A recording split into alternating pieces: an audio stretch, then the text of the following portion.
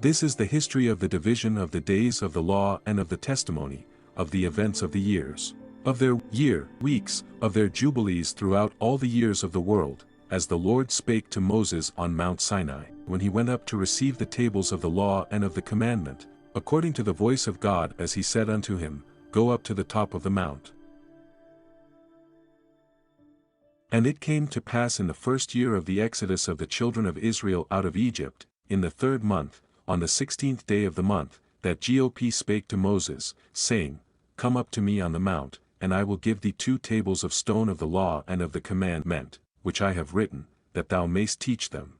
And Moses went up into the mount of God, and the glory of the Lord abode on Mount Sinai, and a cloud overshadowed it 6 days. And he called to Moses on the 7th day out of the midst of the cloud, and the appearance of the glory of the Lord was like a flaming fire on the top of the mount. And Moses was on the mount 40 days and 40 nights, and God taught him the earlier and the later history of the division of all the days of the law and of the testimony. And he said, Incline thine heart to every word which I shall speak to thee on this mount, and write them in a book in order that their generations may see how I have not forsaken them for all the evil which they have wrought in transgressing the covenant which I established between me and thee for their generations this day on Mount Sinai. And thus it will come to pass when all these things come upon them, that they will recognize that I am more righteous than they in all their judgments and in all their actions, and they will recognize that I have been truly with them. And do thou write for thyself all these words which I declare unto thee this day, for I know their rebellion and their stiff neck, before I bring them into the land of which I swear to their fathers, to Abraham and to Isaac and to Jacob, saying, Unto your seed will I give a land flowing with milk and honey. And they will eat and be satisfied, and they will turn to strange gods, to gods, which cannot deliver them from aught of their tribulation, and this witness shall be heard for a witness against them. For they will forget all my commandments, even all that I command them, and they will walk after the Gentiles, and after their uncleanness, and after their shame, and will serve their gods, and these will prove unto them an offense and a tribulation and an affliction and a snare. And many will perish and they will be taken captive, and will fall into the hands of the enemy, because they have forsaken my ordinances and my commandments, and the festivals of my covenant, and my Sabbaths, and my holy place which I have hallowed for myself in their midst, and my tabernacle, and my sanctuary, which I have hallowed for myself in the midst of the land, that I should set my name upon it, and that it should dwell there. And they will make to themselves high places and groves and graven images, and they will worship, each his own, graven image, so as to go astray, and they will sacrifice their children to demons, and to all the works of the error of their hearts. And I shall send witnesses unto them, that I may witness against them, but they will not hear, and will slay the witnesses also, and they will persecute those who seek the law, and they will abrogate and change everything so as to work evil before my eyes. And I shall hide my face from them, and I shall deliver them into the hand of the Gentiles for captivity, and for a prey, and for devouring, and I shall remove them from the midst of the land, and I shall scatter them amongst the Gentiles. And they will forget all my law and all my commandments and all my judgments, and will go astray as to new moons, and Sabbaths, and festivals, and jubilees, and ordinances. And after this they will turn to me from amongst the Gentiles with all their heart and with all their soul and with all their strength, and I shall gather them from amongst all the Gentiles, and they will seek me, so that I shall be found of them, when they seek me with all their heart and with all their soul. And I shall disclose to them abounding peace with righteousness, and I shall remove them the plant of uprightness, with all my heart and with all my soul, and they will be for a blessing and not for a curse, and they will be the head and not the tail. And I shall build my sanctuary in their midst, and I shall dwell with them, and I shall be their God and they will be my people in truth and righteousness.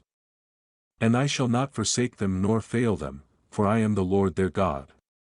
And Moses fell on his face and prayed and said, Lord my God, do not forsake thy people and thy inheritance, so that they should wander in the error of their hearts, and do not deliver them into the hands of their enemies, the Gentiles, lest they should rule over them and cause them to sin against thee.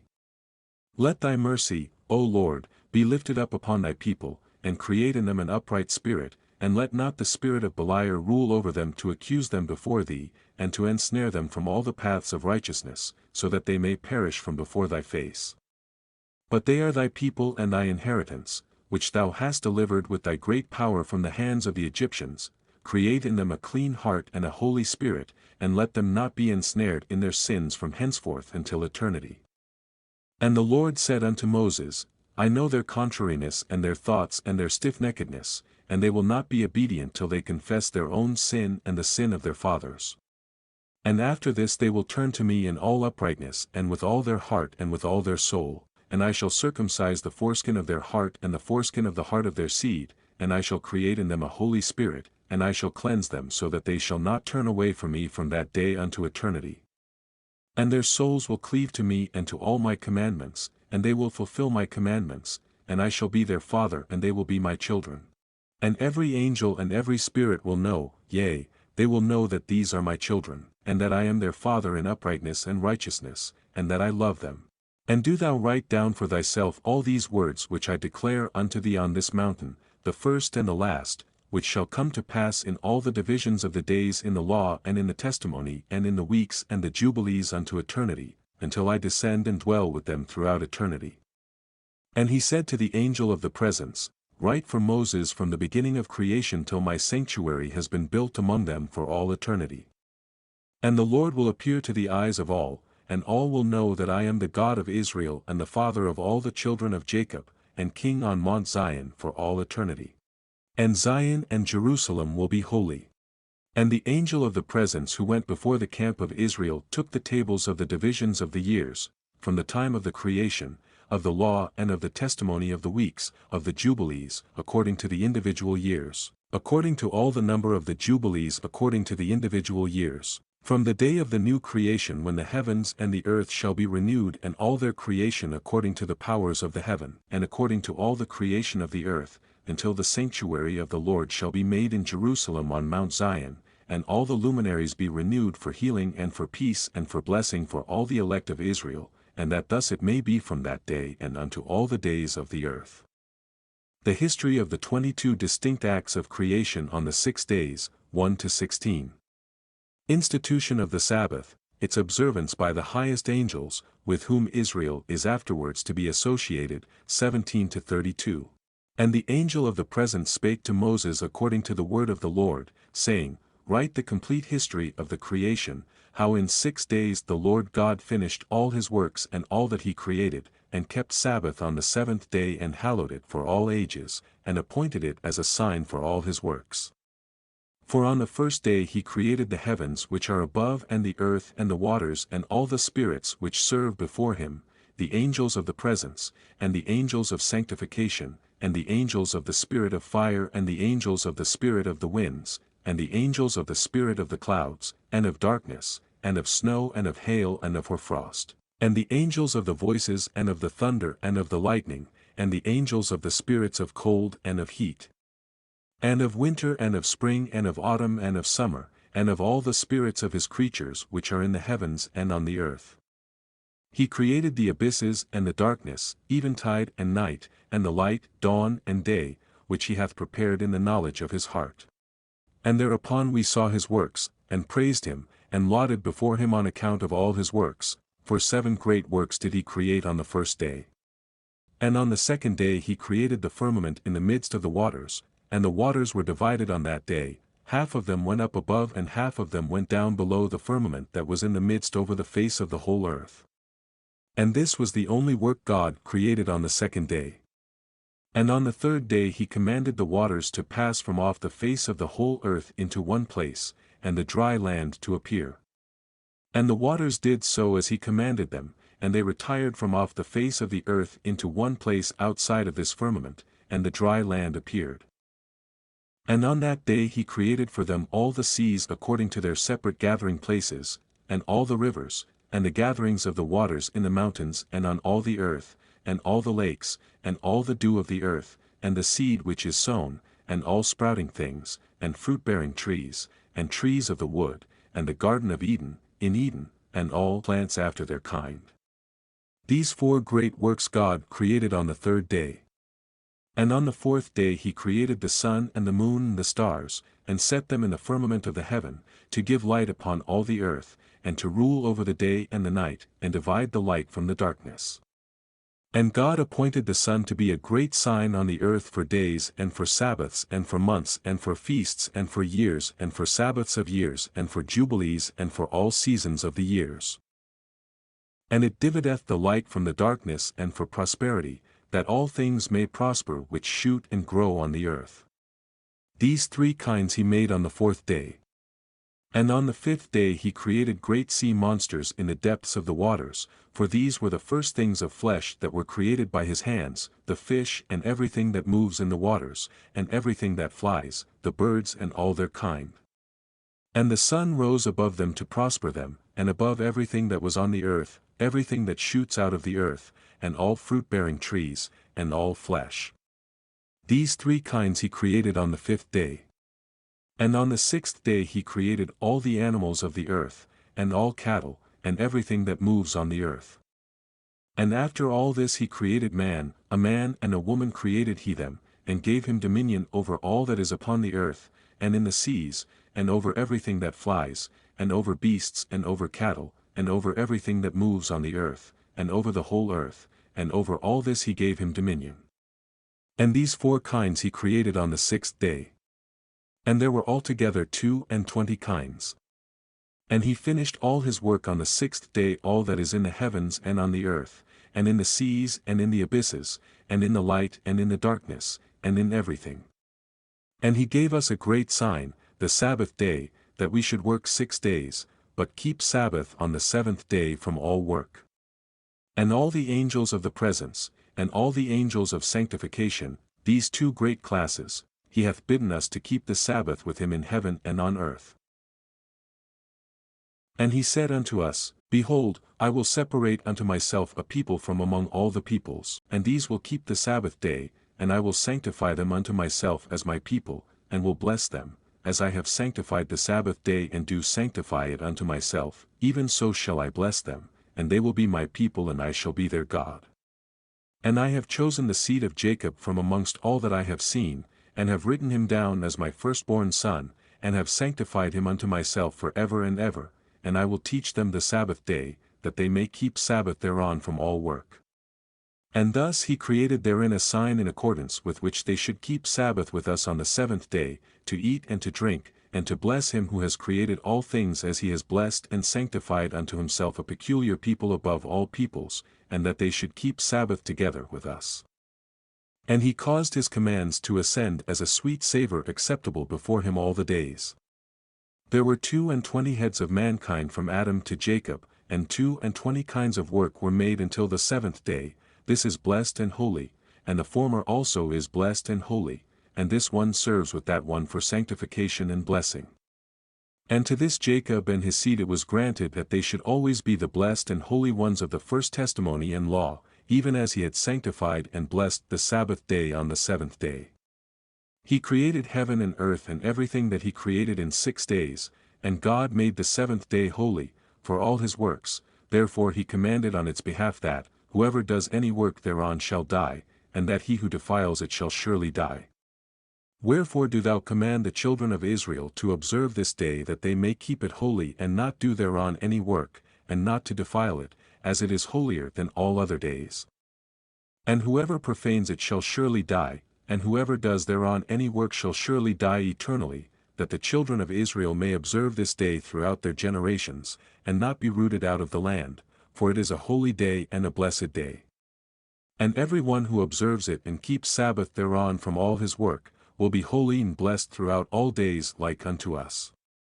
Declare and say to the children of Israel the law of this day, both that they should keep Sabbath thereon, and that they should not forsake it in the error of their hearts, and that it is not lawful to do any work thereon which is unseemly, to do thereon their own pleasure, and that they should not prepare thereon anything to be eaten or drunk, and that it is not lawful to draw water, or bring in or take out thereon through their gates any burden, which they had not prepared for themselves on the 6th day in their dwellings. And they shall not bring in nor take out from house to house on that day, for that day is more holy and blessed than any jubilee day of the jubilees. On this we kept Sabbath in the heavens before it was made known to any flesh to keep Sabbath thereon on the earth. And the Creator of all things blessed it, but he did not sanctify all peoples and nations to keep Sabbath thereon, but Israel alone, alone he permitted to eat and drink and to keep Sabbath thereon on the earth.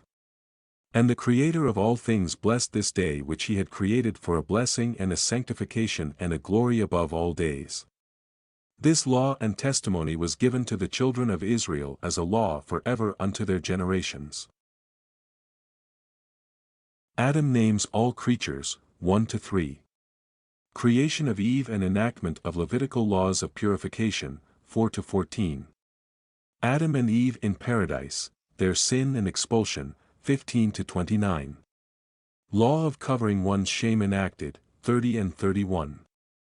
Adam and Eve live in Elda, 32-35.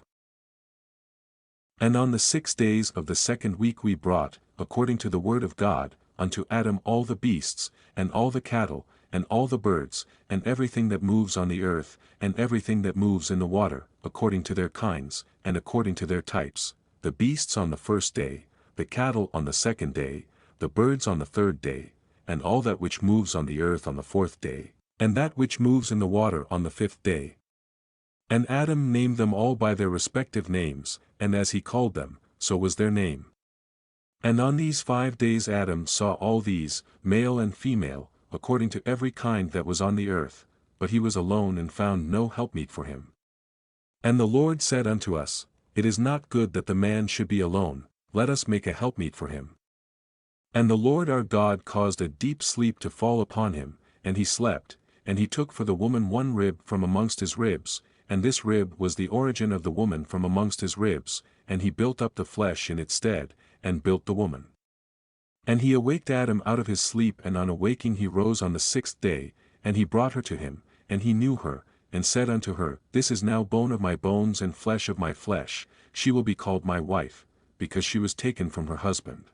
Therefore shall man and wife be one, and therefore shall a man leave his father and his mother, and cleave unto his wife, and they shall be one flesh. In the first week was Adam created, and the rib, his wife, in the second week he showed her unto him, and for this reason the commandment was given to keep in their defilement, for a male 7 days, and for a female twice 7 days.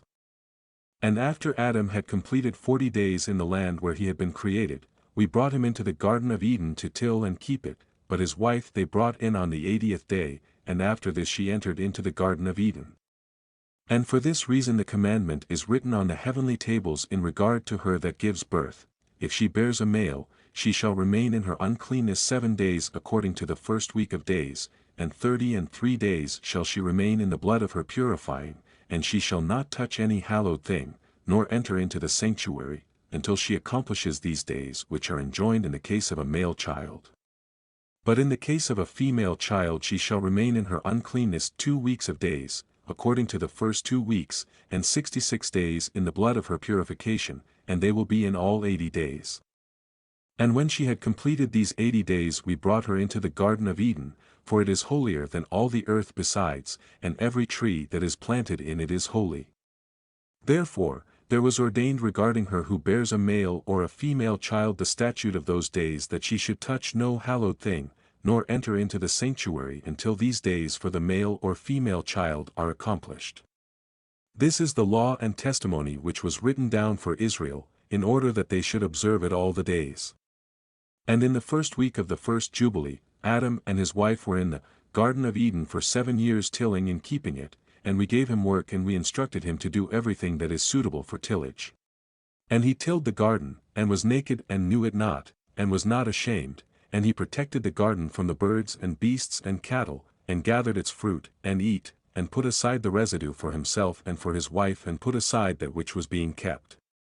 And after the completion of the 7 years, which he had completed there, 7 years exactly, and in the 2nd month, on the 17th day of the month, the serpent came and approached the woman, and the serpent said to the woman, Hath God commanded you, saying, Ye shall not eat of every tree of the garden?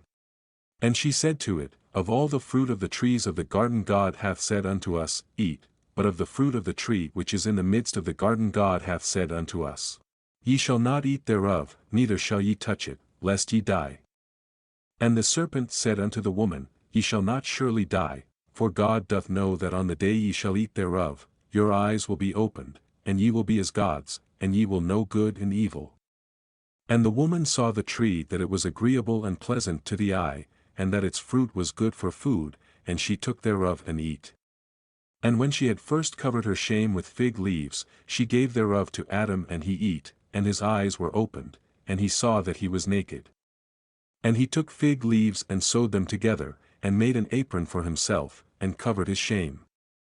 And God cursed the serpent, and was wroth with it forever. And he was wroth with the woman, because she hearkened to the voice of the serpent, and did eat, and he said unto her, I shall greatly multiply thy sorrow and thy pains, in sorrow thou shalt bring forth children, and thy return shall be unto thy husband, and he will rule over thee.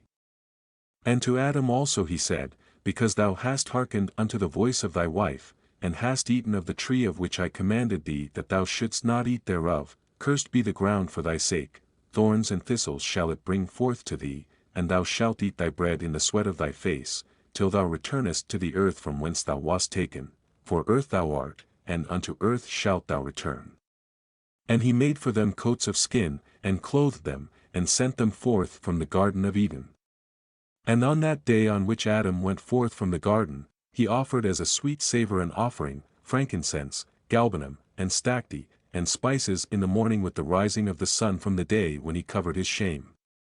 And on that day was closed the mouth of all beasts, and of cattle, and of birds, and of whatever walks, and of whatever moves, so that they could no longer speak, for they had all spoken one with another with one lip and with one tongue. And he sent out of the garden of Eden all flesh that was in the garden of Eden, and all flesh was scattered according to its kinds, and according to its types unto the places which had been created for them. And to Adam alone did he give the wherewithal to cover his shame, of all the beasts and cattle. On this account it is prescribed on the heavenly tables as touching all those who know the judgment of the law, that they should cover their shame, and should not uncover themselves as the Gentiles uncover themselves.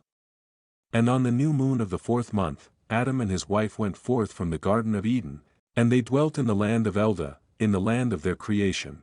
And Adam called the name of his wife Eve. And they had no son till the first Jubilee, and after this he knew her. Now he tilled the land as he had been instructed in the garden of Eden. Cain and Abel and other children of Adam, 1-12.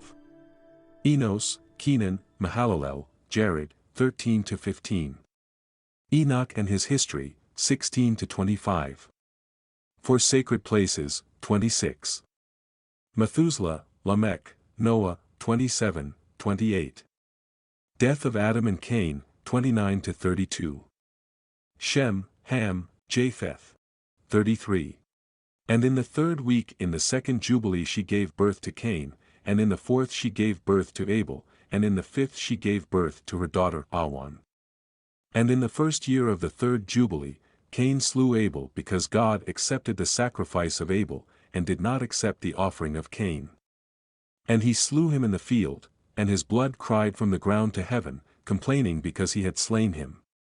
And the Lord reproved Cain because of Abel, because he had slain him, and he made him a fugitive on the earth because of the blood of his brother, and he cursed him upon the earth.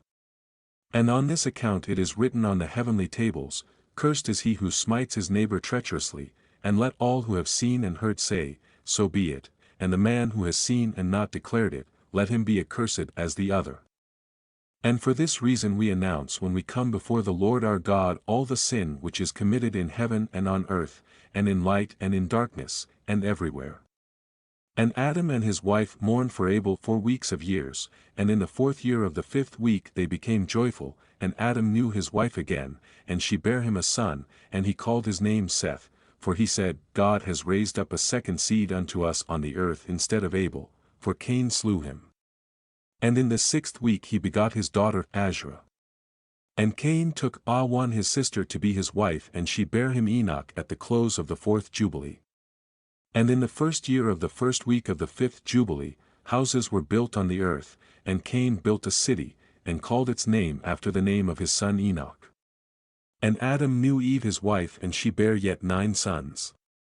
And in the 5th week of the 5th Jubilee Seth took Azisirah his sister to be his wife, and in the 4th year of the 6th week she bare him Enos. He began to call on the name of the Lord on the earth. And in the 7th Jubilee in the 3rd week Enos took Noam his sister to be his wife, and she bare him a son in the 3rd year of the 5th week, and he called his name Canaan. And at the close of the 8th Jubilee Canaan took Muleth his sister to be his wife, and she bare him a son in the 9th Jubilee, in the 1st week in the 3rd year of this week, and he called his name Mahalalel. And in the 2nd week of the 10th Jubilee Mahalalel took unto him to wife Dina, the daughter of Barachiel the daughter of his father's brother, and she bare him a son in the 3rd week in the 6th year, and he called his name Jared, for in his days the angels of the Lord descended on the earth, those who are named the Watchers, that they should instruct the children of men, and that they should do judgment and uprightness on the earth. And in the 11th Jubilee Jared took to himself a wife, and her name was Barakah, the daughter of Ezujel, a daughter of his father's brother, in the 4th week of this Jubilee, and she bare him a son in the 5th week, in the 4th year of the Jubilee, and he called his name Enoch. And he was recounted the weeks of the Jubilees, and made known to them the days of the years, and set in order the months and recounted the Sabbaths of the years as we made them known to him. And what was and what will be he saw in a vision of his sleep, as it will happen to the children of men throughout their generations until the day of judgment, he saw and understood everything, and wrote his testimony, and placed the testimony on earth for all the children of men and for their generations. And in the 12th Jubilee, in the 7th week thereof, he took to himself a wife, and her name was Edni, the daughter of Danel, the daughter of his father's brother, and in the 6th year in this week she bare him a son and he called his name Methuselah. And he was moreover with the angels of God these 6 jubilees of years, and they showed him everything which is on earth and in the heavens, the rule of the sun, and he wrote down everything. And he testified to the Watchers, who had sinned with the daughters of men, for these had begun to unite themselves, so as to be defiled, with the daughters of men, and Enoch testified against them all. And he was taken from amongst the children of men, and we conducted him into the Garden of Eden in majesty and honor, and behold there he writes down the condemnation and judgment of the world, and all the wickedness of the children of men. And on account of it God brought the waters of the flood upon all the land of Eden, for there he was set as a sign and that he should testify against all the children of men, that he should recount all the deeds of the generations until the day of condemnation. And he burnt the incense of the sanctuary, even sweet spices, acceptable before the Lord on the mount. For the Lord has 4 places on the earth, the Garden of Eden, and the Mount of the East, and this mountain on which thou art this day, Mount Sinai, and Mount Zion which will be sanctified in the new creation for a sanctification of the earth. Through it will the earth be sanctified from all its guilt and its uncleanness throughout the generations of the world. And in the 14th Jubilee Methuselah took unto himself a wife, Edna the daughter of Azriel, the daughter of his father's brother, in the 3rd week, in the 1st year of this week, and he begot a son and called his name Lamech. And in the 15th Jubilee in the 3rd week Lamech took to himself a wife, and her name was Betinos the daughter of Barachiel, the daughter of his father's brother, and in this week she bare him a son and he called his name Noah, saying, This one will comfort me for my trouble and all my work, and for the ground which the Lord hath cursed. And at the close of the 19th Jubilee, in the 7th week in the 6th year thereof, Adam died, and all his sons buried him in the land of his creation, and he was the first to be buried in the earth. And he lacked 70 years of 1,000 years, for 1,000 years are as one day in the testimony of the heavens, and therefore was it written concerning the tree of knowledge, On the day that ye eat thereof ye will die. For this reason he did not complete the years of this day, for he died during it. At the close of this Jubilee, Cain was killed after him in the same year. For his house fell upon him and he died in the midst of his house, and he was killed by its stones, for with a stone he had killed Abel, and by a stone was he killed in righteous judgment. For this reason it was ordained on the heavenly tables, with the instrument with which a man kills his neighbor with the same shall he be killed after the manner that he wounded him, in like manner shall they deal with him. And in the 25th Jubilee Noah took to himself a wife, and her name was Zara, the daughter of Rachel, the daughter of his father's brother, in the 1st year in the 5th week, and in the 3rd year thereof she bare him Shem, in the 5th year thereof she bare him Ham, and in the 1st year in the 6th week she bare him Japheth. The angels of God marry the daughters of men. 1. Corruption of all creation. 2-3. Punishment of the fallen angels and their children, 4-9a. Final judgment announced, 9b, 16. Day of Atonement, 17-18. The deluge foretold, Noah builds the ark, the deluge, 19-32.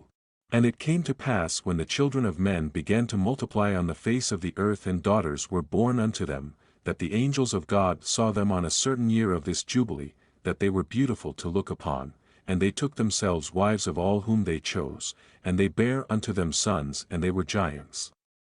And lawlessness increased on the earth and all flesh corrupted its way, alike men and cattle and beasts and birds and everything that walks on the earth, all of them corrupted their ways and their orders, and they began to devour each other, and lawlessness increased on the earth and every imagination of the thoughts of all men was thus evil continually. And God looked upon the earth, and behold it was corrupt, and all flesh had corrupted its orders, and all that were upon the earth had wrought all manner of evil before his eyes. And he said, I shall destroy man and all flesh upon the face of the earth which I have created. But Noah found grace before the eyes of the Lord.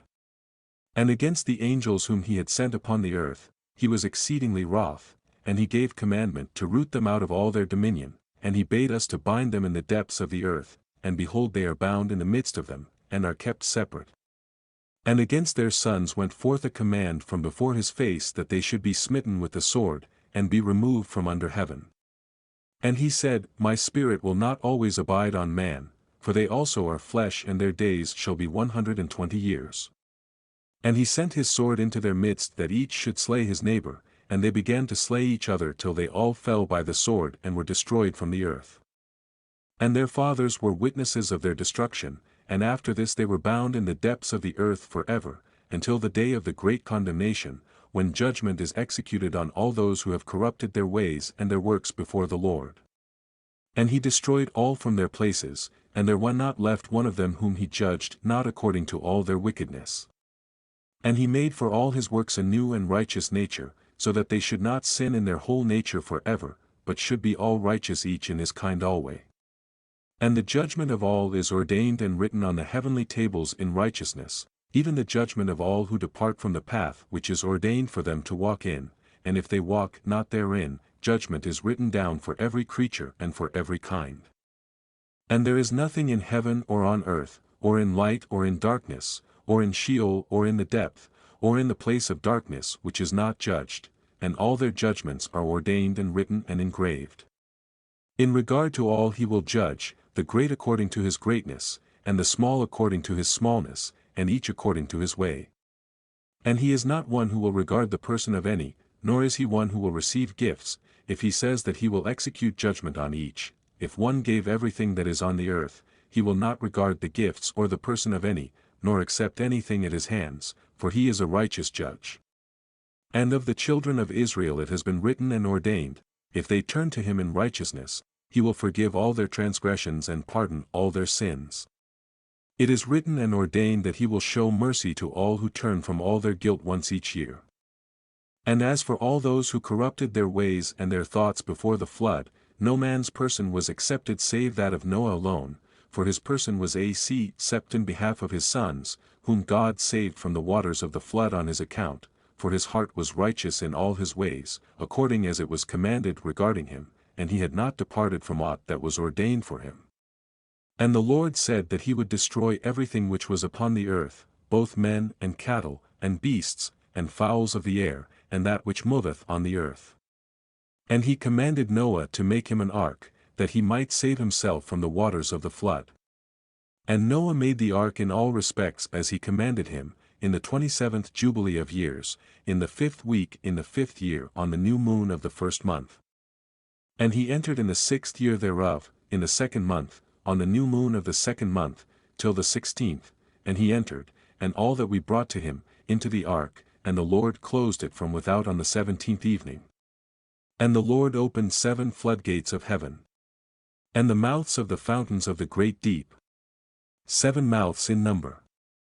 And the floodgates began to pour down water from the heaven 40 days and 40 nights, and the fountains of the deep also sent up waters, until the whole world was full of water. And the waters increased upon the earth 15 cubits did the waters rise above all the high mountains. And the ark was lift up above the earth. And it moved upon the face of the waters. And the water prevailed on the face of the earth 5 months, 150 days. And the ark went and rested on the top of Luber, one of the mountains of Ararat. And on the new moon in the 4th month the fountains of the great deep were closed and the floodgates of heaven were restrained, and on the new moon of the 7th month all the mouths of the abysses of the earth were opened, and the water began to descend into the deep below.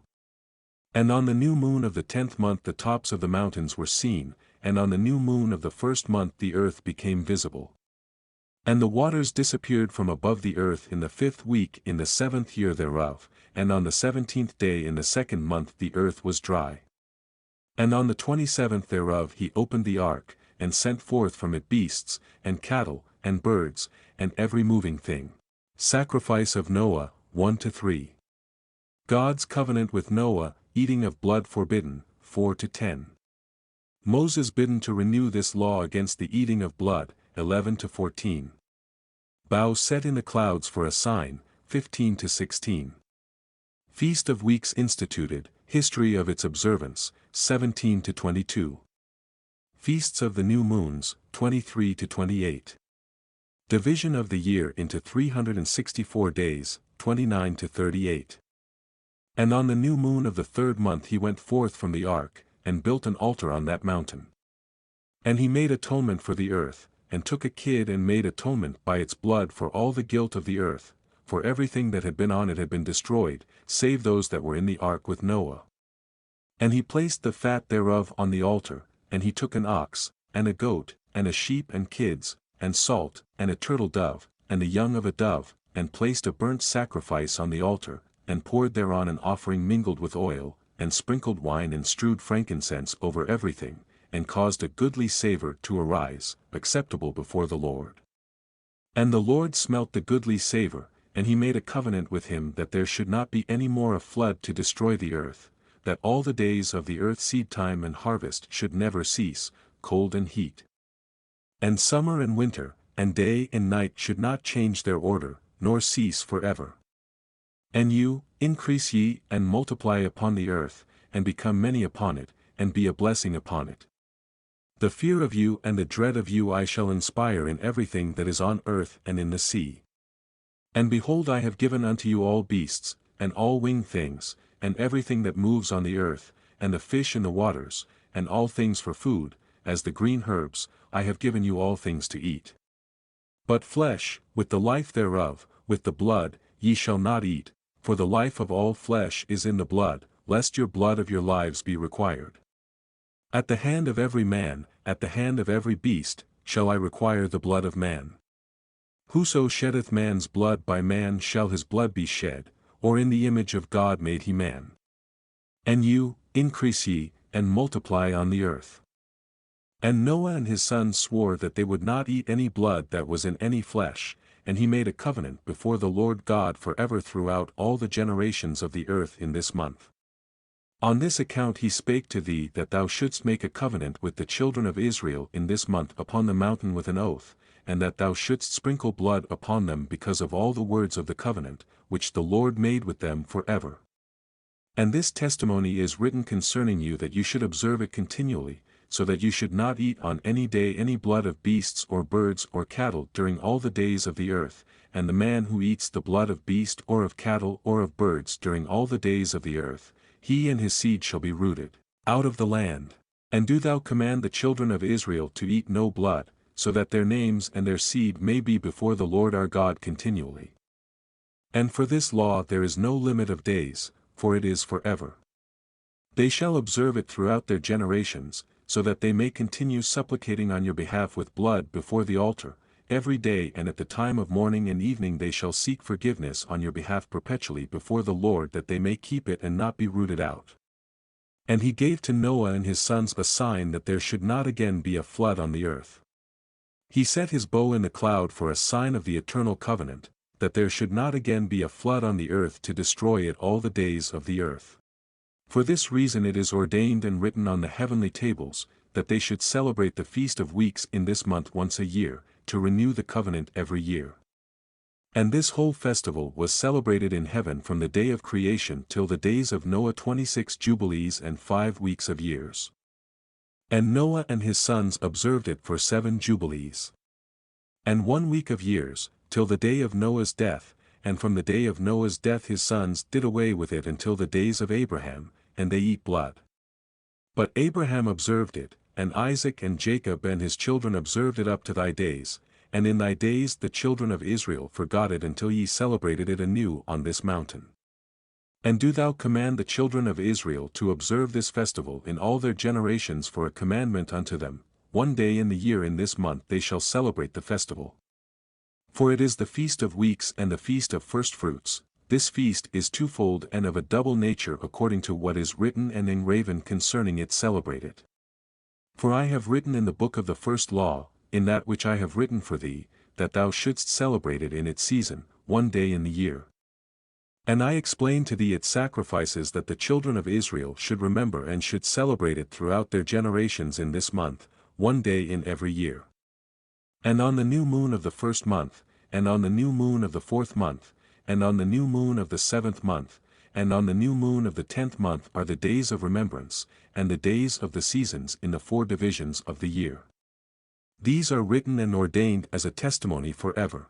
And Noah ordained them for himself, as feasts for the generations forever, so that they have become thereby a memorial unto him. And on the new moon of the 1st month he was bidden to make for himself an ark, and on that day the earth became dry and he opened the ark and saw the earth. And on the new moon of the 4th month the mouths of the depths of the abysses beneath were closed. And on the new moon of the 7th month all the mouths of the abysses of the earth were opened, and the waters began to descend into them. And on the new moon of the 10th month the tops of the mountains were seen, and Noah was glad. And on this account he ordained them for himself as feasts for a memorial forever, and thus are they ordained. And they placed them on the heavenly tables, each had 13 weeks, from one to another passed their memorial, from the 1st to the 2nd, and from the 2nd to the 3rd, and from the 3rd to the 4th. And all the days of the commandment will be 52 weeks of days, and these will make the entire year complete. Thus it is engraven and ordained on the heavenly tables. And there is no neglecting this commandment for a single year or from year to year. And command thou the children of Israel that they observe the years according to this reckoning, 364 days, and these will constitute a complete year, and they will not disturb its time from its days and from its feasts, for everything will fall out in them according to their testimony, and they will not leave out any day nor disturb any feasts. But if they do neglect and do not observe them according to his commandment, then they will disturb all their seasons, and the years will be dislodged from this order, and they will disturb the seasons and the years will be dislodged, and they will neglect their ordinances. And all the children of Israel will forget, and will not find the path of the years, and will forget the new moons, and seasons, and Sabbaths, and they will go wrong as to all the order of the years. For I know and from henceforth shall I declare it unto thee, and it is not of my own devising for the book lies written before me, and on the heavenly tables the division of days is ordained, lest they forget the feasts of the covenant and walk according to the feasts of the Gentiles after their error and after their ignorance. For there will be those who will assuredly make observations of the moon, now it disturbs the seasons and comes in from year to year 10 days too soon. For this reason the years will come upon them when they will disturb the order, and make an abominable day the day of testimony, and an unclean day a feast day, and they will confound all the days, the holy with the unclean, and the unclean day with the holy, for they will go wrong as to the months and Sabbaths and feasts and jubilees. For this reason I command and testify to thee that thou mayst testify to them, for after thy death thy children will disturb them, so that they will not make the year 364 days only, and for this reason they will go wrong as to the new moons and seasons and Sabbaths and festivals, and they will eat all kinds of blood with all kinds of flesh.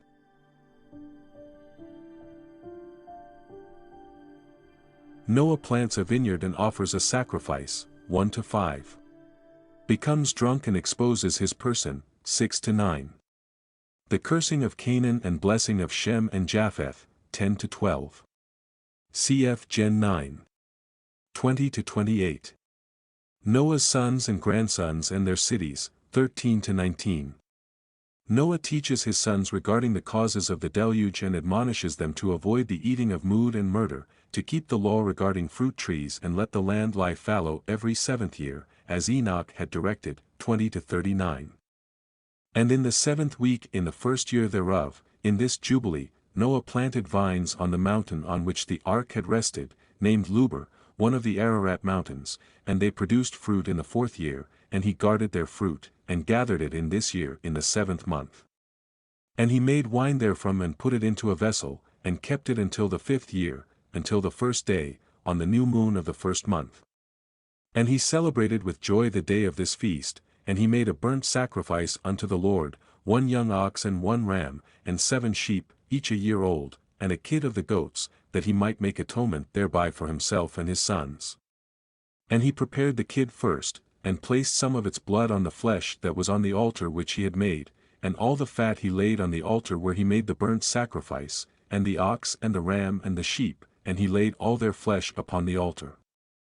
And he placed all their offerings mingled with oil upon it, and afterwards he sprinkled wine on the fire which he had previously made on the altar, and he placed incense on the altar and caused a sweet savor to ascend acceptable before the Lord his God. And he rejoiced and drank of this wine, he and his children with joy. And it was evening, and he went into his tent, and being drunken he lay down and slept, and was uncovered in his tent as he slept. And Ham saw Noah his father naked, and went forth and told his 2 brethren without. And Shem took his garment and arose, he and Japheth, and they placed the garment on their shoulders and went backward and covered the shame of their father, and their faces were backward. And Noah awoke from his sleep and knew all that his younger son had done unto him, and he cursed his son and said, Cursed be Canaan, an enslaved servant shall he be unto his brethren. And he blessed Shem, and said, Blessed be the Lord God of Shem, and Canaan shall be his servant. God shall enlarge Japheth, and God shall dwell in the dwelling of Shem, and Canaan shall be his servant. And Ham knew that his father had cursed his younger son, and he was displeased that he had cursed his son, and he parted from his father, he and his sons with him, Cush and Mizraim and Put and Canaan. And he built for himself a city and called its name after the name of his wife Niadamuk. And Japheth saw it, and became envious of his brother, and he too built for himself a city, and he called its name after the name of his wife Adateneses. And Shem dwelt with his father Noah, and he built a city close to his father on the mountain, and he too called its name after the name of his wife Sedeketulbab. And behold, these 3 cities are near Mount Luber. Sedeketulbab fronting the mountain on its east, and Niadamuk on the south, Adateneses towards the west. And these are the sons of Shem, Elam, and Ashur, and Arpachshad this son was born 2 years after the flood, and Lud, and Aram. The sons of Japheth, Gomer and Magog and Madai and Javan, Tubal and Meshech and Tiras, these are the sons of Noah. And in the 28th Jubilee Noah began to enjoin upon his sons' sons the ordinances and commandments, and all the judgments that he knew, and he exhorted his sons to observe righteousness, and to cover the shame of their flesh, and to bless their Creator, and honor father and mother, and love their neighbor, and guard their souls from fornication and uncleanness and all iniquity. For owing to these 3 things came the flood upon the earth, namely, owing to the fornication wherein the watchers against the law of their ordinances went a-whoring after the daughters of men, and took themselves wives of all which they chose, and they made the beginning of uncleanness. And they begot sons the Naphitim, and they were all unlike, and they devoured one another, and the giant slew the Naphil, and the Naphil slew the Eljo, and the Eljo mankind, and one man another. And every one sold himself to work iniquity and to shed much blood, and the earth was filled with iniquity. And after this they sinned against the beasts and birds, and all that moves and walks on the earth, and much blood was shed on the earth, and every imagination and desire of men imagined vanity and evil continually. And the Lord destroyed everything from off the face of the earth, because of the wickedness of their deeds, and because of the blood which they had shed in the midst of the earth he destroyed everything.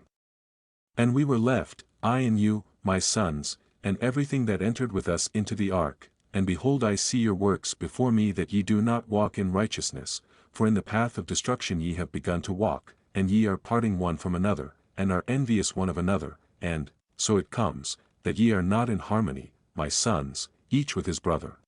For I see, and behold the demons have begun their seductions against you and against your children, and now I fear on your behalf, that after my death ye will shed the blood of men upon the earth, and that ye too will be destroyed from the face of the earth. For whoso sheddeth man's blood, and whoso eateth the blood of any flesh, will all be destroyed from the earth. And there will not be left any man that eateth blood, or that sheddeth the blood of man on the earth. Nor will there be left to him any seed or descendants living under heaven, for into Sheol will they go, and into the place of condemnation will they descend, and into the darkness of the deep will they all be removed by a violent death. There shall be no blood seen upon you of all the blood there shall be all the days in which ye have killed any beasts or cattle or whatever flies upon the earth, and work ye a good work to your souls by covering that which has been shed on the face of the earth. And ye shall not be like him who eats with blood, but guard yourselves that none may eat blood before you. Cover the blood, for thus have I been commanded to testify to you and your children, together with all flesh. And suffer not the soul to be eaten with the flesh, that your blood, which is your life, may not be required at the hand of any flesh that sheds it on the earth. For the earth will not be clean from the blood which has been shed upon it, for only through the blood of him that shed it will the earth be purified throughout all its generations. And now, my children, hearken, work judgment and righteousness that ye may be planted in righteousness over the face of the whole earth, and your glory lifted up before my God, who saved me from the waters of the flood. And behold, ye will go and build for yourselves cities, and plant in them all the plants that are upon the earth, and moreover all fruit-bearing trees.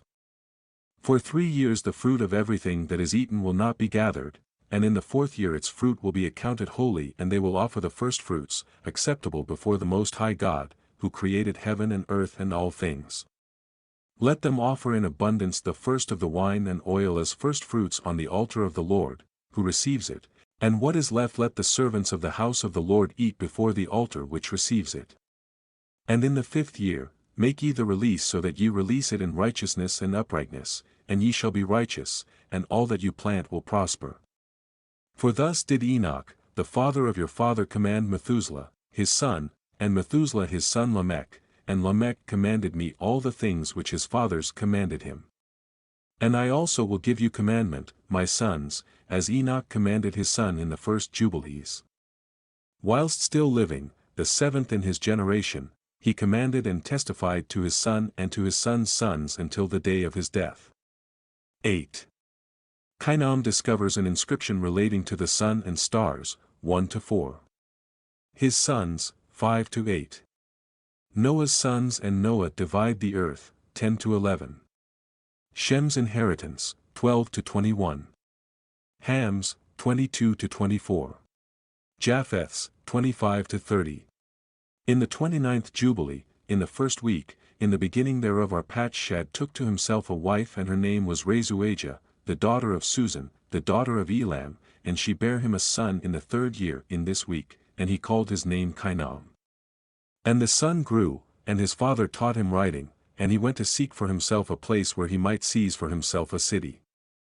And he found a writing which former generations had carved on the rock, and he read what was thereon, and he transcribed it and sinned owing to it.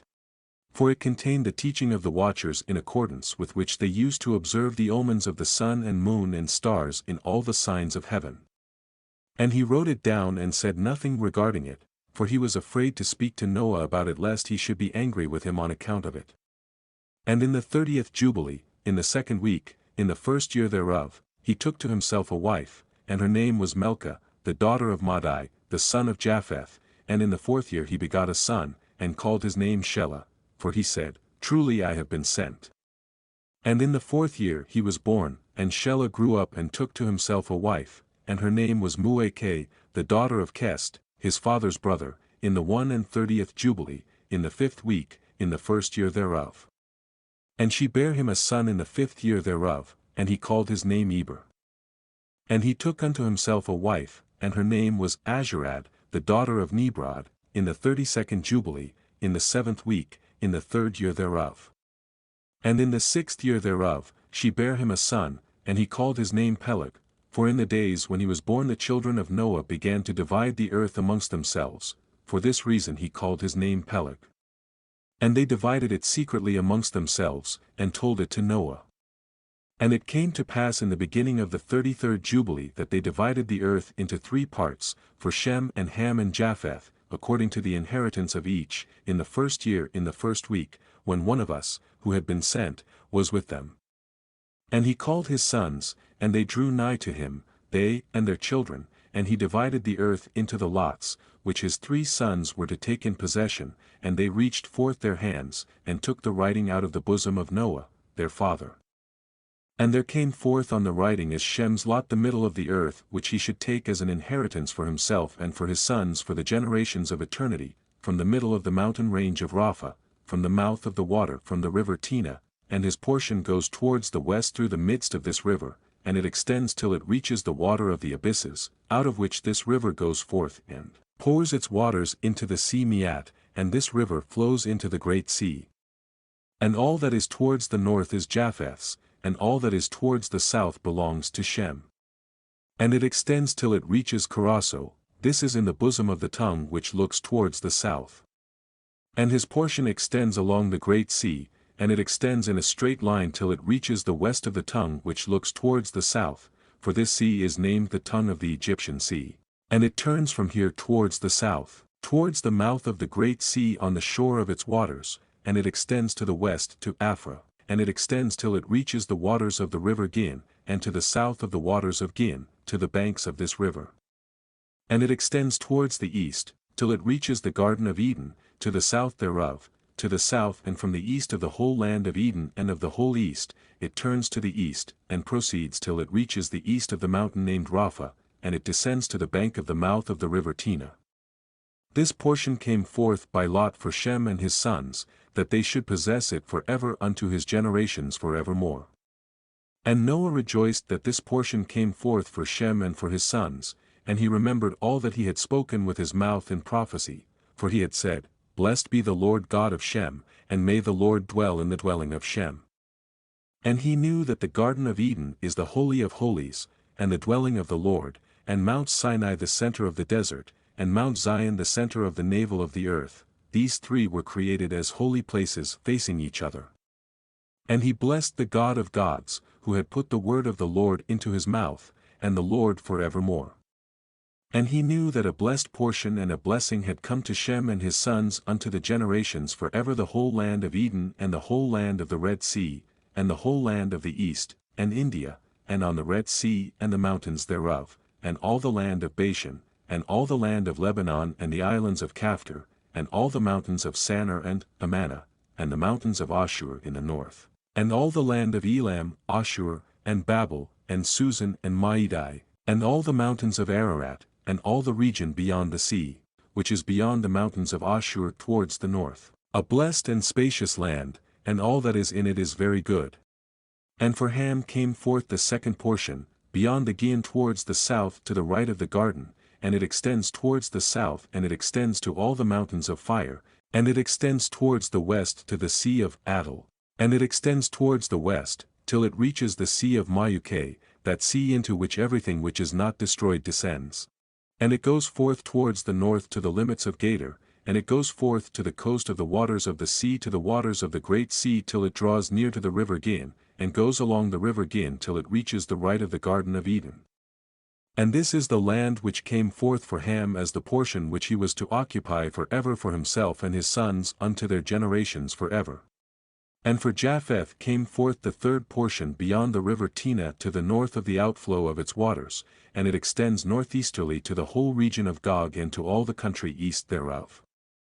And it extends northerly to the north, and it extends to the mountains of Kelt towards the north, and towards the sea of Mayuke, and it goes forth to the east of Gader as far as the region of the waters of the sea.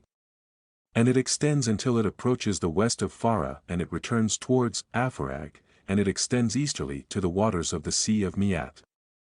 And it extends to the region of the river Tin in a northeasterly direction until it approaches the boundary of its waters towards the mountain Rapha, and it turns round towards the north. This is the land which came forth for Japheth and his sons as the portion of his inheritance which he should possess for himself and his sons, for their generations forever, 5 great islands, and a great land in the north. But it is cold, and the land of Ham is hot, and the land of Shem is neither hot nor cold, but it is of blended cold and heat. 9. Subdivision of the 3 portions amongst the grandchildren of Noah. Amongst Ham's children, 1. Shem's 2-6. Japheth's, 7-13. Oath taken by Noah's sons, 14-15. And Ham divided amongst his sons, and the first portion came forth for Cush towards the east, and to the west of him for Mizraim, and to the west of him for Put, and to the west of him and to the west thereof on the sea for Canaan. And Shem also divided amongst his sons, and the first portion came forth for Elam and his sons, to the east of the river Tigris till it approaches the east, the whole land of India, and on the Red Sea on its coast, and the waters of Dedan, and all the mountains of Mebri and Elah, and all the land of Susan and all that is on the side of Farnak to the Red Sea and the river Tina. And for Ashur came forth the second portion, all the land of Ashur and Nineveh and Shinar and to the border of India, and it ascends and skirts the river. And for Arpachshad came forth the third portion, all the land of the region of the Chaldees to the east of the Euphrates, bordering on the Red Sea, and all the waters of the desert close to the tongue of the sea which looks towards Egypt, all the land of Lebanon and Sanir and Amana to the border of the Euphrates. And for Aram there came forth the fourth portion, all the land of Mesopotamia between the Tigris and the Euphrates to the north of the Chaldees to the border of the mountains of Ashur and the land of Arara. And there came forth for Lud the fifth portion, the mountains of Ashur and all appertaining to them till it reaches the great sea, and till it reaches the east of Ashur his brother. And Japheth also divided the land of his inheritance amongst his sons. And the first portion came forth for Gomer to the east from the north side to the river Tina, and in the north there came forth for Magog all the inner portions of the north until it reaches to the sea of Miat. And for Madai came forth as his portion that he should possess from the west of his 2 brothers to the islands, and to the coasts of the islands. And for Javan came forth the fourth portion every island and the islands which are towards the border of Lud.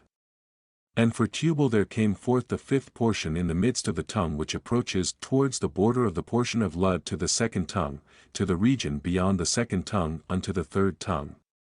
And for Meshech came forth the sixth portion, all the region beyond the third tongue till it approaches the east of Gader.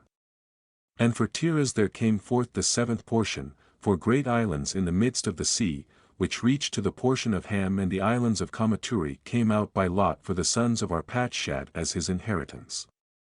And thus the sons of Noah divided unto their sons in the presence of Noah their father, and he bound them all by an oath, imprecating a curse on everyone that sought to seize the portion which had not fallen to him by his lot.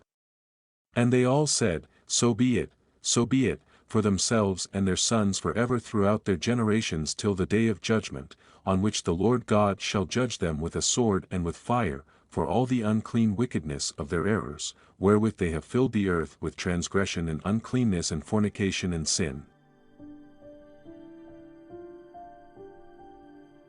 Evil spirits lead astray the sons of Noah, 1-2. Noah's player, 3-6. Mastema allowed to retain 1/10 of his subject spirits, 7-11. Noah taught the use of herbs by the angels for resisting the demons, 12-14. Noah dies, 15-17. Building of Babel and the confusion of tongues, 18-27. Canaan seizes on Palestine, 29-34. Madai receives Media, 35-36.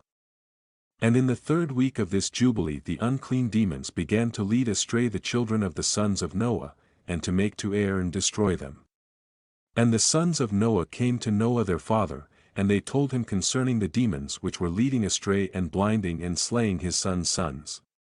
And he prayed before the Lord his God, and said, God of the spirits of all flesh, who hast shown mercy unto me, and hast saved me and my sons from the waters of the flood, and hast not caused me to perish as thou didst the sons of perdition, for thy grace has been great towards me. And great has been thy mercy to my soul, let thy grace be lift up upon my sons, And let not wicked spirits rule over them lest they should destroy them from the earth. But do thou bless me and my sons, that we may increase and multiply and replenish the earth. And thou knowest how thy watchers, the fathers of these spirits, acted in my day, and as for these spirits which are living, imprison them and hold them fast in the place of condemnation, and let them not bring destruction on the sons of thy servant, my God, for these are malignant, and created in order to destroy. And let them not rule over the spirits of the living, for thou alone canst exercise dominion over them. And let them not have power over the sons of the righteous from henceforth and forevermore. And the Lord our God bade us to bind all. And the chief of the spirits, Mastema, came and said, Lord, Creator, let some of them remain before me, and let them hearken to my voice, and do all that I shall say unto them, for if some of them are not left to me, I shall not be able to execute the power of my will on the sons of men, for these are for corruption and leading astray before my judgment, for great is the wickedness of the sons of men. And he said, Let the 10th part of them remain before him, and let 9 parts descend into the place of condemnation. And one of us he commanded that we should teach Noah all their medicines, for he knew that they would not walk in uprightness, nor strive in righteousness. And we did according to all his words. All the malignant evil ones we bound in the place of condemnation, and a 10th part of them we left that they might be subject before Satan on the earth. And we explained to Noah all the medicines of their diseases, together with their seductions, how he might heal them with herbs of the earth. And Noah wrote down all things in a book as we instructed him concerning every kind of medicine. Thus the evil spirits were precluded from hurting the sons of Noah. And he gave all that he had written to Shem, his eldest son, for he loved him exceedingly above all his sons. And Noah slept with his fathers, and was buried on Mount Luber in the land of Ararat. 950 years he completed in his life, 19 jubilees and 2 weeks and 5 years. And in his life on earth he excelled the children of men save Enoch because of the righteousness, wherein he was perfect. For Enoch's office was ordained for a testimony to the generations of the world, so that he should recount all the deeds of generation unto generation, till the day of judgment. And in the 33rd jubilee, in the 1st year in the 2nd week, Peleg took to himself a wife, whose name was Lamna the daughter of Sinear, and she bare him a son in the 4th year of this week, and he called his name Ru, for he said, Behold, the children of men have become evil through the wicked purpose of building for themselves a city and a tower in the land of Shinar. For they departed from the land of Ararat eastward to Shinar, for in his days they built the city and the tower, saying, Go to, let us ascend thereby into heaven. And they began to build, and in the 4th week they made brick with fire, and the bricks served them for stone, and the clay with which they cemented them together was asphalt which comes out of the sea, and out of the fountains of water in the land of Shinar. And they built it, 43 years were they building it, its breadth was 203 bricks, and the height of a brick was the third of one, its height amounted to 5,433 cubits and 2 palms, and the extent of one wall was 13 stades and of the other 30 stades. And the Lord our God said unto us, Behold, they are one people, and this they begin to do, and now nothing will be withholden from them.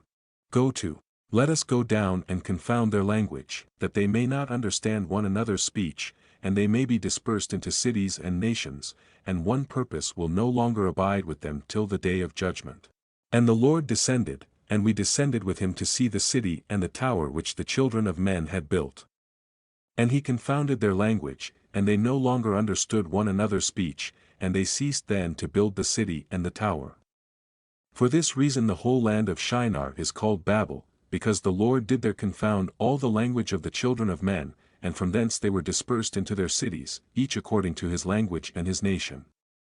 And the Lord sent a mighty wind against the tower and overthrew it upon the earth, and behold it was between Ashur and Babylon in the land of Shinar, and they called its name Overthrow. In the 4th week in the 1st year in the beginning thereof in the 34th jubilee, were they dispersed from the land of Shinar. And Ham and his sons went into the land which he was to occupy, which he acquired as his portion in the land of the south.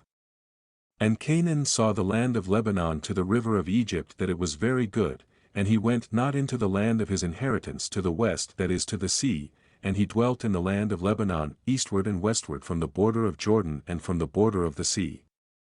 And Ham, his father, and Cush and Mizraim, his brothers, said unto him, Thou hast settled in a land which is not thine, and which did not fall to us by lot, do not do so, for if thou dost do so, thou and thy sons will fall in the land and be accursed through sedition, for by sedition ye have settled, and by sedition will thy children fall, and thou shalt be rooted out forever.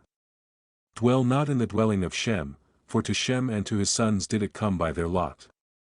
Cursed art thou, and cursed shalt thou be beyond all the sons of Noah, by the curse by which we bound ourselves by an oath in the presence of the holy judge, and in the presence of Noah our father. But he did not hearken unto them, and dwelt in the land of Lebanon from Hamath to the entering of Egypt, he and his sons until this day. And for this reason that land is named Canaan. And Japheth and his sons went towards the sea and dwelt in the land of their portion, and Madai saw the land of the sea and it did not please him, and he begged a portion from Elam and Ashur and Arpachshad, his wife's brother, and he dwelt in the land of Media, near to his wife's brother until this day. And he called his dwelling place, and the dwelling place of his sons, Media, after the name of their father Madai. Ru and Serug, 1. Rise of war and bloodshed and eating of blood and idolatry, 2-7. Nachor and Terah, 8-14. Abram's knowledge of God and wonderful deeds, 15-24. And in the 35th Jubilee, in the 3rd week, in the 1st year thereof, Ru took to himself a wife, and her name was Orah, the daughter of the son of Chesid, and she bare him a son, and he called his name Siro, in the 7th year of this week in this Jubilee. And the sons of Noah began to war on each other, to take captive and to slay each other, and to shed the blood of men on the earth, and to eat blood, and to build strong cities, and walls, and towers, and individuals began to exalt themselves above the nation, and to found the beginnings of kingdoms, and to go to war people against people, and nation against nation, and city against city, and all began to do evil, and to acquire arms, and to teach their sons war, and they began to capture cities, and to sell male and female slaves. And the son of Chesid, built the city of Era of the Chaldees, and called its name after his own name and the name of his father. And they made for themselves molten images, and they worshipped each the idol, the molten image which they had made for themselves, and they began to make graven images and unclean simulacra, and malignant spirits assisted and seduced them into committing transgression and uncleanness. And the prince Mastema exerted himself to do all this, and he sent forth other spirits, those which were put under his hand, to do all manner of wrong and sin, and all manner of transgression, to corrupt and destroy, and to shed blood upon the earth. For this reason he called the name of Siro, Serug, for every one turned to do all manner of sin and transgression. And he grew up, and dwelt in Ur of the Chaldees, near to the father of his wife's mother, and he worshipped idols, and he took to himself a wife in the 36th Jubilee, in the 5th week, in the 1st year thereof, and her name was Melchah, the daughter of Cabir, the daughter of his father's brother. And she bare him Nahor, in the 1st year of this week, and he grew and dwelt in Ur of the Chaldees, and his father taught him the researches of the Chaldees to divine and augur, according to the signs of heaven. And in the 37th Jubilee, in the 6th week, in the 1st year thereof, he took to himself a wife, and her name was Ejaska, the daughter of Nestag of the Chaldees. And she bare him Terah in the 7th year of this week. And the prince Mastema sent ravens and birds to devour the seed which was sown in the land, in order to destroy the land, and rob the children of men of their labors. Before they could plow in the seed, the ravens picked it from the surface of the ground. And for this reason he called his name Terah, because the ravens and the birds reduced them to destitution and devoured their seed. And the years began to be barren, owing to the birds, and they devoured all the fruit of the trees from the trees. It was only with great effort that they could save a little of all the fruit of the earth in their days. And in this 39th Jubilee, in the 2nd week in the 1st year, Terah took to himself a wife, and her name was Edna, the daughter of Abram, the daughter of his father's sister. And in the 7th year of this week she bare him a son, and he called his name Abram, by the name of the father of his mother, for he had died before his daughter had conceived a son. And the child began to understand the errors of the earth, that all went astray after graven images and after uncleanness, and his father taught him writing, and he was 2 weeks of years old, and he separated himself from his father, that he might not worship idols with him. And he began to pray to the Creator of all things that he might save him from the errors of the children of men, and that his portion should not fall into error after uncleanness and vileness. And the seed time came for the sowing of seed upon the land, and they all went forth together to protect their seed against the ravens, and Abram went forth with those that went, and the child was a lad of 14 years. And a cloud of ravens came to devour the seed, and Abram ran to meet them before they settled on the ground, and cried to them before they settled on the ground to devour the seed, and said, Descend not, return to the place whence ye came, and they proceeded to turn back. And he caused the clouds of ravens to turn back that day 70 times, and of all the ravens throughout all the land where Abram was there settled there not so much as one. And all who were with him throughout all the land saw him cry out, and all the ravens turned back, and his name became great in all the land of the Chaldees. And there came to him this year all those that wished to sow, and he went with them until the time of sowing ceased, and they sowed their land, and that year they brought enough grain home and eat and were satisfied. And in the 1st year of the 5th week Abram taught those who made implements for oxen, the artificers in wood, and they made a vessel above the ground, facing the frame of the plough, in order to put the seed thereon, and the seed fell down therefrom upon the share of the plough, and was hidden in the earth, and they no longer feared the ravens. And after this manner they made vessels above the ground on all the frames of the ploughs, and they sowed and tilled all the land, according as Abram commanded them, and they no longer feared the birds.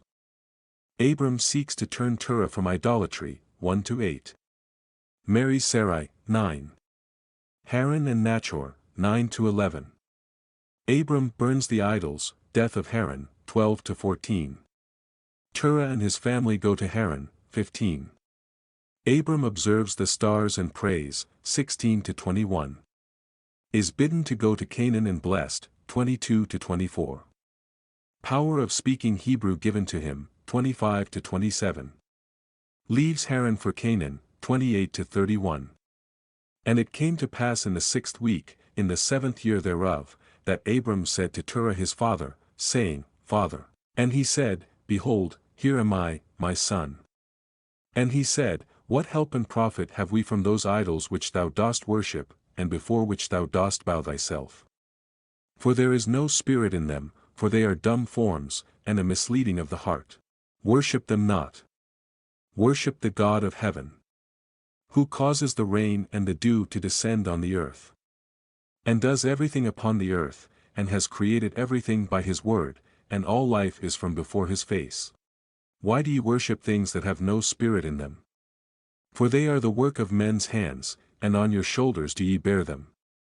And ye have no help from them, but they are a great cause of shame to those who make them, and a misleading of the heart to those who worship them. Worship them not. And his father said unto him, I also know, son, but what shall I do with a people who have made me to serve before them? And if I tell them the truth, they will slay me, for their soul cleaves to them to worship them and honor them. Keep silent, my son, lest they slay thee. And these words he spake to his 2 brothers, and they were angry with him, and he kept silent. And in the 40th Jubilee, in the 2nd week, in the 7th year thereof, Abram took to himself a wife, and her name was Sarai, the daughter of his father, and she became his wife. And Haran, his brother, took to himself a wife in the 3rd year of the 3rd week, and she bare him a son in the 7th year of this week, and he called his name Lot. And Nahor, his brother, took to himself a wife. And in the 60th year of the life of Abram, that is, in the 4th week, in the 4th year thereof, Abram arose by night, and burned the house of the idols, and he burned all that was in the house, and no man knew it. And they arose in the night and sought to save their gods from the midst of the fire. And Haran hasted to save them, but the fire flamed over him, and he was burnt in the fire. And he died in Ur of the Chaldees before Terah his father, and they buried him in Ur of the Chaldees. And Terah went forth from Ur of the Chaldees, he and his sons, to go into the land of Lebanon and into the land of Canaan, and he dwelt in the land of Haran, and Abram dwelt with Terah his father in Haran 2 weeks of years. And in the 6th week, In the 5th year thereof, Abram sat up throughout the night on the new moon of the 7th month to observe the stars from the evening to the morning, in order to see what would be the character of the year with regard to the rains, and he was alone as he sat and observed.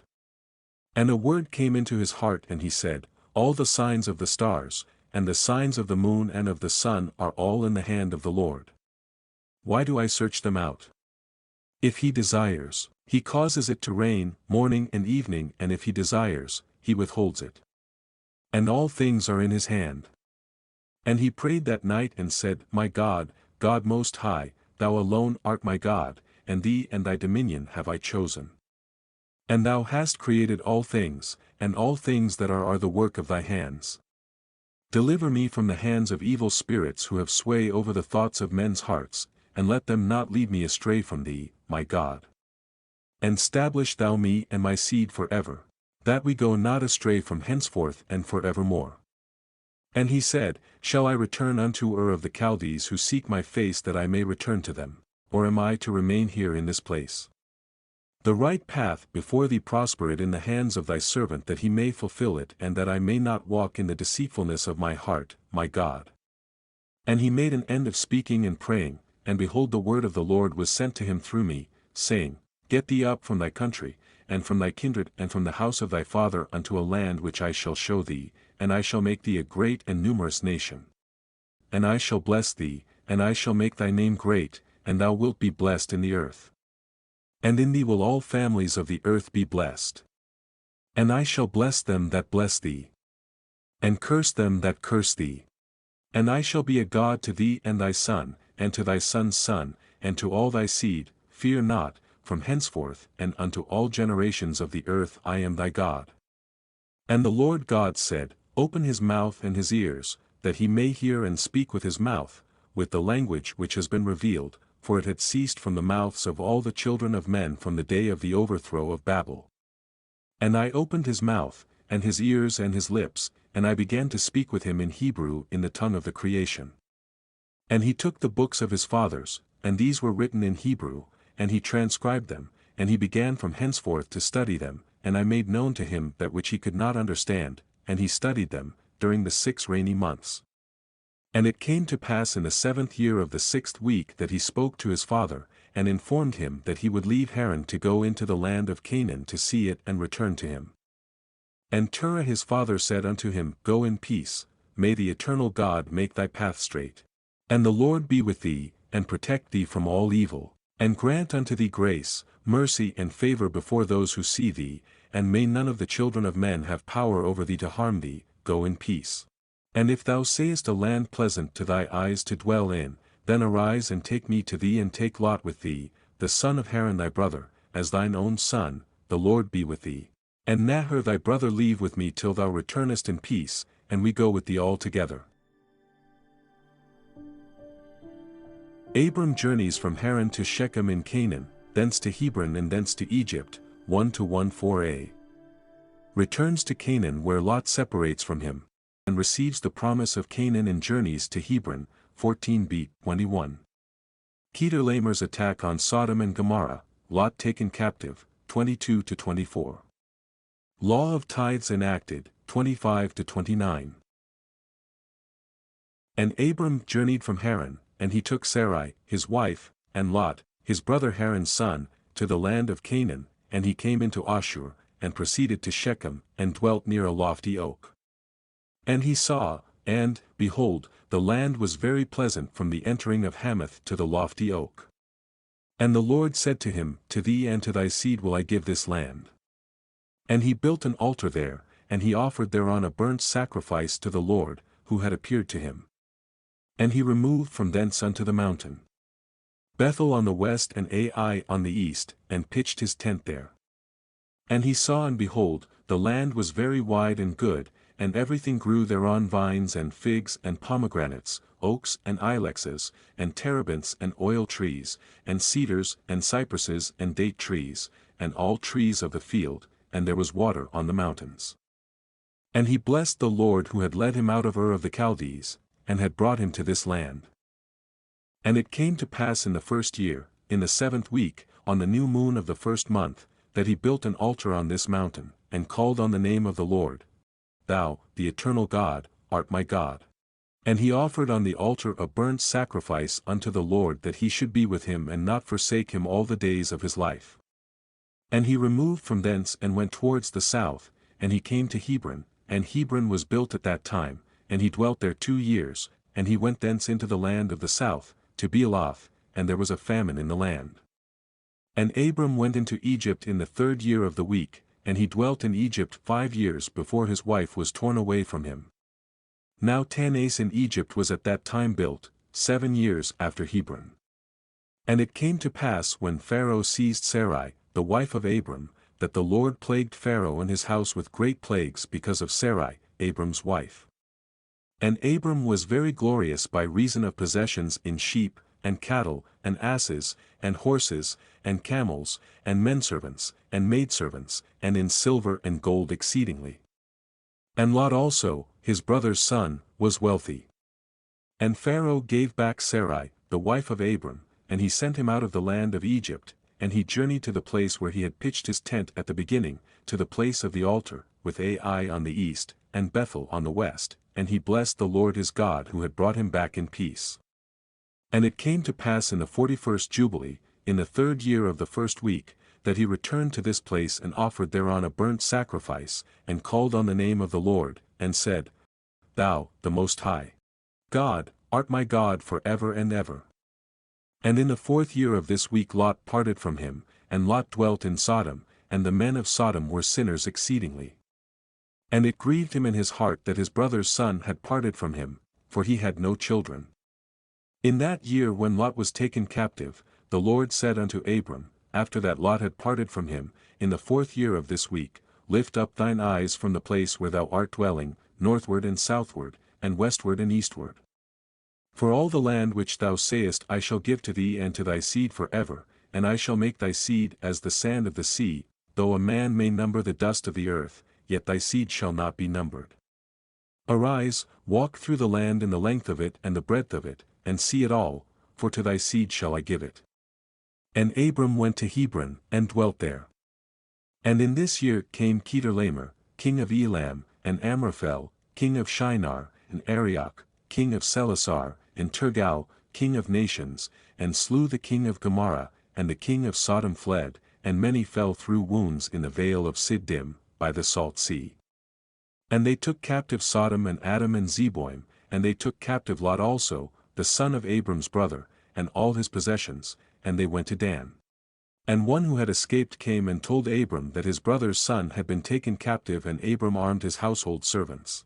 For Abram, and for his seed, 1/10 of the firstfruits to the Lord, and the Lord ordained it as an ordinance forever that they should give it to the priests who served before him, that they should possess it forever. And to this law there is no limit of days, for he hath ordained it for the generations forever that they should give to the Lord the 10th of everything, of the seed and of the wine and of the oil and of the cattle and of the sheep. And he gave it unto his priests to eat and to drink with joy before him. And the king of Sodom came to him and bowed himself before him, and said, Our lord Abram, give unto us the souls which thou hast rescued, but let the booty be thine.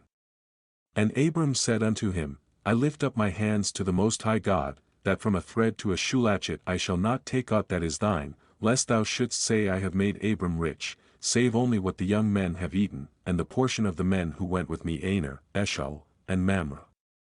These will take their portion. 14. Abram receives the promise of a son and of innumerable descendants, 1-7. Offers a sacrifice and is told of his seed being in Egypt, 8-17. God's covenant with Abram, 18-20. Hagar bears Ishmael, 21-24.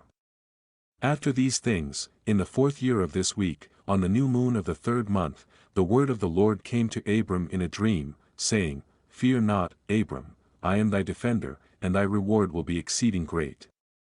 And he said, Lord, Lord, what wilt thou give me, seeing I go hence childless, and the son of Masech, the son of my handmaid, is the Damasek Eliezer, he will be my heir, and to me thou hast given no seed. And he said unto him, This man will not be thy heir, but one that will come out of thine own bowels, he will be thine heir. And he brought him forth abroad, and said unto him, Look toward heaven and number the stars, if thou art able to number them. And he looked toward heaven, and beheld the stars. And he said unto him, So shall thy seed be. And he believed in the Lord, and it was counted to him for righteousness. And he said unto him, I am the Lord that brought thee out of Ur of the Chaldees, to give thee the land of the Canaanites to possess it forever, and I shall be God unto thee and to thy seed after thee. And he said, Lord, Lord, whereby shall I know that I shall inherit it? And he said unto him, Take me an heifer of 3 years, and a goat of 3 years, and a sheep of 3 years, and a turtle dove, and a pigeon. And he took all these in the middle of the month, and he dwelt at the oak of Mamre, which is near Hebron. And he built there an altar, and sacrificed all these, and he poured their blood upon the altar, and divided them in the midst, and laid them over against each other, but the birds divided he not. And birds came down upon the pieces, and Abram drove them away, and did not suffer the birds to touch them. And it came to pass, when the sun had set, that an ecstasy fell upon Abram, and lo, an horror of great darkness fell upon him, and it was said unto Abram, Know of a surety that thy seed shall be a stranger in a land that is not theirs, and they will bring them into bondage, and afflict them 400 years. And the nation also to whom they will be in bondage shall I judge, and after that they will come forth thence with much substance. And thou wilt go to thy fathers in peace, and be buried in a good old age. But in the 4th generation they will return hither, for the iniquity of the Amorites is not yet full. And he awoke from his sleep, and he arose, and the sun had set and there was a flame, and behold, a furnace was smoking, and a flame of fire passed between the pieces. And on that day the Lord made a covenant with Abram, saying, To thy seed will I give this land, from the river of Egypt unto the great river, the river Euphrates, the Kenite, the Kenizzites, the Cadmonites, the Perizzites, and the Rephaim, the Phacharites, and the Hivites, and the Amorites, and the Canaanites, and the Girgashites, and the Jebusites. And the clay passed, and Abram offered the pieces, and the birds, and their fruit offerings, and their drink offerings, and the fire devoured them. And on that day we made a covenant with Abram, according as we had covenanted with Noah in this month, and Abram renewed the festival and ordinance for himself forever. And Abram rejoiced, and made all these things known to Sarai his wife, and he believed that he would have seed, but she did not bear. And Sarai advised her husband Abram, and said, Go in unto Hagar, my Egyptian maid, it may be that I shall build up seed unto thee by her. And Abram hearkened unto the voice of Sarai his wife, and said unto her, Do so. And Sarai took Hagar, her maid, the Egyptian, and gave her to Abram, her husband, to be his wife. And he went in unto her, and she conceived and bare him a son, and he called his name Ishmael, in the 5th year of this week, and this was the 86th year in the life of Abram. Chapter 15. Abram celebrates the feast of firstfruits, 1, 2. His name changed and circumcision instituted, 3-14. Sarai, name changed and Isaac, promised, 15-21. Abraham, Ishmael, and all his household circumcised, 22-24. Circumcision and eternal ordination, 25-26. Israel shares this honor with the highest angels who were created circumcised, 27-29. Israel subject to God alone, other nations to angels, 30-32. Future faithlessness of Israel, 33-34. And in the 5th year of the 4th week of this Jubilee, in the 3rd month, in the middle of the month, Abram celebrated the feast of the firstfruits of the grain harvest. And he offered new offerings on the altar, the firstfruits of the produce, unto the Lord, an heifer and a goat and a sheep on the altar as a burnt sacrifice unto the Lord, their fruit offerings and their drink offerings he offered upon the altar with frankincense. And the Lord, I am God Almighty, approve thyself before me and be thou perfect. And I will make my covenant between me and thee, and I will multiply thee exceedingly. And Abram fell on his face, and God talked with him, and said, Behold, my ordinance is with thee, and thou wilt be the father of many nations. Neither will thy name any more be called Abram, but thy name from henceforth, even forever, shall be Abraham. For the father of many nations have I made thee. And I shall make thee very great. And I shall make thee into nations. And kings will come forth from thee. And I shall establish my covenant between me and thee, and thy seed after thee, throughout their generations, for an eternal covenant, so that I may be a God unto thee, and to thy seed after thee. And I shall give to thee and to thy seed after thee the land where thou hast been a sojourner, the land of Canaan, that thou mayst possess it for ever, and I shall be their God. And the Lord said unto Abraham, And as for thee, do thou keep my covenant, thou and thy seed after thee, and circumcise ye every male among you, and circumcise your foreskins, and it will be a token of an eternal covenant between me and you.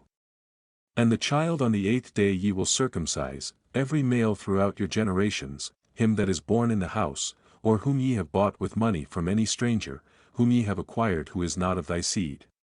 He that is born in thy house will surely be circumcised, and those whom thou hast bought with money will be circumcised, and my covenant will be in your flesh for an eternal ordinance. And the uncircumcised male who is not circumcised in the flesh of his foreskin on the 8th day, that soul will be cut off from his people, for he has broken my covenant.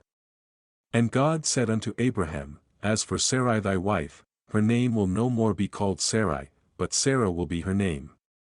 And I shall bless her, and give thee a son by her, and I shall bless him, and he will become a nation, and kings of nations will proceed from him. And Abraham fell on his face, and rejoiced, and said in his heart, Shall a son be born to him that is 100 years old, and shall Sarah, who is 90 years old, bring forth? And Abraham said unto God, O that Ishmael might live before thee. And God said, Yea, and Sarah also will bear thee a son, and thou wilt call his name Isaac, and I shall establish my covenant with him, an everlasting covenant, and for his seed after him. And as for Ishmael also have I heard thee, and behold I shall bless him, and make him great, and multiply him exceedingly, and he will beget 12 princes, and I shall make him a great nation. But my covenant shall I establish with Isaac, whom Sarah will bear to thee, in these days, in the next year. And he left off speaking with him, and God went up from Abraham. And Abraham did according as God had said unto him, and he took Ishmael his son, and all that were born in his house, and whom he had bought with his money, every male in his house, and circumcised the flesh of their foreskin. And on the selfsame day was Abraham circumcised, and all the men of his house, and those born in the house, and all those, whom he had bought with money from the children of the stranger, were circumcised with him. This law is for all the generations forever, and there is no circumcision of the days, and no omission of 1 day out of the 8 days, for it is an eternal ordinance, ordained and written on the heavenly tables. And every one that is born, the flesh of whose foreskin is not circumcised on the 8th day, belongs not to the children of the covenant which the Lord made with Abraham, but to the children of destruction, nor is there, moreover, any sign on him that he is the Lord's, but he is destined to be destroyed and slain from the earth, and to be rooted out of the earth, for he has broken the covenant of the Lord our God. For all the angels of the presence and all the angels of sanctification have been so created from the day of their creation, and before the angels of the presence and the angels of sanctification he hath sanctified Israel, that they should be with him and with his holy angels. And do thou command the children of Israel and let them observe the sign of this covenant for their generations as an eternal ordinance, and they will not be rooted out of the land. For the command is ordained for a covenant, that they should observe it for ever among all the children of Israel. For Ishmael and his sons and his brothers and Esau, the Lord did not cause to approach him, and he chose them not because they are the children of Abraham, because he knew them, but he chose Israel to be his people. And he sanctified it, and gathered it from amongst all the children of men, for there are many nations and many peoples, and all are his, and over all hath he placed spirits in authority to lead them astray from him. But over Israel he did not appoint any angel or spirit, for he alone is their ruler, and he will preserve them and require them at the hand of his angels and his spirits, and at the hand of all his powers in order that he may preserve them and bless them, and that they may be his and he may be theirs from henceforth forever.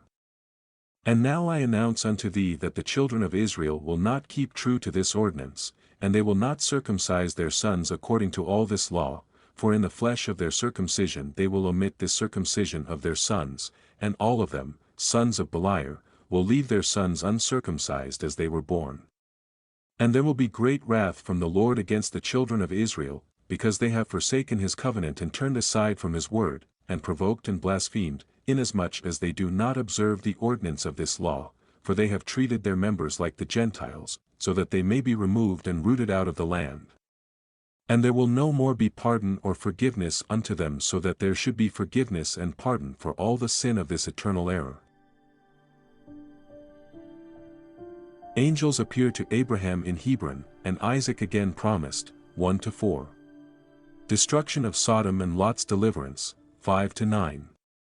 Abraham at Beersheba, birth of and circumcision of Isaac, whose seed was to be the portion of God, 10-19. Institution of the Feast of Tabernacles, 20-31. And on the new moon of the 4th month we appeared unto Abraham, at the oak of Mamre, and we talked with him, and we announced to him that a son would be given to him by Sarah his wife. And Sarah laughed, for she heard that we had spoken these words with Abraham, and we admonished her, and she became afraid, and denied that she had laughed on account of the words. And we told her the name of her son, as his name is ordained and written in the heavenly tables, i.e. Isaac. And that when we returned to her at a set time, she would have conceived a son. And in this month the Lord executed his judgments on Sodom, and Gomorrah, and Zeboim, and all the region of the Jordan, and he burned them with fire and brimstone, and destroyed them until this day, even as lo I have declared unto thee all their works, that they are wicked and sinners exceedingly, and that they defile themselves and commit fornication in their flesh, and work uncleanness on the earth. And, in like manner, God will execute judgment on the places where they have done according to the uncleanness of the Sodomites, like unto the judgment of Sodom. But Lot we saved, for God remembered Abraham, and sent him out from the midst of the overthrow.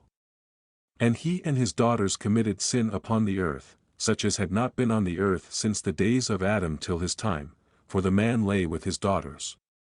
And, behold, it was commanded and engraven concerning all his seed, on the heavenly tables, to remove them and root them out, and to execute judgment upon them like the judgment of Sodom, and to leave no seed of the man on earth on the day of condemnation.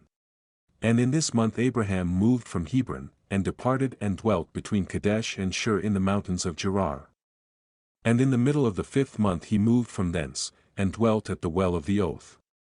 And in the middle of the 6th month the Lord visited Sarah and did unto her as he had spoken, and she conceived. And she bare a son in the 3rd month, and in the middle of the month, at the time of which the Lord had spoken to Abraham, on the festival of the firstfruits of the harvest, Isaac was born. And Abraham circumcised his son on the 8th day, he was the first that was circumcised according to the covenant which is ordained forever. And in the 6th year of the 4th week we came to Abraham, to the well of the oath, and we appeared unto him as we had told Sarah that we should return to her, and she would have conceived a son. And we returned in the 7th month, and found Sarah with child before us, and we blessed him, and we announced to him all the things which had been decreed concerning him, that he should not die till he should beget 6 sons more, and should see them before he died, but that in Isaac should his name and seed be called. And that all the seed of his sons should be Gentiles, and be reckoned with the Gentiles, but from the sons of Isaac one should become a holy seed, and should not be reckoned among the Gentiles. For he should become the portion of the Most High, and all his seed had fallen into the possession of God, that it should be unto the Lord a people for his possession above all nations, and that it should become a kingdom and priests and a holy nation. And we went our way, and we announced to Sarah all that we had told him, and they both rejoiced with exceeding great joy. And he built there an altar to the Lord who had delivered him, and who was making him rejoice in the land of his sojourning, and he celebrated a festival of joy in this month 7 days, near the altar which he had built at the well of the oath. And he built booths for himself and for his servants on this festival, and he was the first to celebrate the Feast of Tabernacles on the earth. And during these 7 days he brought each day to the altar a burnt offering to the Lord, 2 oxen, 2 rams, 7 sheep, 1 he-goat, for a sin offering, that he might atone thereby for himself and for his seed.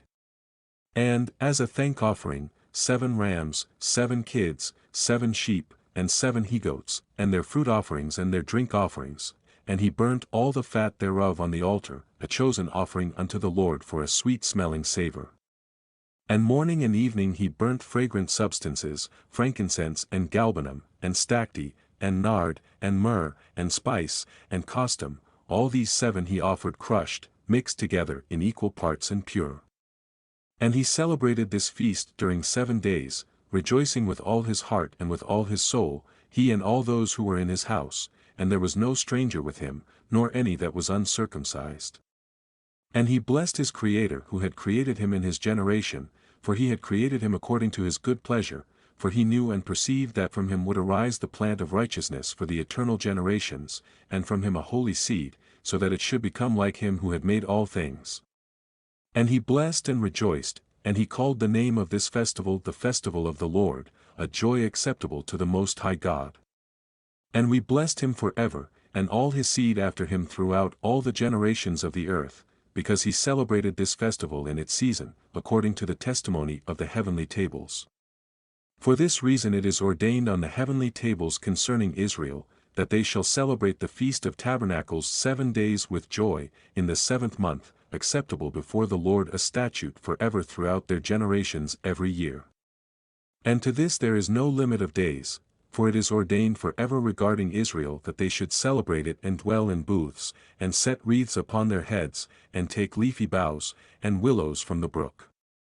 And Abraham took branches of palm trees, and the fruit of goodly trees, and every day going round the altar with the branches 7 times a day in the morning, he praised and gave thanks to his God for all things in joy. Expulsion of Hagar and Ishmael, 1-14.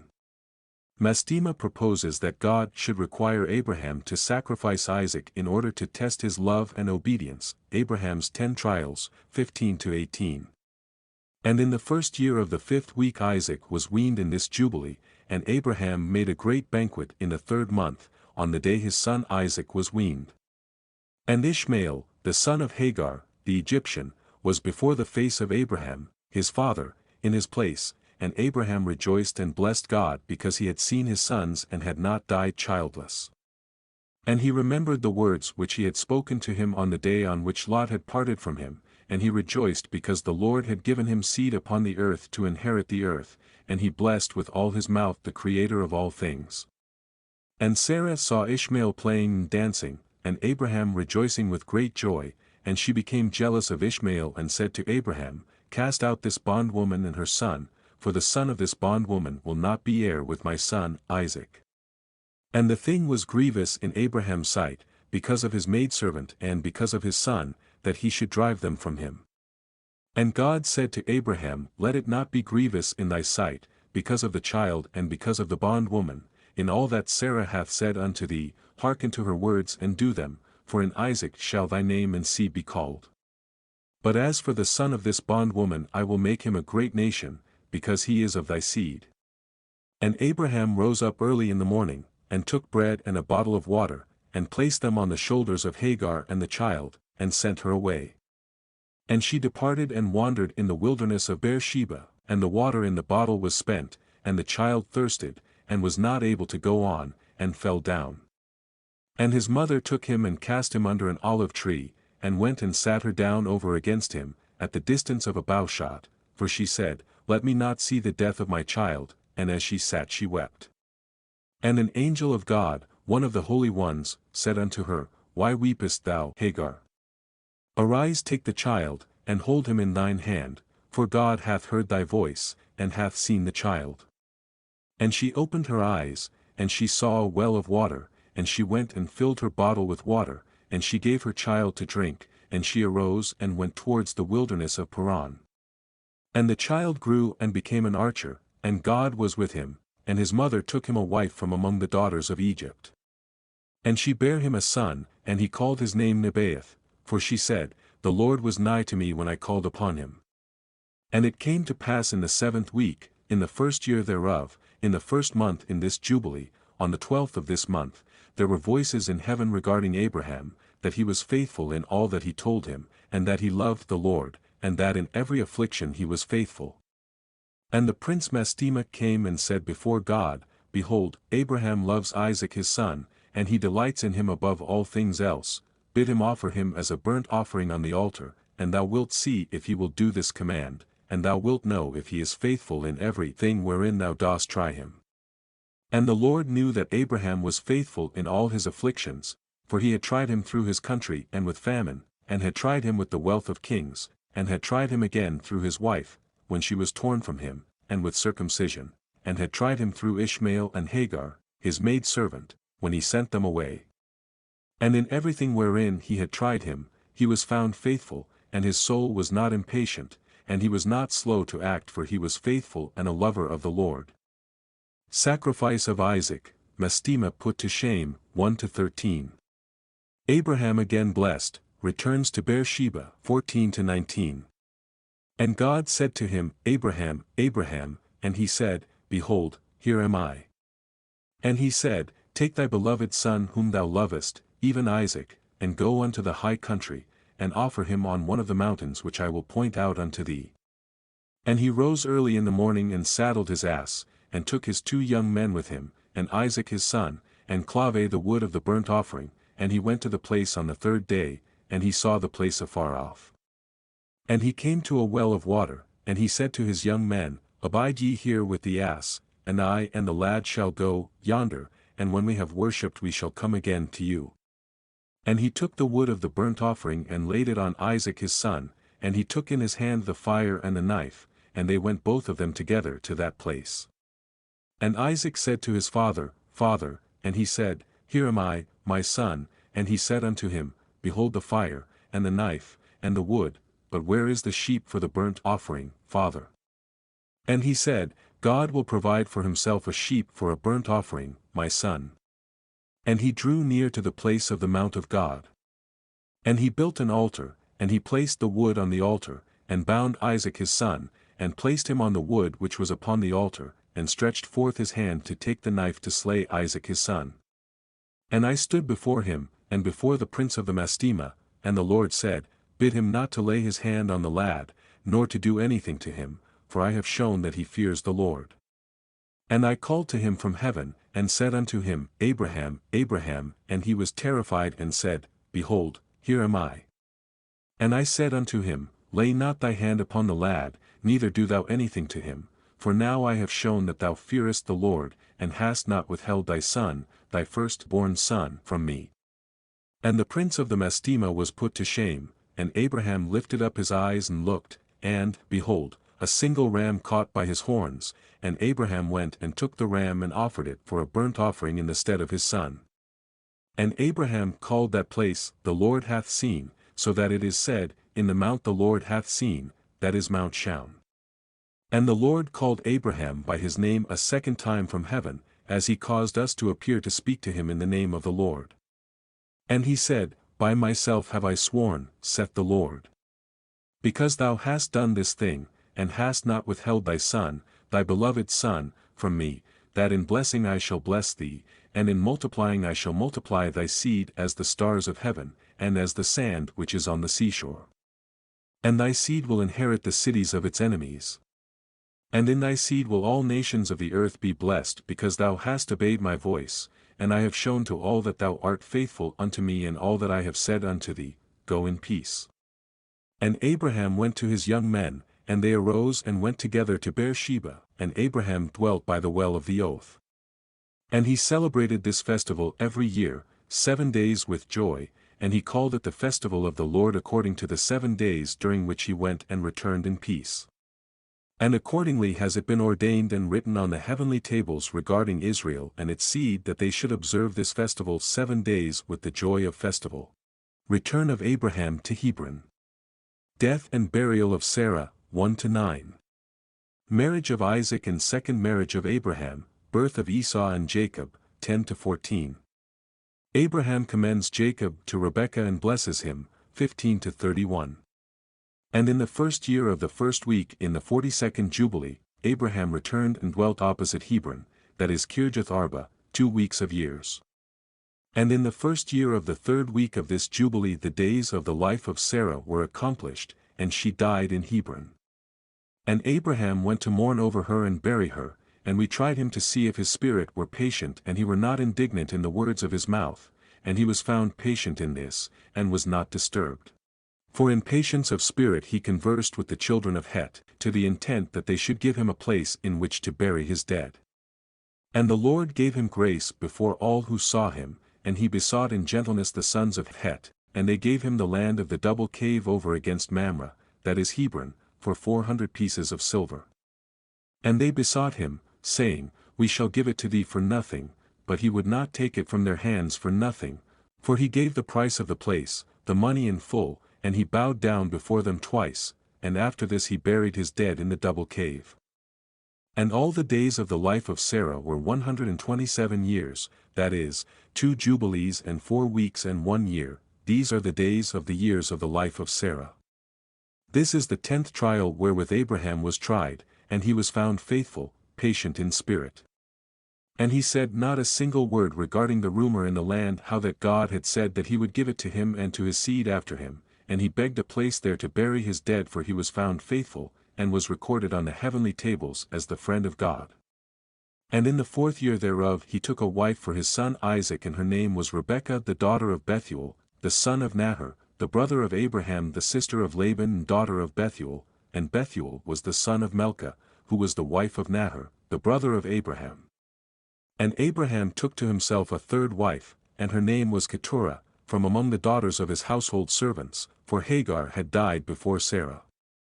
And she bare him 6 sons, Zimram, and Jokshan, and Medan, and Midian, and Ishbak, and Shua, in the 2 weeks of years. And in the 6th week, in the 2nd year thereof, Rebekah bare to Isaac 2 sons, Jacob and Esau, and Jacob was a smooth and upright man, and Esau was fierce, a man of the field, and hairy, and Jacob dwelt in tents. And the youths grew, and Jacob learned to write, but Esau did not learn, for he was a man of the field and a hunter, and he learnt war, and all his deeds were fierce. And Abraham loved Jacob, but Isaac loved Esau.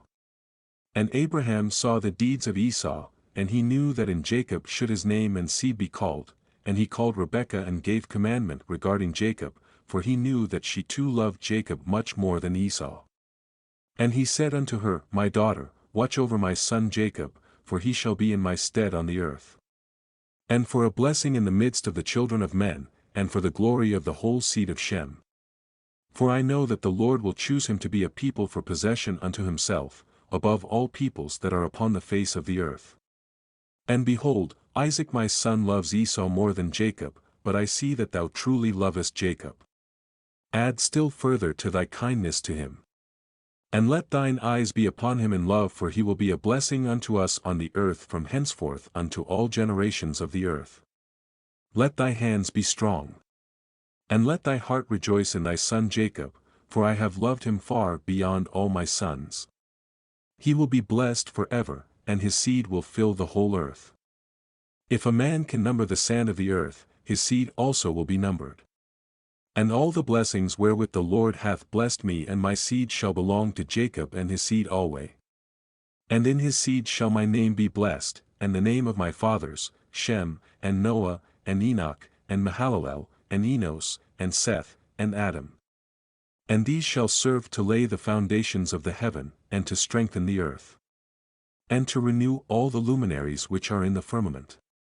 And he called Jacob before the eyes of Rebekah his mother, and kissed him, and blessed him, and said, Jacob, my beloved son, whom my soul loveth, may God bless thee from above the firmament, and may he give thee all the blessings wherewith he blessed Adam, and Enoch, and Noah, and Shem, and all the things of which he told me, and all the things which he promised to give me, may he cause to cleave to thee and to thy seed forever, according to the days of heaven above the earth. And the spirits of Mastema shall not rule over thee or over thy seed to turn thee from the Lord, who is thy God from henceforth forever. And may the Lord God be a father to thee and thou the firstborn son, and to the people alway. Go in peace, my son. And they both went forth together from Abraham. And Rebekah loved Jacob, with all her heart and with all her soul, very much more than Esau, but Isaac loved Esau much more than Jacob. Abraham admonishes his sons and his sons' sons to work righteousness, observe circumcision, and refrain from impurity and idolatry, 1-10. dismisses them with gifts. 11. Dwelling places of the Ishmaelites and of the sons of Keturah. 12-13. And in the 42nd Jubilee, in the first year of the 7th week, Abraham called Ishmael, and his 12 sons, and Isaac and his 2 sons, and the 6 sons of Keturah, and their sons. And he commanded them that they should observe the way of the Lord, that they should work righteousness, and love each his neighbor, and act on this manner amongst all men, that they should each so walk with regard to them as to do judgment and righteousness on the earth. That they should circumcise their sons, according to the covenant which he had made with them, and not deviate to the right hand or the left of all the paths which the Lord had commanded us, and that we should keep ourselves from all fornication and uncleanness, and renounce from amongst us all fornication and uncleanness. And if any woman or maid commit fornication amongst you, burn her with fire, and let them not commit fornication with her after their eyes and their heart, and let them not take to themselves wives from the daughters of Canaan, for the seed of Canaan will be rooted out of the land. And he told them of the judgment of the giants, and the judgment of the Sodomites, how they had been judged on account of their wickedness, and had died on account of their fornication, and uncleanness, and mutual corruption through fornication. And guard yourselves from all fornication and uncleanness, and from all pollution of sin, lest ye make our name a curse, and your whole life a hissing, and all your sons to be destroyed by the sword. And ye become accursed like Sodom, and all your remnant as the sons of Gomorrah. I implore you, my sons, love the God of heaven. And cleave ye to all his commandments. And walk not after their idols, and after their uncleannesses. And make not for yourselves molten or graven gods, for they are vanity. And there is no spirit in them, for they are work of men's hands, and all who trust in them, trust in nothing. Serve them not, nor worship them. But serve ye the Most High God, and worship him continually and hope for his countenance always, and work uprightness and righteousness before him, that he may have pleasure in you and grant you his mercy, and send rain upon you morning and evening, and bless all your works which ye have wrought upon the earth. And bless thy bread and thy water. And bless the fruit of thy womb and the fruit of thy land, and the herds of thy cattle, and the flocks of thy sheep. And ye will be for a blessing on the earth. And all nations of the earth will desire you. And bless your sons in my name, that they may be blessed as I am. And he gave to Ishmael and to his sons, and to the sons of Keturah, gifts, and sent them away from Isaac his son, and he gave everything to Isaac his son. And Ishmael and his sons, and the sons of Keturah and their sons, went together and dwelt from Paran to the entering in of Babylon in all the land which is towards the east facing the desert. And these mingled with each other, and their name was called Arabs, and Ishmaelites. Abraham's last words to Isaac regarding idolatry, the eating of blood, the offering of various sacrifices and the use of salt, 1-11. Also regarding the woods he used in sacrifice and the duty of washing before sacrifice and of covering blood etc., 12-25. And in the 6th year of the 7th week of this Jubilee Abraham called Isaac his son, and commanded him, saying, I am become old, and know not the day of my death, and am full of my days. And behold, I am 175 years old, and throughout all the days of my life I have remembered the Lord, and sought with all my heart to do his will, and to walk uprightly in all his ways. My soul has hated idols, and I have despised those that serve them, and I have given my heart and spirit that I might observe to do the will of him who created me. For he is the living God, and he is holy and faithful, and he is righteous beyond all, and there is with him no accepting of men's persons and no accepting of gifts, for God is righteous, and executeth judgment on all those who transgress his commandments and despise his covenant. And do thou, my son, observe his commandments and his ordinances and his judgments, and walk not after the abominations and after the graven images and after the molten images. And eat no blood at all of animals or cattle, or of any bird which flies in the heaven. And if thou dost slay a victim as an acceptable peace offering, slay ye it, and pour out its blood upon the altar, and all the fat of the offering offer on the altar with fine flour and the meat offering mingled with oil, with its drink offering offer them all together on the altar of burnt offering, it is a sweet savour before the Lord. And thou wilt offer the fat of the sacrifice of thank offerings on the fire which is upon the altar, and the fat which is on the belly, and all the fat on the inwards and the 2 kidneys, and all the fat that is upon them, and upon the loins and liver thou shalt remove, together with the kidneys. And offer all these for a sweet savor acceptable before the Lord, with its meat offering and with its drink offering, for a sweet savor, the bread of the offering unto the Lord. And eat its meat on that day and on the 2nd day, and let not the sun on the 2nd day go down upon it till it is eaten, and let nothing be left over for the 3rd day, for it is not acceptable, for it is not approved, and let it no longer be eaten, and all who eat thereof will bring sin upon themselves, for thus I have found it written in the books of my forefathers, and in the words of Enoch, and in the words of Noah. And on all thy oblations thou shalt strew salt, and let not the salt of the covenant be lacking in all thy oblations before the Lord.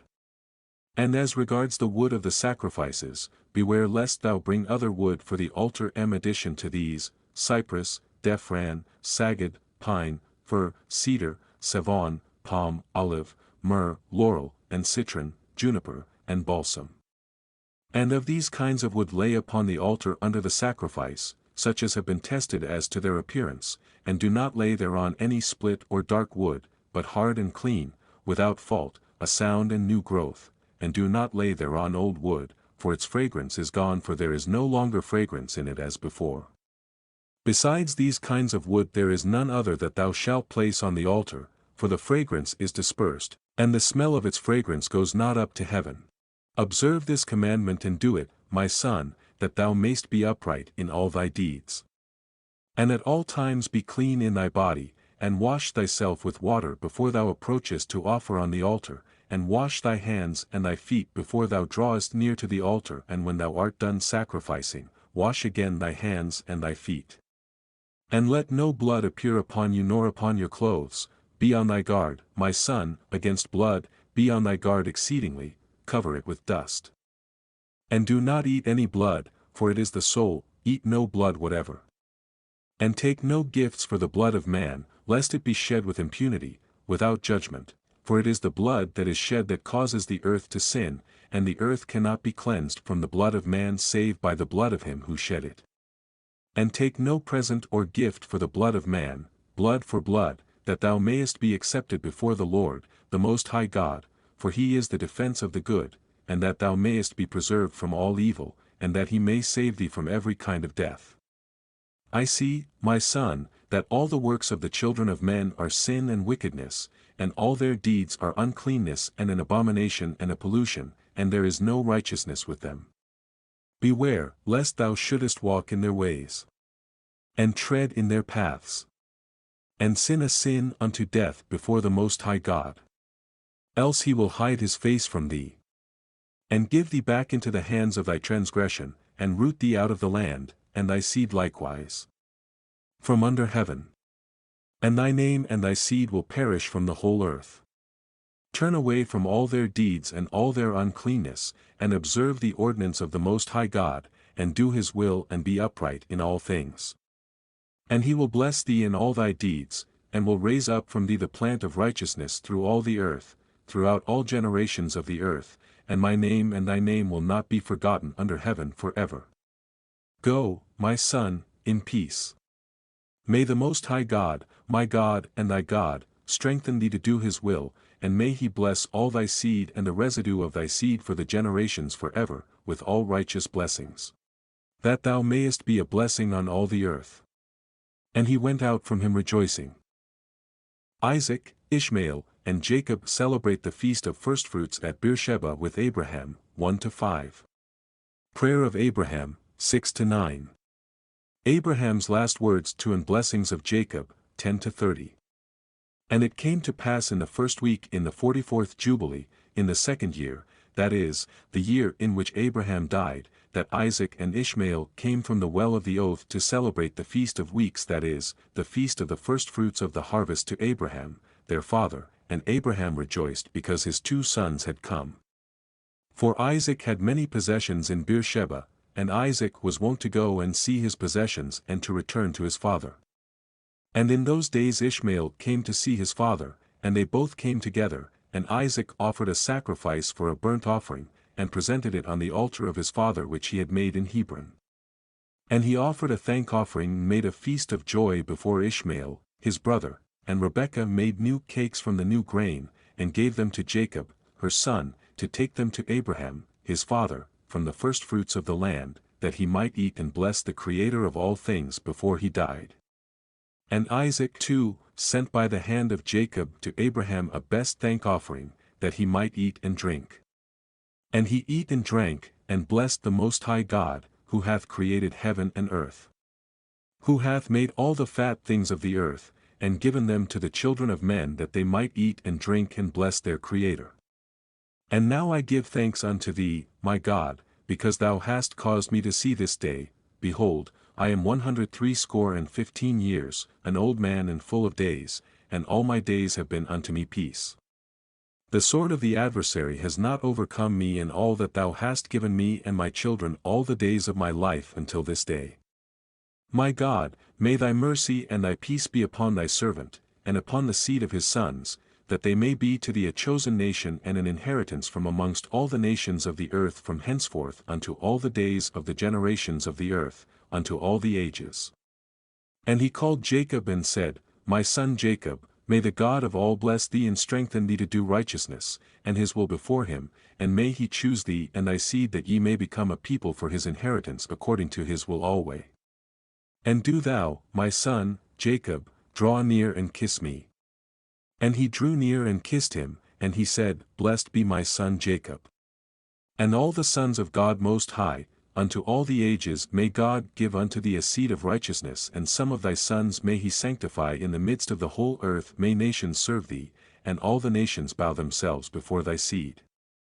Be strong in the presence of men, and exercise authority over all the seed of Seth. Then thy ways and the ways of thy sons will be justified, so that they shall become a holy nation. May the Most High God give thee all the blessings wherewith he has blessed me and wherewith he blessed Noah and Adam, may they rest on the sacred head of thy seed from generation to generation forever. And may he cleanse thee from all unrighteousness and impurity, that thou mayest be forgiven all thy transgressions and thy sins of ignorance. And may he strengthen thee, and bless thee, and mayest thou inherit the whole earth. And may he renew his covenant with thee, that thou mayest be to him a nation for his inheritance for all the ages, and that he may be to thee and to thy seed a God in truth and righteousness throughout all the days of the earth. And do thou, my son Jacob, remember my words, and observe the commandments of Abraham, thy father, separate thyself from the nations, and eat not wi them, and do not according to their works, and become not their associate. For their works are unclean, and all their ways are a pollution and an abomination, and uncleanness. They offer their sacrifices to the dead and they worship evil spirits. And they eat over the graves. And all their works are vanity and nothingness. They have no heart to understand. And their eyes do not see what their works are.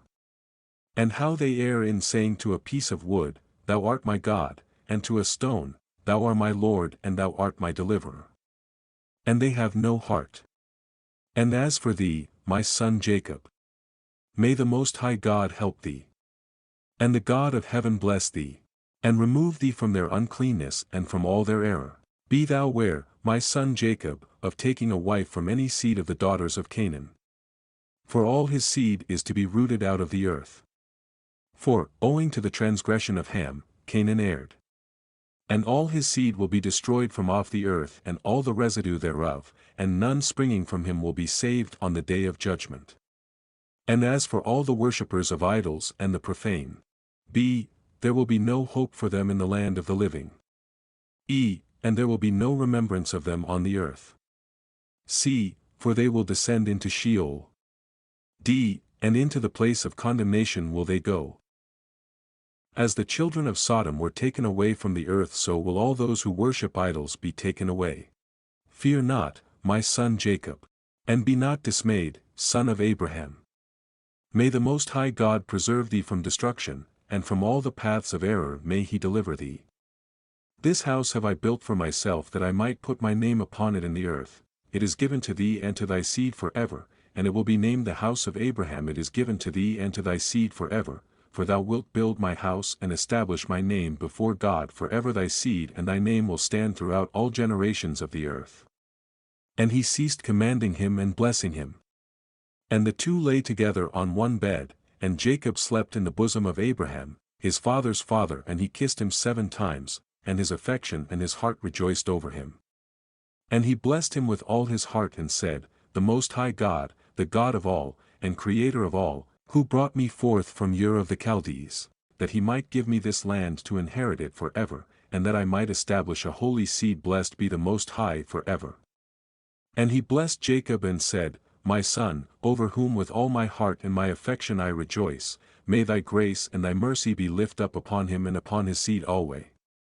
And do not forsake him, nor set him at naught from henceforth unto the days of eternity, and may thine eyes be opened upon him and upon his seed, that thou mayst preserve him, and bless him, and mayest sanctify him as a nation for thine inheritance. And bless him with all thy blessings from henceforth unto all the days of eternity, and renew thy covenant and thy grace with him and with his seed according to all thy good pleasure unto all the generations of the earth. Abraham's death and burial, 1-8. Decreasing years and increasing corruption of mankind, messianic woes, universal strife, the faithful rise up in arms to bring back the faithless, Israel invaded by sinners of the Gentiles, 11-25. Renewed study of the law and renewal of mankind, messianic kingdom, blessed immortality of the righteous, 26-31. And he placed 2 fingers of Jacob on his eyes, and he blessed the God of gods, and he covered his face and stretched out his feet and slept the sleep of eternity, and was gathered to his fathers. And notwithstanding all this Jacob was lying in his bosom, and knew not that Abraham, his father's father, was dead. And Jacob awoke from his sleep, and behold Abraham was cold as ice, and he said, Father, Father, but there was none that spake, and he knew that he was dead. And he arose from his bosom and ran and told Rebekah his mother, and Rebekah went to Isaac in the night, and told him, and they went together, and Jacob with them, and a lamp was in his hand, and when they had gone and they found Abraham lying dead. And Isaac fell on the face of his father, and wept and kissed him. And the voices were heard in the house of Abraham, and Ishmael his son arose, and went to Abraham his father, and wept over Abraham his father, he and all the house of Abraham, and they wept with a great weeping. And his sons Isaac and Ishmael buried him in the double cave, near Sarah his wife, and they wept for him 40 days, all the men of his house, and Isaac and Ishmael, and all their sons, and all the sons of Keturah in their places, and the days of weeping for Abraham were ended. And he lived 3 jubilees and 4 weeks of years, 175 years, and completed the days of his life, being old and full of days. For the days of the forefathers, of their life, were 19 jubilees, and after the flood they began to grow less than 19 jubilees, and to decrease in jubilees, and to grow old quickly, and to be full of their days by reason of manifold tribulation and the wickedness of their ways, with the exception of Abraham. For Abraham was perfect in all his deeds with the Lord, and well-pleasing in righteousness all the days of his life, and behold, he did not complete 4 jubilees in his life, when he had grown old by reason of the wickedness, and was full of his days. And all the generations which will arise from this time until the day of the great judgment will grow old quickly, before they complete 2 jubilees, and their knowledge will forsake them by reason of their old age, and all their knowledge will vanish away. And in those days, if a man live a jubilee and a half of years, they will say regarding him, He has lived long, and the greater part of his days are pain and sorrow and tribulation, and there is no peace. For calamity follows on calamity, and wound on wound, and tribulation on tribulation, and evil tidings on evil tidings, and illness on illness, and all evil judgments such as these, one with another, illness and overthrow, and snow and frost and ice, and fever, and chills, and torpor, and famine, and death, and sword, and captivity, and all kinds of calamities and pains. And all these will come on an evil generation, which transgresses on the earth. Their works are uncleanness and fornication, and pollution and abominations. Then they will say, The days of the forefathers were many even, unto 1,000 years, and were good, but, behold, the days of our life, if a man has lived many, are 60 years and 10, and, if he is strong, 80 years, and those evil, and there is no peace in the days of this evil generation.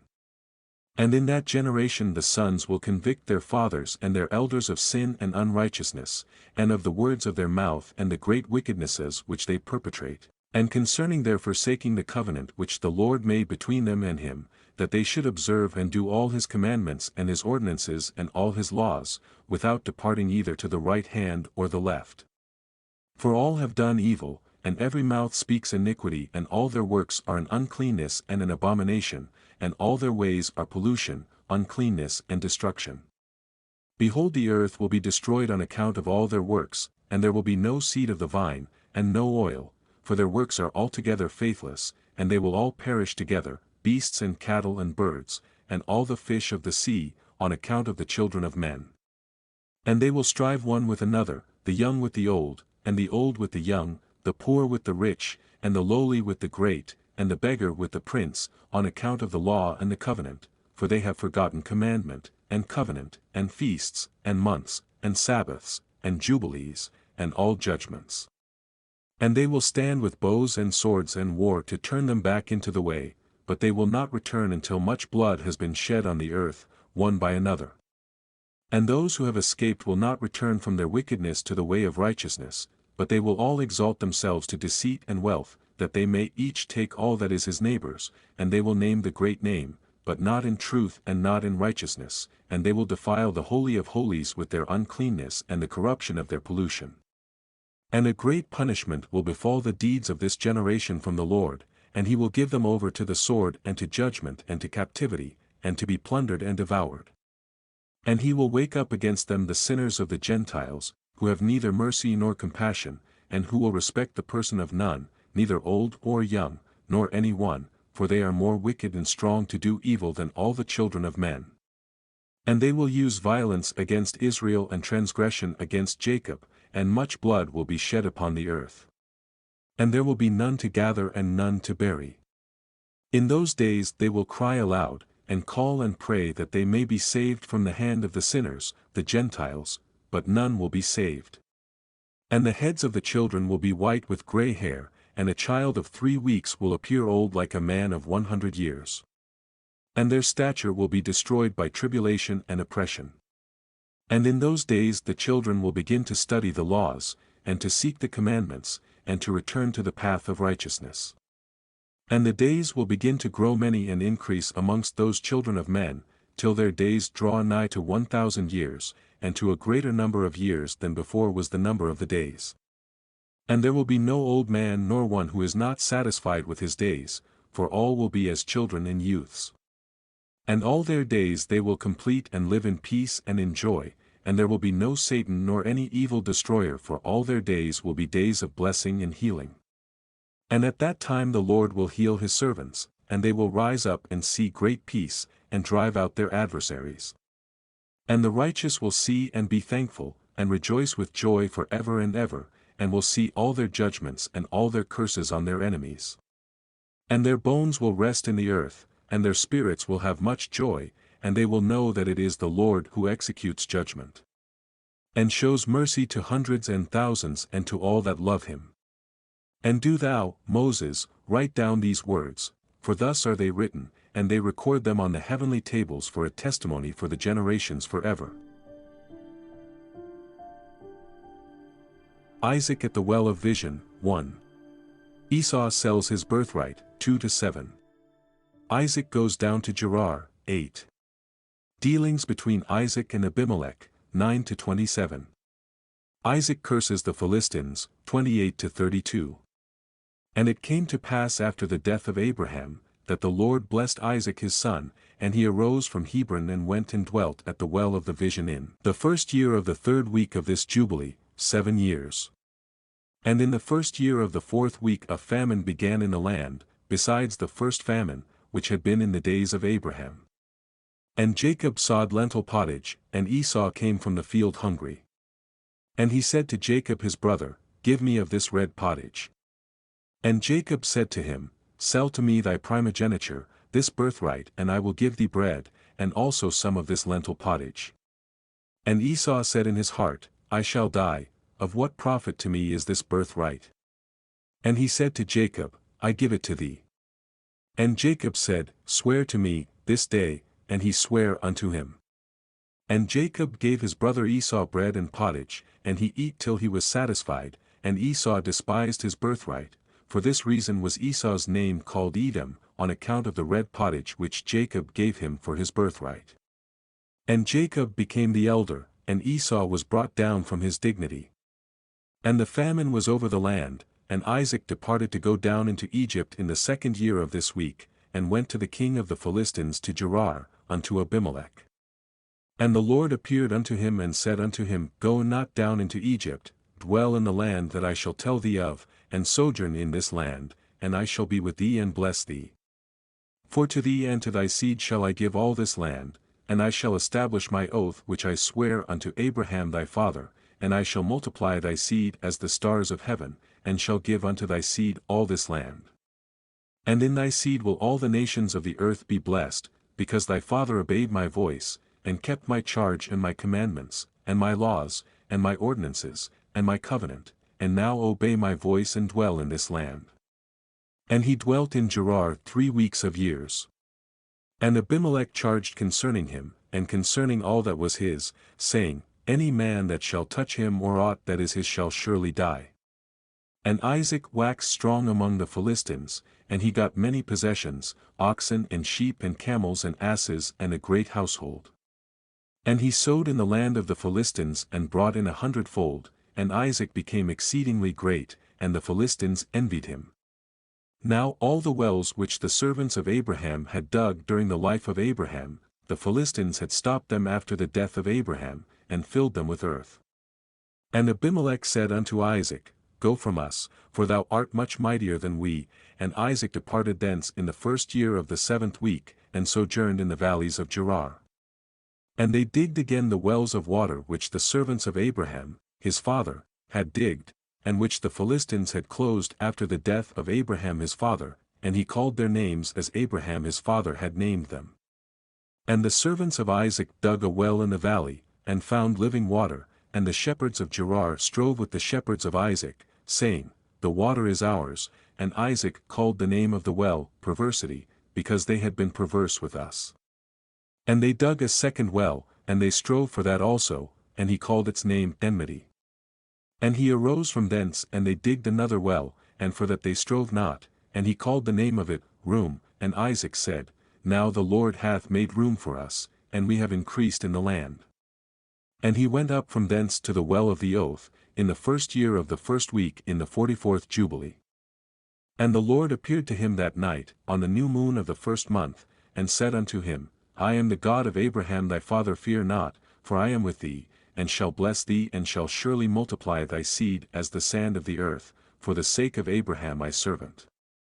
And he built an altar there, which Abraham his father had first built, and he called upon the name of the Lord, and he offered sacrifice to the God of Abraham his father. And they digged a well and they found living water. And the servants of Isaac digged another well and did not find water, and they went and told Isaac that they had not found water, and Isaac said, I have sworn this day to the Philistines, and this thing has been announced to us. And he called the name of that place the Well of the Oath, for there he had sworn to Abimelech and Ahuzzath his friend and Phicol the prefect of his host. And Isaac knew that day that under constraint he had sworn to them to make peace with them. And Isaac on that day cursed the Philistines and said, Cursed be the Philistines unto the day of wrath and indignation from the midst of all nations. May God make them a derision and a curse and an object of wrath and indignation in the hands of the sinners the Gentiles and in the hands of the Kittim. And whoever escapes the sword of the enemy and the Kittim, may the righteous nation root out in judgment from under heaven, for they will be the enemies and foes of my children throughout their generations upon the earth. And no remnant will be left to them, nor one that will be saved on the day of the wrath of judgment. For destruction and rooting out and expulsion from the earth is the whole seed of the Philistines reserved. And there will no longer be left for these Captarim a name or a seed on the earth. For though he ascend unto heaven, thence will he be brought down, and though he make himself strong on earth, thence will he be dragged forth. And though he hide himself amongst the nations, even from thence will he be rooted out, and though he descend into Sheol, there also will his condemnation be great. And there also he will have no peace. And if he go into captivity, by the hands of those that seek his life will they slay him on the way, and neither name nor seed will be left to him on all the earth, for into eternal malediction will he depart. And thus is it written and engraved concerning him on the heavenly tables, to do unto him on the day of judgment, so that he may be rooted out of the earth. Rebekah admonishes Jacob not to marry a Canaanitish woman, 1-3. Jacob promises to marry a daughter of Laban despite the urgent requests of Esau that he should marry a Canaanitish woman, 4-10. Rebekah blesses Jacob, 11:23. And in the second year of this week in this Jubilee, Rebekah called Jacob her son, and spake unto him, saying, My son, do not take thee a wife of the daughters of Canaan, as Esau, thy brother, who took him 2 wives of the daughters of Canaan, and they have embittered my soul with all their unclean deeds, for all their deeds are fornication and lust, and there is no righteousness with them, for their deeds are evil. And I, my son, love thee exceedingly, and my heart and my affection bless thee every hour of the day and watch of the night. And now, my son, hearken to my voice, and do the will of thy mother, and do not take thee a wife of the daughters of this land, but only of the house of my father, and of my father's kindred. Thou wilt take thee a wife of the house of my father, and the Most High God will bless thee, and thy children will be a righteous generation and a holy seed. And then spake Jacob to Rebekah, his mother, and said unto her, Behold, mother, I am 9 weeks of years old, and I neither know nor have I touched any woman, nor have I betrothed myself to any, nor even think of taking me a wife of the daughters of Canaan. For I remember, mother, the words of Abraham, our father, for he commanded me not to take a wife of the daughters of Canaan, but to take me a wife from the seed of my father's house and from my kindred. I have heard before that daughters have been born to Laban, thy brother, and I have set my heart on them to take a wife from amongst them. And for this reason I have guarded myself in my spirit against sinning or being corrupted in all my ways throughout all the days of my life, for with regard to lust and fornication, Abraham, my father, gave me many commands. And, despite all that he has commanded me, these 22 years my brother has striven with me, and spoken frequently to me and said, My brother, take to wife a sister of my 2 wives, but I refuse to do as he has done. I swear before thee, mother, that all the days of my life I will not take me a wife from the daughters of the seed of Canaan, and I will not act wickedly as my brother has done. Fear not, mother, be assured that I shall do thy will and walk in uprightness, and not corrupt my ways forever. And thereupon she lifted up her face to heaven and extended the fingers of her hands, and opened her mouth and blessed the Most High God, who had created the heaven and the earth, and she gave him thanks and praise. And she said, Blessed be the Lord God, and may his holy name be blessed forever and ever, who has given me Jacob as a pure son and a holy seed, for he is thine, and thine shall his seed be continually and throughout all the generations forevermore. Bless him, O Lord, and place in my mouth the blessing of righteousness, that I may bless him. And at that hour, when the spirit of righteousness descended into her mouth, she placed both her hands on the head of Jacob, and said, Blessed art thou, Lord of righteousness and God of the ages, and may he bless thee beyond all the generations of men. May he give thee, my son, the path of righteousness, and reveal righteousness to thy seed. And may he make thy sons many during thy life, and may they arise according to the number of the months of the year. And may their sons become many and great beyond the stars of heaven, and their numbers be more than the sand of the sea. And may he give them this goodly land as he said he would give it to Abraham and to his seed after him alway, and may they hold it as a possession forever. And may I see born unto thee, my son, blessed children during my life, and a blessed and holy seed may all thy seed be. And as thou hast refreshed thy mother's spirit during my life, the womb of her that bare thee blesses thee. My affection and my breasts bless thee, and my mouth and my tongue praise thee greatly. Increase and spread over the earth. And may thy seed be perfect in the joy of heaven and earth forever. And may thy seed rejoice. And on the great day of peace may it have peace. And may thy name and thy seed endure to all the ages, and may the Most High God be their God, and may the God of righteousness dwell with them, and by them may his sanctuary be built unto all the ages. Blessed be he that blesseth thee, and all flesh that curseth thee falsely may it be cursed. And she kissed him, and said to him, May the Lord of the world love thee as the heart of thy mother and her affection rejoice in thee and bless thee. And she ceased from blessing. 26. Isaac sends Esau for venison, 1-4. Rebekah instructs Jacob to obtain the blessing, 5-9. Jacob under the person of Esau obtains it, 10-24. Esau brings in his venison and by his importunity obtains a blessing, 25-34. Threatens Jacob, 35. And in the 7th year of this week Isaac called Esau, his elder son, and said unto him, I am old, my son, and behold my eyes are dim in seeing, and I know not the day of my death. And now take thy hunting weapons thy quiver and thy bow, and go out to the field, and hunt and catch me venison, my son, and make me savory meat, such as my soul loveth, and bring it to me that I may eat, and that my soul may bless thee before I die. But Rebekah heard Isaac speaking to Esau. And Esau went forth early to the field to hunt and catch and bring home to his father. And Rebekah called Jacob, her son, and said unto him, Behold, I heard Isaac, thy father, speak unto Esau, thy brother, saying, Hunt for me, and make me savory meat, and bring it to me that I may eat and bless thee before the Lord before I die. And now, my son, obey my voice in that which I command thee, go to thy flock and fetch me 2 good kids of the goats, and I will make them savory meat for thy father, such as he loves, and thou shalt bring it to thy father that he may eat and bless thee before the Lord before he die, and that thou mayst be blessed. And Jacob said to Rebekah his mother, Mother, I shall not withhold anything which my father would eat, and which would please him, only I fear, my mother, that he will recognize my voice and wish to touch me. And thou knowest that I am smooth, and Esau, my brother, is hairy, and I shall appear before his eyes as an evildoer, and shall do a deed which he had not commanded me. And he will be wroth with me, and I shall bring upon myself a curse, and not a blessing.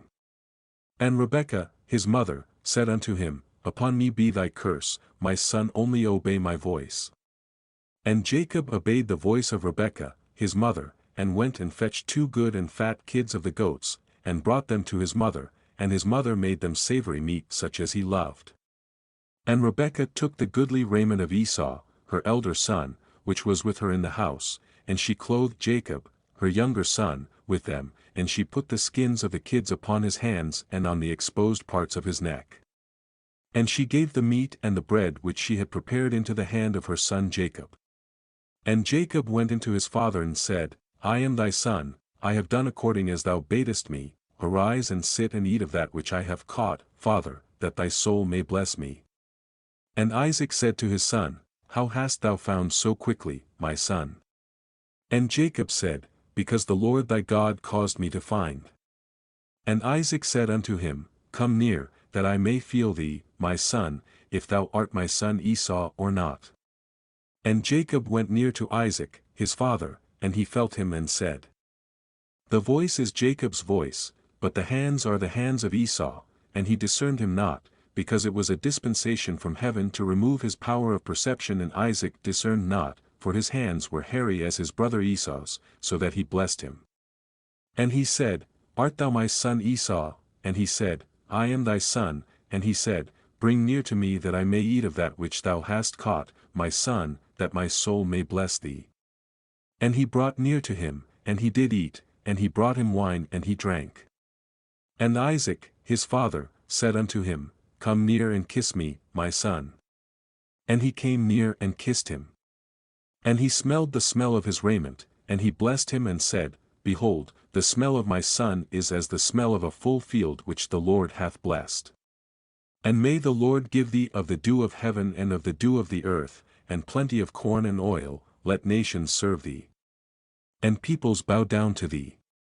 Be Lord over thy brethren, and let thy mother's sons bow down to thee, and may all the blessings wherewith the Lord hath blessed me and blessed Abraham, my father, be imparted to thee and to thy seed forever. Cursed be he that curseth thee, and blessed be he that blesseth thee.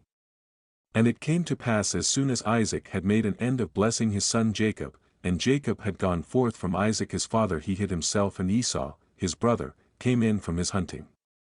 And he also made savory meat, and brought it to his father, and said unto his father, let my father arise, and eat of my venison that thy soul may bless me. And Isaac, his father, said unto him, Who art thou? And he said unto him, I am thy firstborn, thy son Esau, I have done as thou hast commanded me. And Isaac was very greatly astonished, and said, Who is he that hath hunted and caught and brought it to me, and I have eaten of all before thou camest, and have blessed him, and he shall be blessed, and all his seed forever. And it came to pass when Esau heard the words of his father Isaac that he cried with an exceeding great and bitter cry, and said unto his father, Bless me, even me also, father. And he said unto him, Thy brother came with guile, and hath taken away thy blessing. And he said, Now I know why his name is named Jacob, behold, he hath supplanted me these 2 times, he took away my birthright, and now he hath taken away my blessing. And he said, Hast thou not reserved a blessing for me, father? And Isaac answered and said unto Esau, Behold, I have made him thy lord, and all his brethren have I given to him for servants, and with plenty of corn and wine and oil have I strengthened him. And what now shall I do for thee, my son? And Esau said to Isaac, his father, Hast thou but one blessing, father? Bless me, even me also, father. And Esau lifted up his voice and wept. And Isaac answered and said unto him, Behold, far from the dew of the earth shall be thy dwelling, and far from the dew of heaven from above. And by thy sword wilt thou live, and thou wilt serve thy brother. And it shall come to pass when thou becomest great, and dost shake his yoke from off thy neck, thou wilt sin a complete sin unto death, and thy seed will be rooted out from under heaven. And Esau kept threatening Jacob because of the blessing wherewith his father blessed him, and he said in his heart, May the days of mourning for my father now come, so that I may slay my brother Jacob. Rebekah, alarmed at Esau's threats, prevails on Isaac to send Jacob to Mesopotamia, 1-12. Isaac comforts Rebekah on the departure of Jacob, 13-18. Jacob's dream and vow at Bethel, 19-27. And the words of Esau, her elder son, were told to Rebekah in a dream, and Rebekah sent and called Jacob her younger son, and said unto him, Behold, Esau thy brother will take vengeance on thee so as to kill thee. Now, therefore, my son, obey my voice, and arise and flee thou to Laban, my brother, to Haran, and tarry with him a few days until thy brother's anger turns away, and he remove his anger from thee, and forget all that thou hast done, then I will send and fetch thee from thence. And Jacob said, I am not afraid, if he wishes to kill me, I will kill him. But she said unto him, Let me not be bereft of both my sons on one day. And Jacob said to Rebekah his mother, Behold, thou knowest that my father has become old, and does not see because his eyes are dull, and if I leave him it will be evil in his eyes, because I leave him and go away from you, and my father will be angry, and will curse me. I will not go. When he sends me, then only will I go. And Rebekah said to Jacob, I will go in and speak to him, and he will send thee away. And Rebekah went in and said to Isaac, I loathe my life because of the 2 daughters of Heth, whom Esau has taken him as wives, and if Jacob take a wife from among the daughters of the land such as these, for what purpose do I further live, for the daughters of Canaan are evil. And Isaac called Jacob and blessed him, and admonished him and said unto him, Do not take thee a wife of any of the daughters of Canaan, arise and go to Mesopotamia, to the house of Bethuel, thy mother's father, and take thee a wife from thence of the daughters of Laban, thy mother's brother. And God Almighty bless thee and increase and multiply thee that thou mayest become a company of nations, and give thee the blessings of my father Abraham, to thee and to thy seed after thee, that thou mayest inherit the land of thy sojournings and all the land which God gave to Abraham. Go, my son, in peace. And Isaac sent Jacob away, and he went to Mesopotamia, to Laban the son of Bethuel the Syrian, the brother of Rebekah, Jacob's mother. And it came to pass after Jacob had arisen to go to Mesopotamia that the spirit of Rebekah was grieved after her son, and she wept. And Isaac said to Rebekah, My sister, weep not on account of Jacob, my son, for he goeth in peace, and in peace will he return. The Most High God will preserve him from all evil, and will be with him, for he will not forsake him all his days.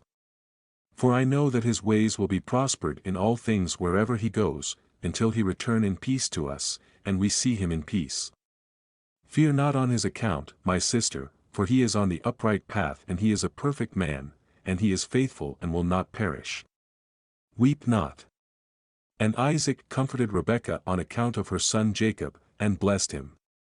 And Jacob went from the well of the oath to go to Haran on the 1st year of the 2nd week in the 44th Jubilee, and he came to Luz on the mountains, that is, Bethel, on the new moon of the 1st month of this week, and he came to the place at even and turned from the way to the west of the road that night, and he slept there, for the sun had set. And he took one of the stones of that place and laid it at his head under the tree, and he was journeying alone, and he slept. And he dreamt that night, and behold a ladder set up on the earth, and the top of it reached to heaven, and behold, the angels of the Lord ascended and descended on it, and behold, the Lord stood upon it. And he spake to Jacob and said, I am the Lord God of Abraham, thy father, and the God of Isaac. The land whereon thou art sleeping, to thee shall I give it, and to thy seed after thee, and thy seed will be as the dust of the earth, and thou wilt increase to the west and to the east, to the north and the south, and in thee and in thy seed will all the families of the nations be blessed. And behold, I shall be with thee, and shall keep thee whithersoever thou goest, and I shall bring thee again into this land in peace, for I shall not leave thee until I do everything that I told thee of. And Jacob awoke from his sleep, and said, Truly this place is the house of the Lord, and I knew it not. And he was afraid and said, Dreadful is this place which is none other than the house of God, and this is the gate of heaven. And Jacob arose early in the morning, and took the stone which he had put under his head and set it up as a pillar for a sign, and he poured oil upon the top of it. And he called the name of that place Bethel, but the name of the place was Luz at the first.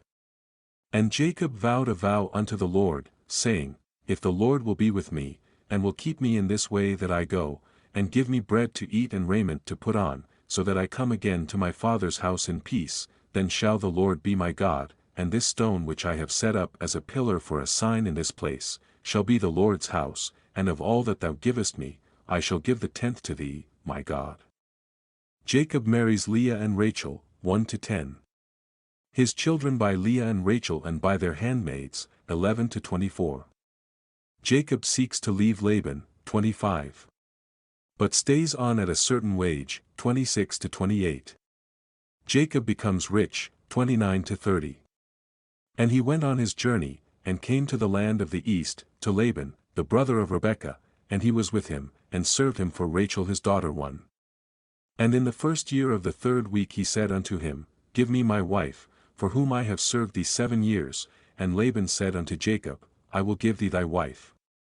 And Laban made a feast, and took Leah his elder daughter, and gave her to Jacob as a wife, and gave her Zilpah his handmaid for an handmaid, and Jacob did not know, for he thought that she was Rachel.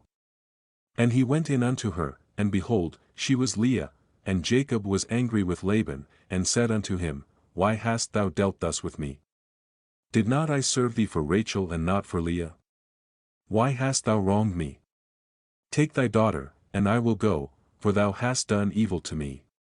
For Jacob loved Rachel more than Leah, for Leah's eyes were weak, but her form was very handsome. But Rachel had beautiful eyes and a beautiful and very handsome form. And Laban said to Jacob, It is not so done in our country, to give the younger before the elder. And it is not right to do this, for thus it is ordained and written in the heavenly tables, that no one should give his younger daughter before the elder, but the elder one gives first and after her the younger, and the man who does so, they set down guilt against him in heaven, and none is righteous that does this thing, for this deed is evil before the Lord. And command thou the children of Israel that they do not this thing, let them neither take nor give the younger before they have given the elder, for it is very wicked. And Laban said to Jacob, Let the 7 days of the feast of this one pass by, and I shall give thee Rachel, that thou mayst serve me another 7 years, that thou mayst pasture my sheep as thou didst in the former week. And on the day when the 7 days of the feast of Leah had passed, Laban gave Rachel to Jacob, that he might serve him another 7 years, and he gave to Rachel Bilhah, the sister of Zilpah, as a handmaid. And he served yet other 7 years for Rachel, for Leah had been given to him for nothing. And the Lord opened the womb of Leah, and she conceived and bare Jacob a son, and he called his name Reuben, on the 14th day of the 9th month, in the 1st year of the 3rd week.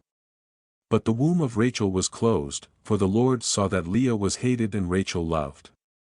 And again Jacob went in unto Leah, and she conceived, and bare Jacob a second son, and he called his name Simeon, on the 21st of the 10th month, and in the 3rd year of this week. And again Jacob went in unto Leah, and she conceived, and bare him a third son, and he called his name Levi, in the new moon of the 1st month in the 6th year of this week. And again Jacob went in unto her, and she conceived, and bare him a fourth son, and he called his name Judah, on the 15th of the 3rd month, in the 1st year of the 4th week. And on account of all this Rachel envied Leah, for she did not bear, and she said to Jacob, Give me children, and Jacob said, Have I withheld from thee the fruits of thy womb? Have I forsaken thee? And when Rachel saw that Leah had borne 4 sons to Jacob, Reuben and Simeon and Levi and Judah, she said unto him, Go in unto Bilhah my handmaid, and she will conceive, and bear a son unto me. And she gave him Bilhah her handmaid to wife. And he went in unto her, and she conceived, and bare him a son, and he called his name Dan, on the 9th of the 6th month, in the 6th year of the 3rd week. And Jacob went in again unto Bilhah a second time, and she conceived, and bare Jacob another son, and Rachel called his name Naphtali, on the 5th of the 7th month, in the 2nd year of the 4th week. And when Leah saw that she had become sterile and did not bear, she envied Rachel, and she also gave her handmaid Zilpah to Jacob to wife, and she conceived, and bare a son, and Leah called his name Gad, on the 12th of the 8th month, in the 3rd year of the 4th week. And he went in again unto her, and she conceived, and bare him a second son, and Leah called his name Asher, on the 2nd of the 11th month, in the 5th year of the 4th week. And Jacob went in unto Leah, and she conceived, and bare a son, and she called his name Issachar, on the 4th of the 5th month, in the 4th year of the 4th week, and she gave him to a nurse. And Jacob went in again unto her, and she conceived, and bare 2 children, a son and a daughter, and she called the name of the son Zebulun, and the name of the daughter Dina, in the 7th of the 7th month, in the 6th year of the 4th week. And the Lord was gracious to Rachel, and opened her womb, and she conceived, and bare a son, and she called his name Joseph, on the new moon of the 4th month, in the 6th year in this 4th week. And in the days when Joseph was born, Jacob said to Laban, Give me my wives and sons, and let me go to my father Isaac, and let me make me an house, for I have completed the years in which I have served thee for thy 2 daughters, and I will go to the house of my father.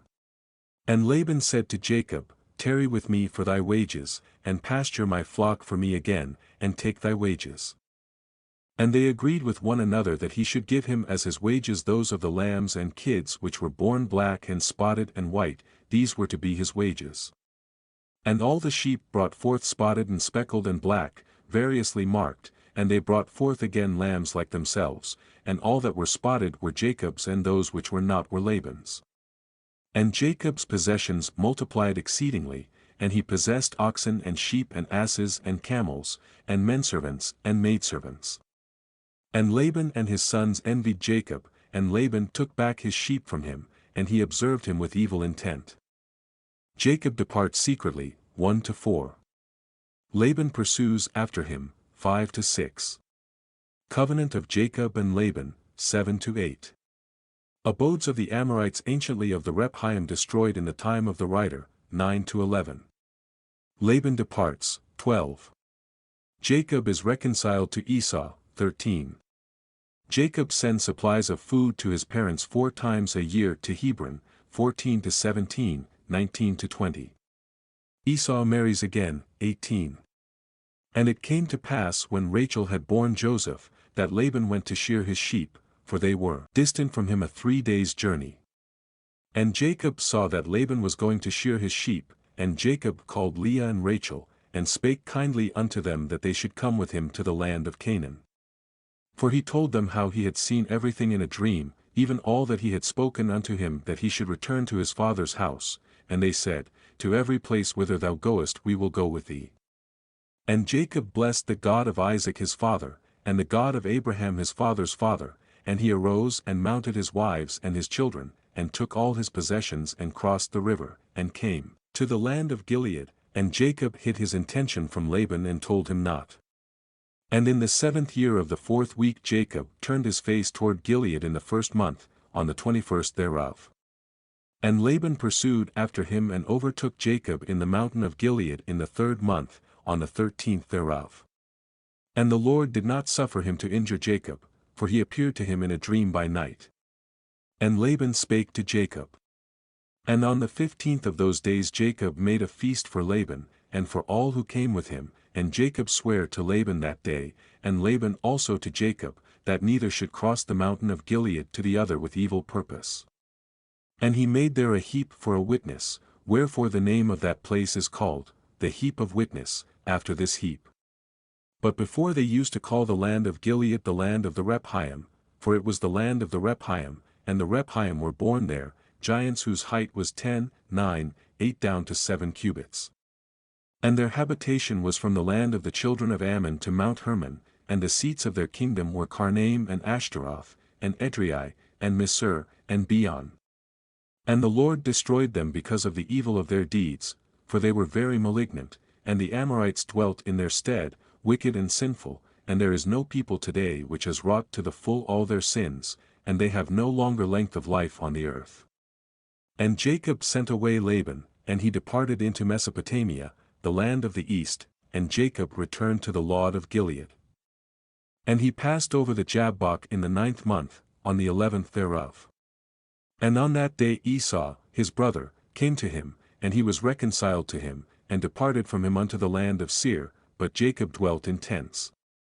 And in the 1st year of the 5th week in this Jubilee he crossed the Jordan, and dwelt beyond the Jordan, and he pastured his sheep from the sea of the heap unto Bethshan, and unto Dothan, and unto the forest of Akrabim. And he sent to his father Isaac of all his substance, clothing, and food, and meat, and drink, and milk, and butter, and cheese, and some dates of the valley. And to his mother Rebekah also 4 times a year, between the times of the months, between plowing and reaping, and between autumn and the rain season and between winter and spring, to the tower of Abraham. For Isaac had returned from the well of the oath and gone up to the tower of his father Abraham, and he dwelt there apart from his son Esau.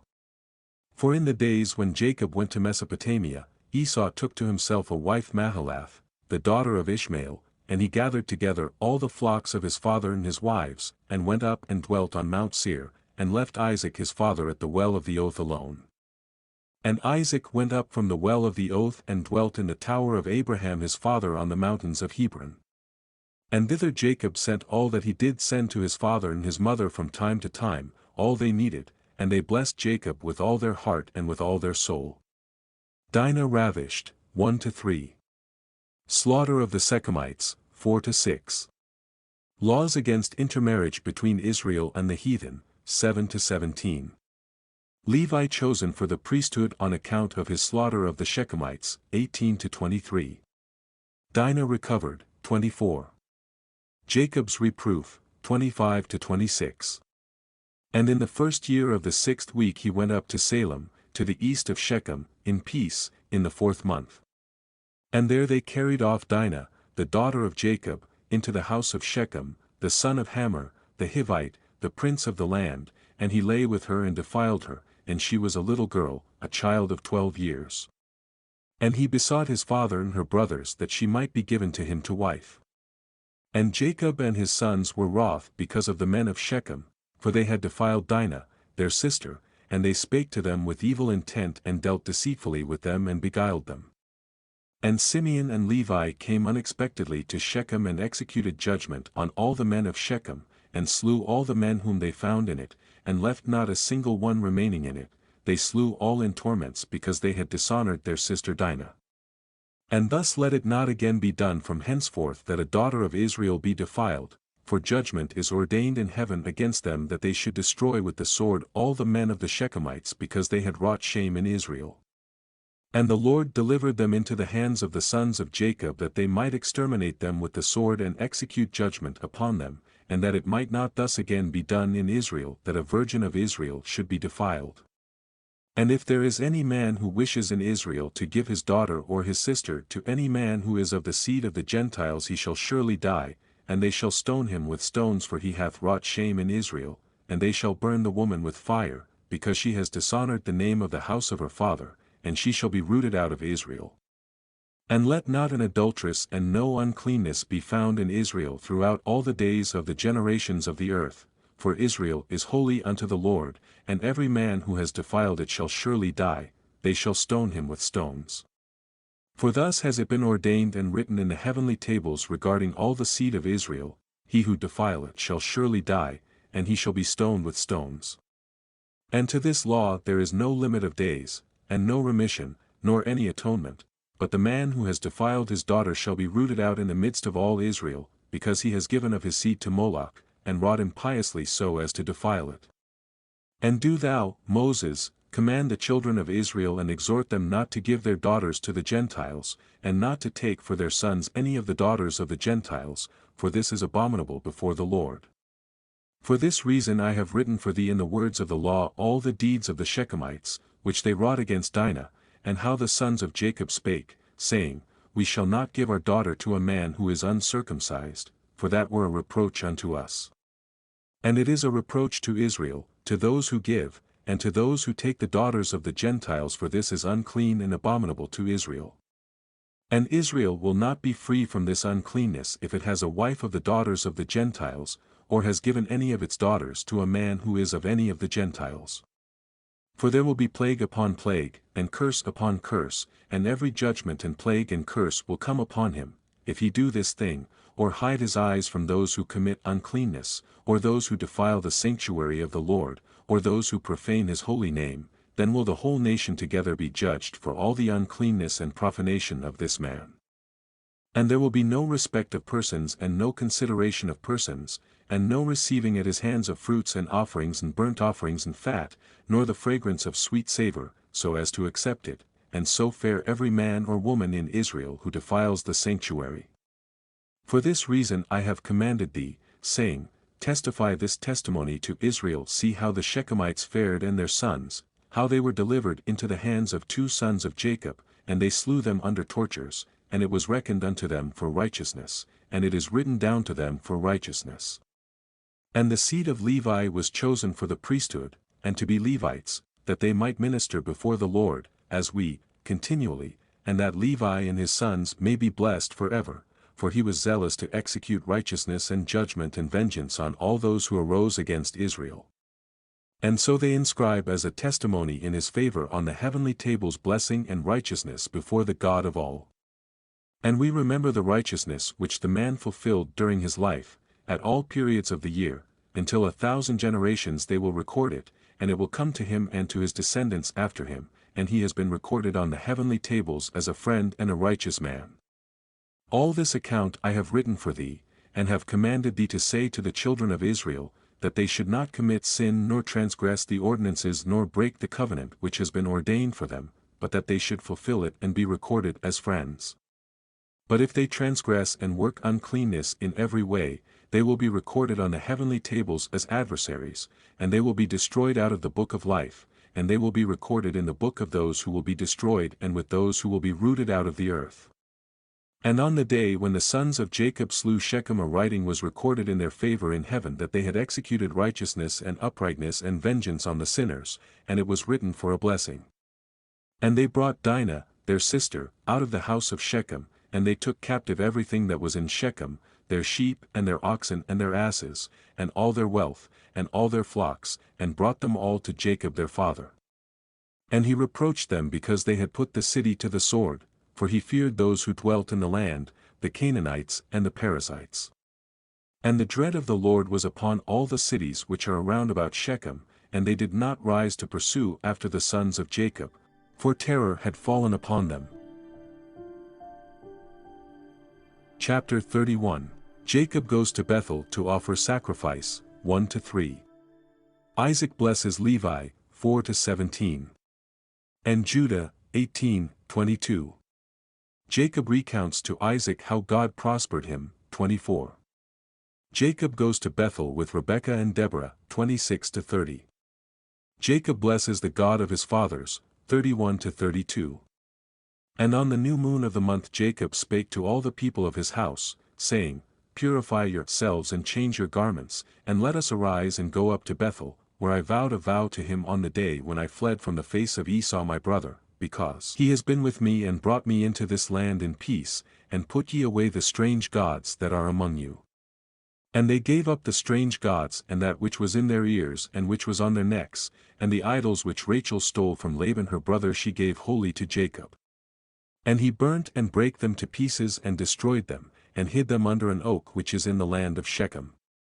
And he went up on the new moon of the 7th month to Bethel. And he built an altar at the place where he had slept, and he set up a pillar there, and he sent word to his father Isaac to come to him to his sacrifice, and to his mother Rebekah. And Isaac said, Let my son Jacob come, and let me see him before I die. And Jacob went to his father Isaac and to his mother Rebekah, to the house of his father Abraham, and he took 2 of his sons with him, Levi and Judah, and he came to his father Isaac and to his mother Rebekah.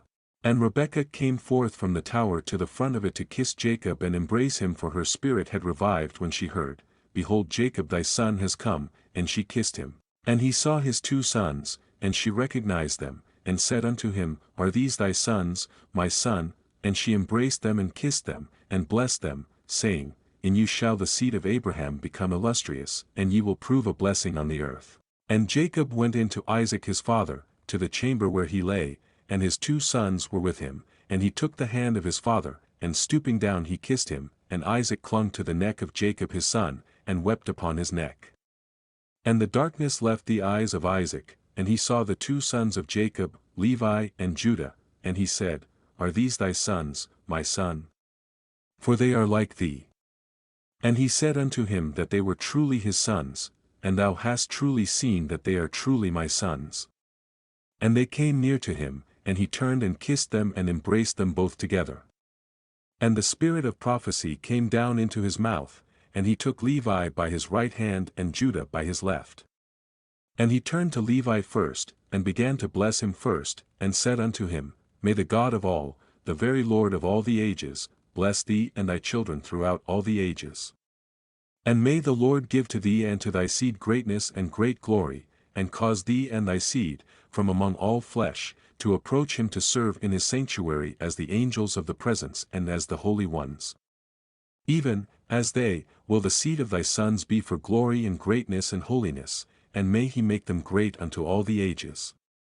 And they will be princes and judges, and chiefs of all the seed of the sons of Jacob. They will speak the word of the Lord in righteousness, and they will judge all his judgments in righteousness. And they will declare my ways to Jacob and my paths to Israel. The blessing of the Lord will be given in their mouths to bless all the seed of the beloved. Thy mother has called thy name Levi, and justly has she called thy name. Thou wilt be joined to the Lord, and be the companion of all the sons of Jacob. Let his table be thine, and do thou and thy sons eat thereof, and may thy table be full unto all generations, and thy food fail not unto all the ages. And let all who hate thee fall down before thee, and let all thy adversaries be rooted out and perish. And blessed be he that blesses thee. And cursed be every nation that curses thee. And to Judah he said, May the Lord give thee strength and power to tread down all that hate thee. A prince shalt thou be, thou and one of thy sons, over the sons of Jacob. May thy name and the name of thy sons go forth and traverse every land and region. Then will the Gentiles fear before thy face, and all the nations will quake, and all the peoples will quake. In thee shall be the help of Jacob, and in thee be found the salvation of Israel. And when thou sittest on the throne of the honor of thy righteousness, there will be great peace for all the seed of the sons of the beloved, and blessed will he be that blesseth thee. And all that hate thee and afflict thee and curse thee shall be rooted out and destroyed from the earth and accursed. And turning he kissed him again and embraced him, and rejoiced greatly, for he had seen the sons of Jacob his son in very truth. And he went forth from between his feet and fell down and worshipped him. And he blessed them. And Jacob rested there with Isaac his father that night, and they eat and drank with joy. And he made the 2 sons of Jacob sleep, the one on his right hand and the other on his left, and it was counted to him for righteousness. And Jacob told his father everything during the night, how the Lord had shown him great mercy, and how he had prospered him in all his ways, and protected him from all evil. And Isaac blessed the God of his father Abraham, who had not withdrawn his mercy and his righteousness from the sons of his servant Isaac. And in the morning Jacob told his father Isaac the vow which he had vowed to the Lord, and the vision which he had seen, and that he had built an altar, and that everything was ready for the sacrifice to be made before the Lord as he had vowed, and that he had come to set him on an ass. And Isaac said unto Jacob his son, I am not able to go with thee, for I am old and not able to bear the way. Go, my son, in peace, for I am 165 years this day, I am no longer able to journey. Set thy mother on an ass, and let her go with thee. And I know, my son, that thou hast come on my account, and may this day be blessed on which thou hast seen me alive, and I also have seen thee, my son. Mayest thou prosper and fulfill the vow which thou hast vowed, and put not off thy vow, for thou wilt be called to account as touching the vow. Now therefore make haste to perform it, and may he be pleased who has made all things, to whom thou hast vowed the vow. And he said to Rebekah, Go with Jacob thy son, and Rebekah went with Jacob her son, and Deborah with her, and they came to Bethel. And Jacob remembered the prayer with which his father had blessed him and his 2 sons, Levi and Judah, and he rejoiced and blessed the God of his fathers, Abraham and Isaac. And he said, Now I know that I have an eternal hope, and my sons also, before the God of all, and thus is it ordained concerning the 2, and they record it as an eternal testimony unto them on the heavenly tables how Isaac blessed them. Chapter 32. Levi's dream at Bethel, 1. Levi chosen to the priesthood, as the 10th son, 2-3.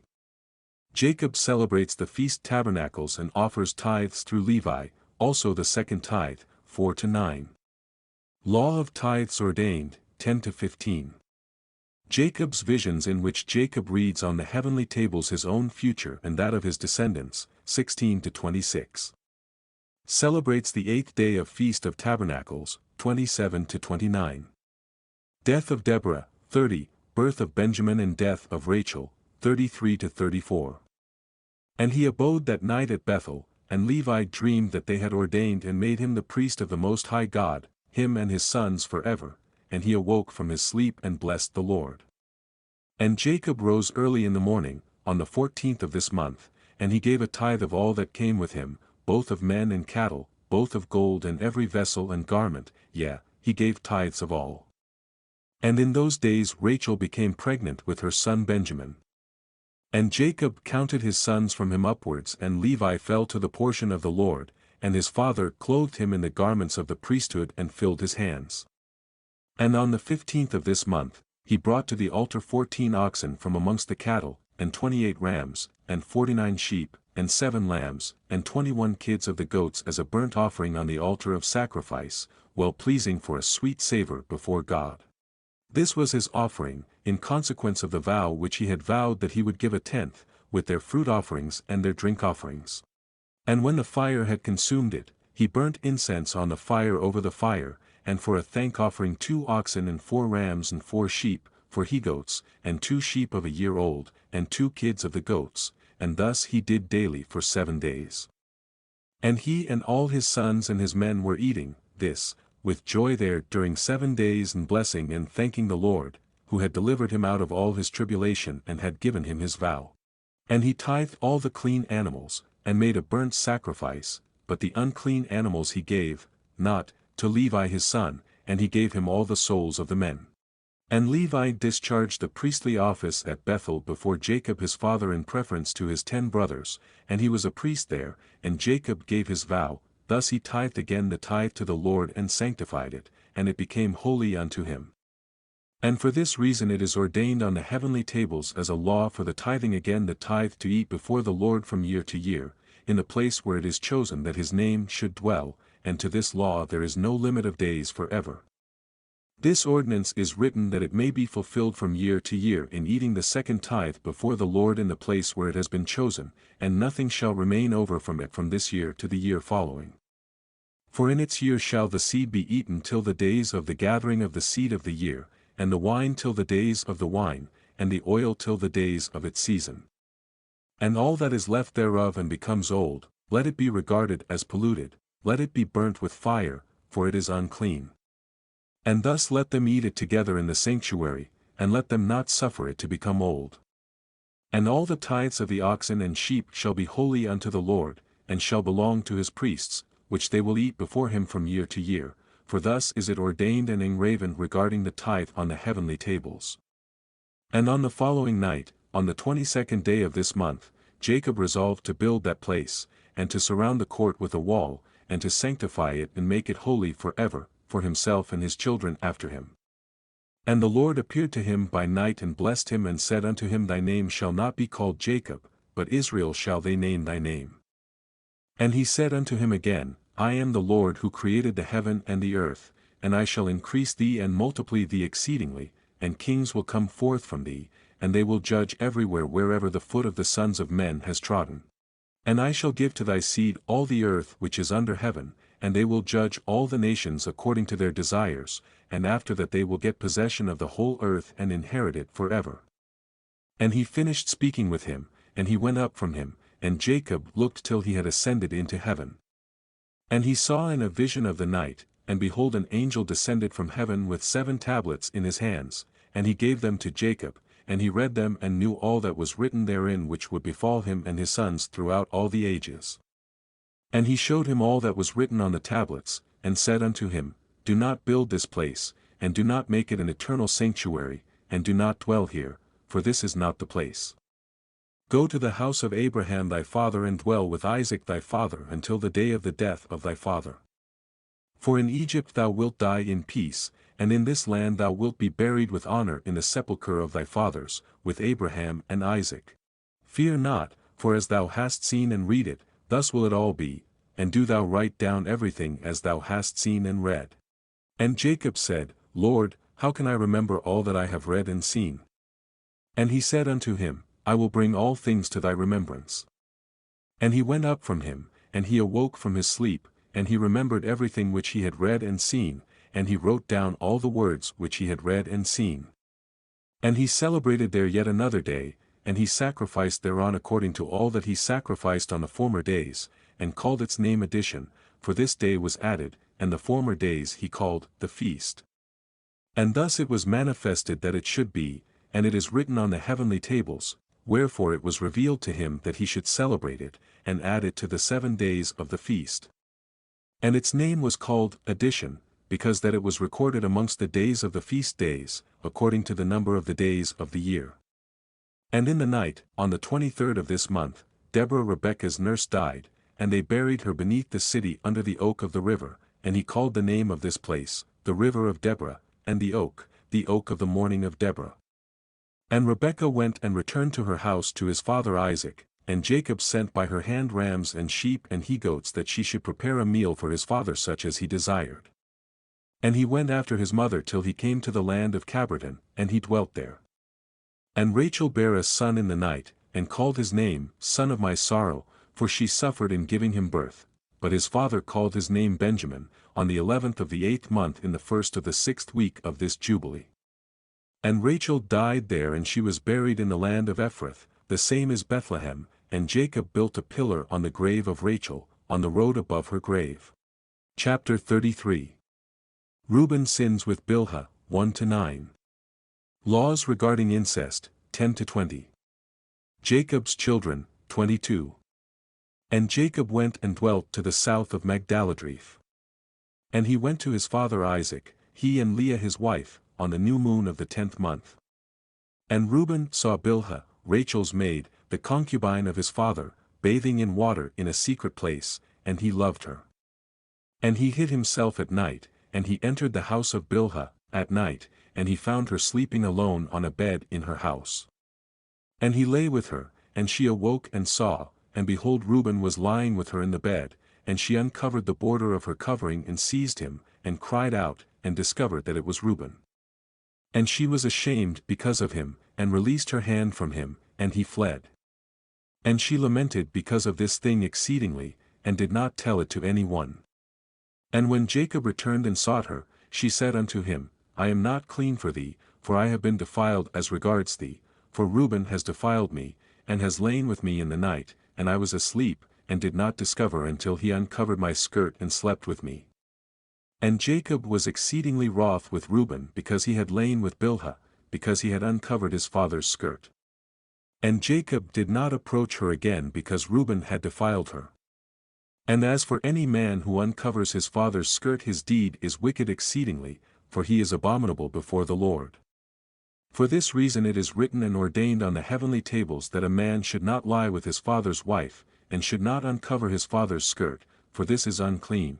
They shall surely die together, the man who lies with his father's wife and the woman also, for they have wrought uncleanness on the earth. And there shall be nothing unclean before our God in the nation which he has chosen for himself as a possession. And again, it is written a second time, Cursed be he who lieth with the wife of his father, for he hath uncovered his father's shame, and all the holy ones of the Lord said, So be it, so be it. And do thou, Moses, command the children of Israel that they observe this word, for it entails a punishment of death, and it is unclean, and there is no atonement for ever to atone for the man who has committed this, but he is to be put to death and slain, and stoned with stones, and rooted out from the midst of the people of our God. For to no man who does so in Israel is it permitted to remain alive a single day on the earth, for he is abominable and unclean. And let them not say, To Reuben was granted life and forgiveness after he had lain with his father's concubine, and to her also though she had a husband, and her husband Jacob, his father, was still alive. For until that time there had not been revealed the ordinance and judgment and law in its completeness for all, but in thy days, it has been revealed, as a law of seasons and of days, and an everlasting law for the everlasting generations. And for this law there is no consummation of days, and no atonement for it, but they must both be rooted out in the midst of the nation, on the day whereon they committed it they shall slay them. And do thou, Moses, write it down for Israel that they may observe it, and do according to these words, and not commit a sin unto death, for the Lord our God is judge, who respects not persons and accepts not gifts. And tell them these words of the covenant, that they may hear and observe, and be on their guard with respect to them, and not be destroyed and rooted out of the land, for an uncleanness, and an abomination, and a contamination, and a pollution are all they who commit it on the earth before our God. And there is no greater sin than the fornication which they commit on earth, for Israel is a holy nation unto the Lord its God, and a nation of inheritance, and a priestly and royal nation and for his own possession, and there shall no such uncleanness appear in the midst of the holy nation. And in the 3rd year of this 6th week Jacob and all his sons went and dwelt in the house of Abraham, near Isaac his father and Rebekah his mother.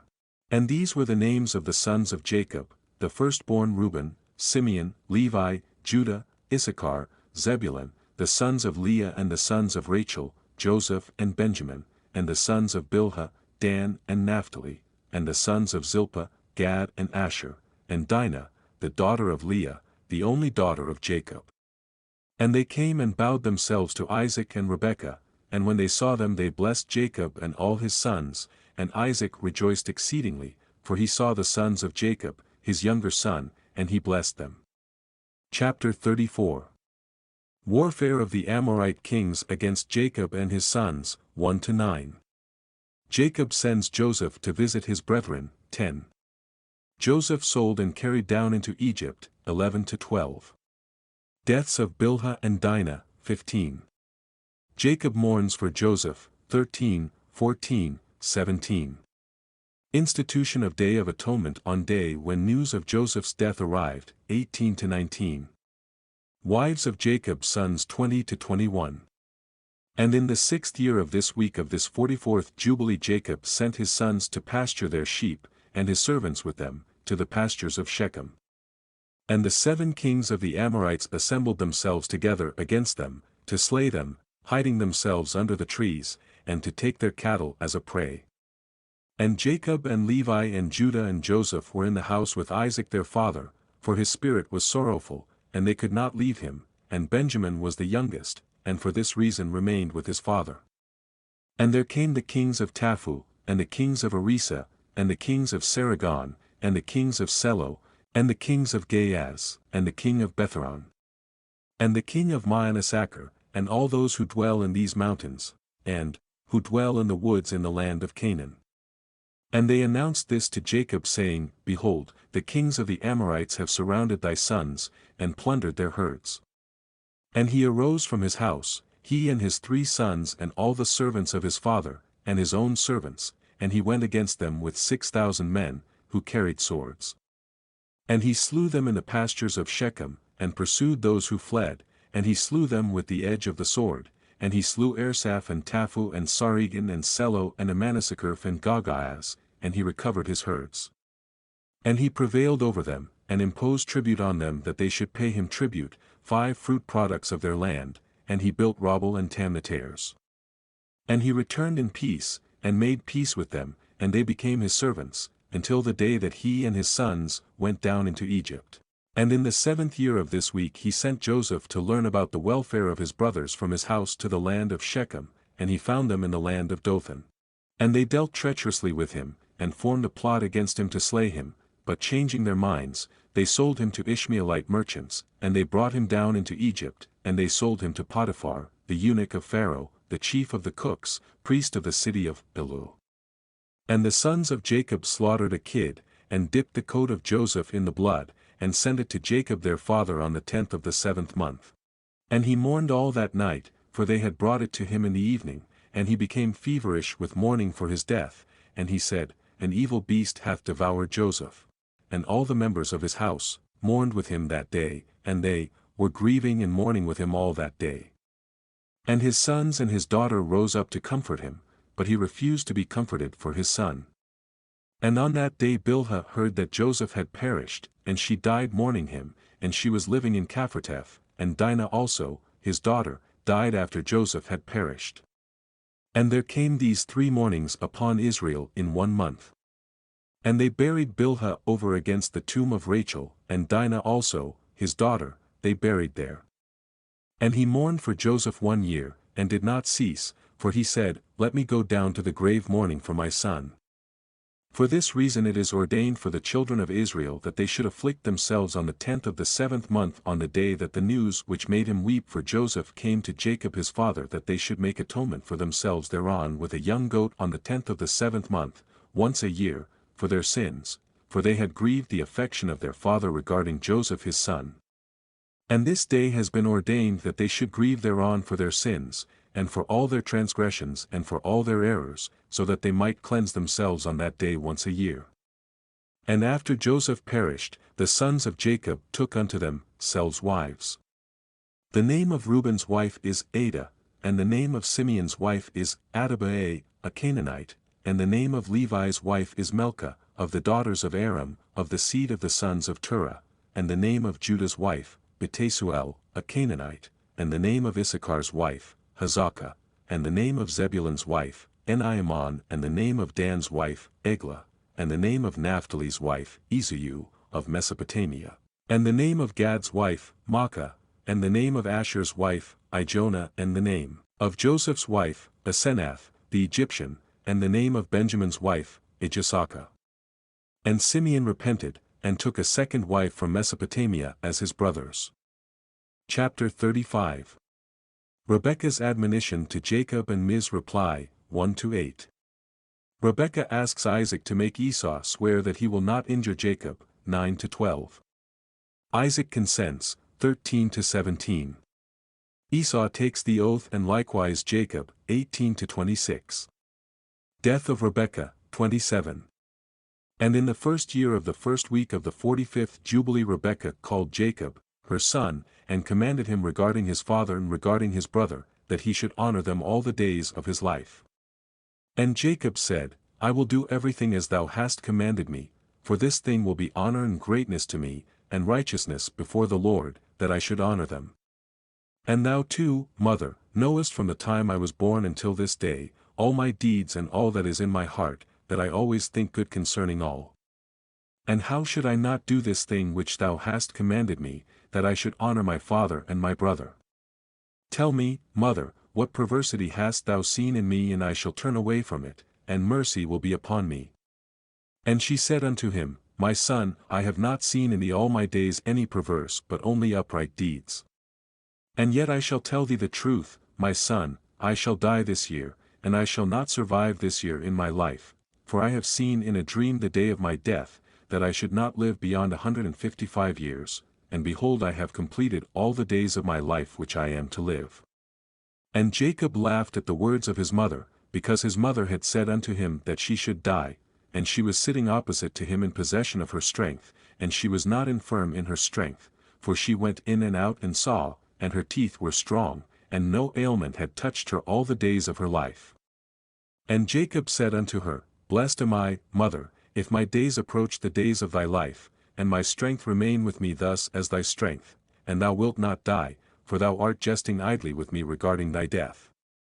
And she went in to Isaac and said unto him, One petition I make unto thee, make Esau swear that he will not injure Jacob, nor pursue him with enmity, for thou knowest Esau's thoughts that they are perverse from his youth, and there is no goodness in him, for he desires after thy death to kill him. And thou knowest all that he has done since the day Jacob his brother went to Haran until this day, how he has forsaken us with his whole heart, and has done evil to us. Thy flocks he has taken to himself, and carried off all thy possessions from before thy face. And when we implored and besought him for what was our own, he did as a man who was taking pity on us. And he is bitter against thee because thou didst bless Jacob thy perfect and upright son, for there is no evil but only goodness in him, and since he came from Haran unto this day he has not robbed us of aught, for he brings us everything in its season always, and rejoices with all his heart when we take at his hands, and he blesses us, and has not parted from us since he came from Haran until this day, and he remains with us continually at home honoring us. And Isaac said unto her, I, too, know and see the deeds of Jacob who is with us, how that with all his heart he honors us, but I loved Esau formerly more than Jacob, because he was the firstborn, but now I love Jacob more than Esau, for he has done manifold evil deeds, and there is no righteousness in him, for all his ways are unrighteousness and violence, and there is no righteousness around him. And now my heart is troubled because of all his deeds, and neither he nor his seed is to be saved, for they are those who will be destroyed from the earth, and who will be rooted out from under heaven, for he has forsaken the God of Abraham and gone after his wives and after their uncleanness and after their error, he and his children. And thou dost bid me make him swear that he will not slay Jacob, his brother, even if he swear he will not abide by his oath, and he will not do good but evil only. But if he desires to slay Jacob, his brother, into Jacob's hands will he be given, and he will not escape from his hands, for he will descend into his hands. And fear thou not on account of Jacob, for the guardian of Jacob is great and powerful and honored, and praised more than the guardian of Esau. And Rebekah sent and called Esau, and he came to her, and she said unto him, I have a petition, my son, to make unto thee, and do thou promise to do it, my son. And he said, I will do every thing that thou sayest unto me, and I will not refuse thy petition. And she said unto him, I ask you that the day I die, thou wilt take me in and bury me near Sarah, thy father's mother, and that thou and Jacob will love each other, and that neither will desire evil against the other, but mutual love only, and so ye will prosper, my sons, and be honored in the midst of the land, and no enemy will rejoice over you, and ye will be a blessing and a mercy in the eyes of all those that love you. And he said, I will do all that thou hast told me, and I shall bury thee on the day thou deest near Sarah, my father's mother, as thou hast desired that her bones may be near thy bones. And Jacob, my brother, also, I shall love above all flesh, for I have not a brother in all the earth but him only, and this is no great merit for me if I love him, for he is my brother, and we were sown together in thy body, and together came we forth from thy womb, and if I do not love my brother, whom shall I love? And I, myself, beg thee to exhort Jacob concerning me and concerning my sons, for I know that he will assuredly be king over me and my sons, for on the day my father blessed him he made him the higher and me the lower. And I swear unto thee that I shall love him, and not desire evil against him all the days of my life but good only. And he sware unto her regarding all this matter. And she called Jacob before the eyes of Esau, and gave him commandment according to the words which she had spoken to Esau. And he said, I shall do thy pleasure, believe me that no evil will proceed from me or from my sons against Esau, and I shall be first in naught save in love only. And they eat and drank, she and her sons that night, and she died, 3 jubilees and 1 week and 1 year old, on that night, and her 2 sons, Esau and Jacob, buried her in the double cave near Sarah, their father's mother. Chapter 36. Isaac gives directions to his sons as to his burial, exhorts them to love one another and makes them imprecate destruction on him who injures his brother, 1-11. Divides his possessions, giving the larger portion to Jacob, and dies, 12-18. Leah dies, Jacob's sons come to comfort him, 21-24. And in the 6th year of this week Isaac called his 2 sons, Esau and Jacob, and they came to him, and he said unto them, My sons, I am going the way of my fathers, to the eternal house where my fathers are. Wherefore bury me near Abraham my father, in the double cave in the field of Ephron the Hittite, where Abraham purchased a sepulchre to bury in the sepulchre which I digged for myself, there bury me. And this I command you, my sons, that ye practice righteousness and uprightness on the earth, so that the Lord may bring upon you all that the Lord said that he would do to Abraham and to his seed. And love one another, my sons, your brothers as a man who loves his own soul, and let each seek in what he may benefit his brother, and act together on the earth, and let them love each other as their own souls.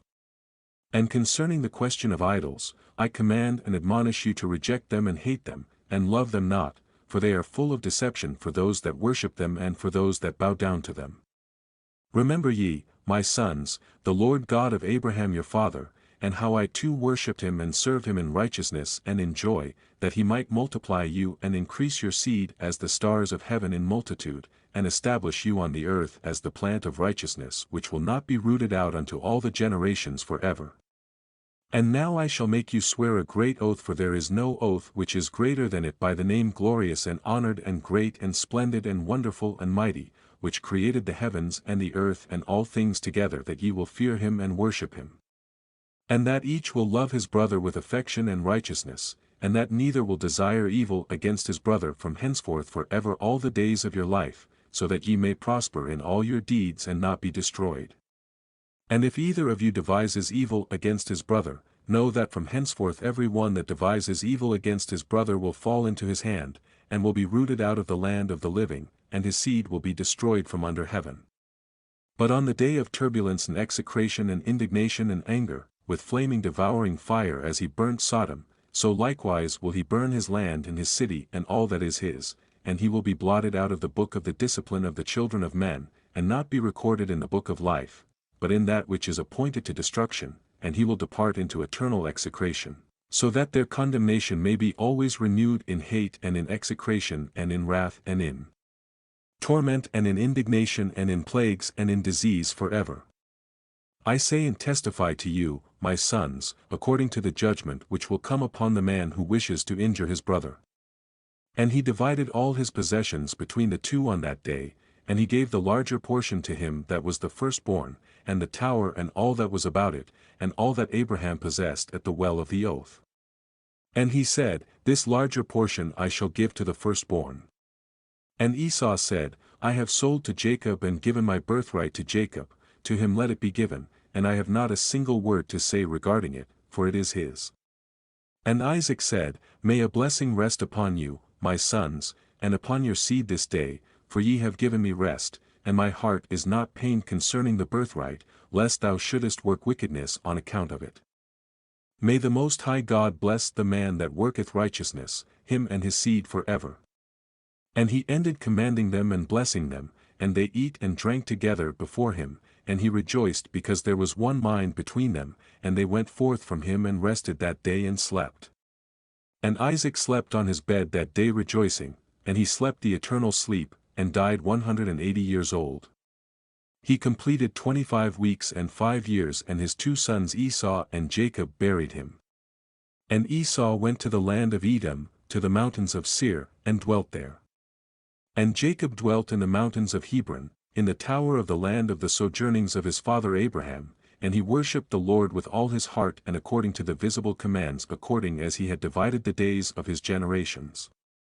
And Leah his wife died in the 4th year of the 2nd week of the 45th jubilee, and he buried her in the double cave near Rebekah his mother, to the left of the grave of Sarah, his father's mother.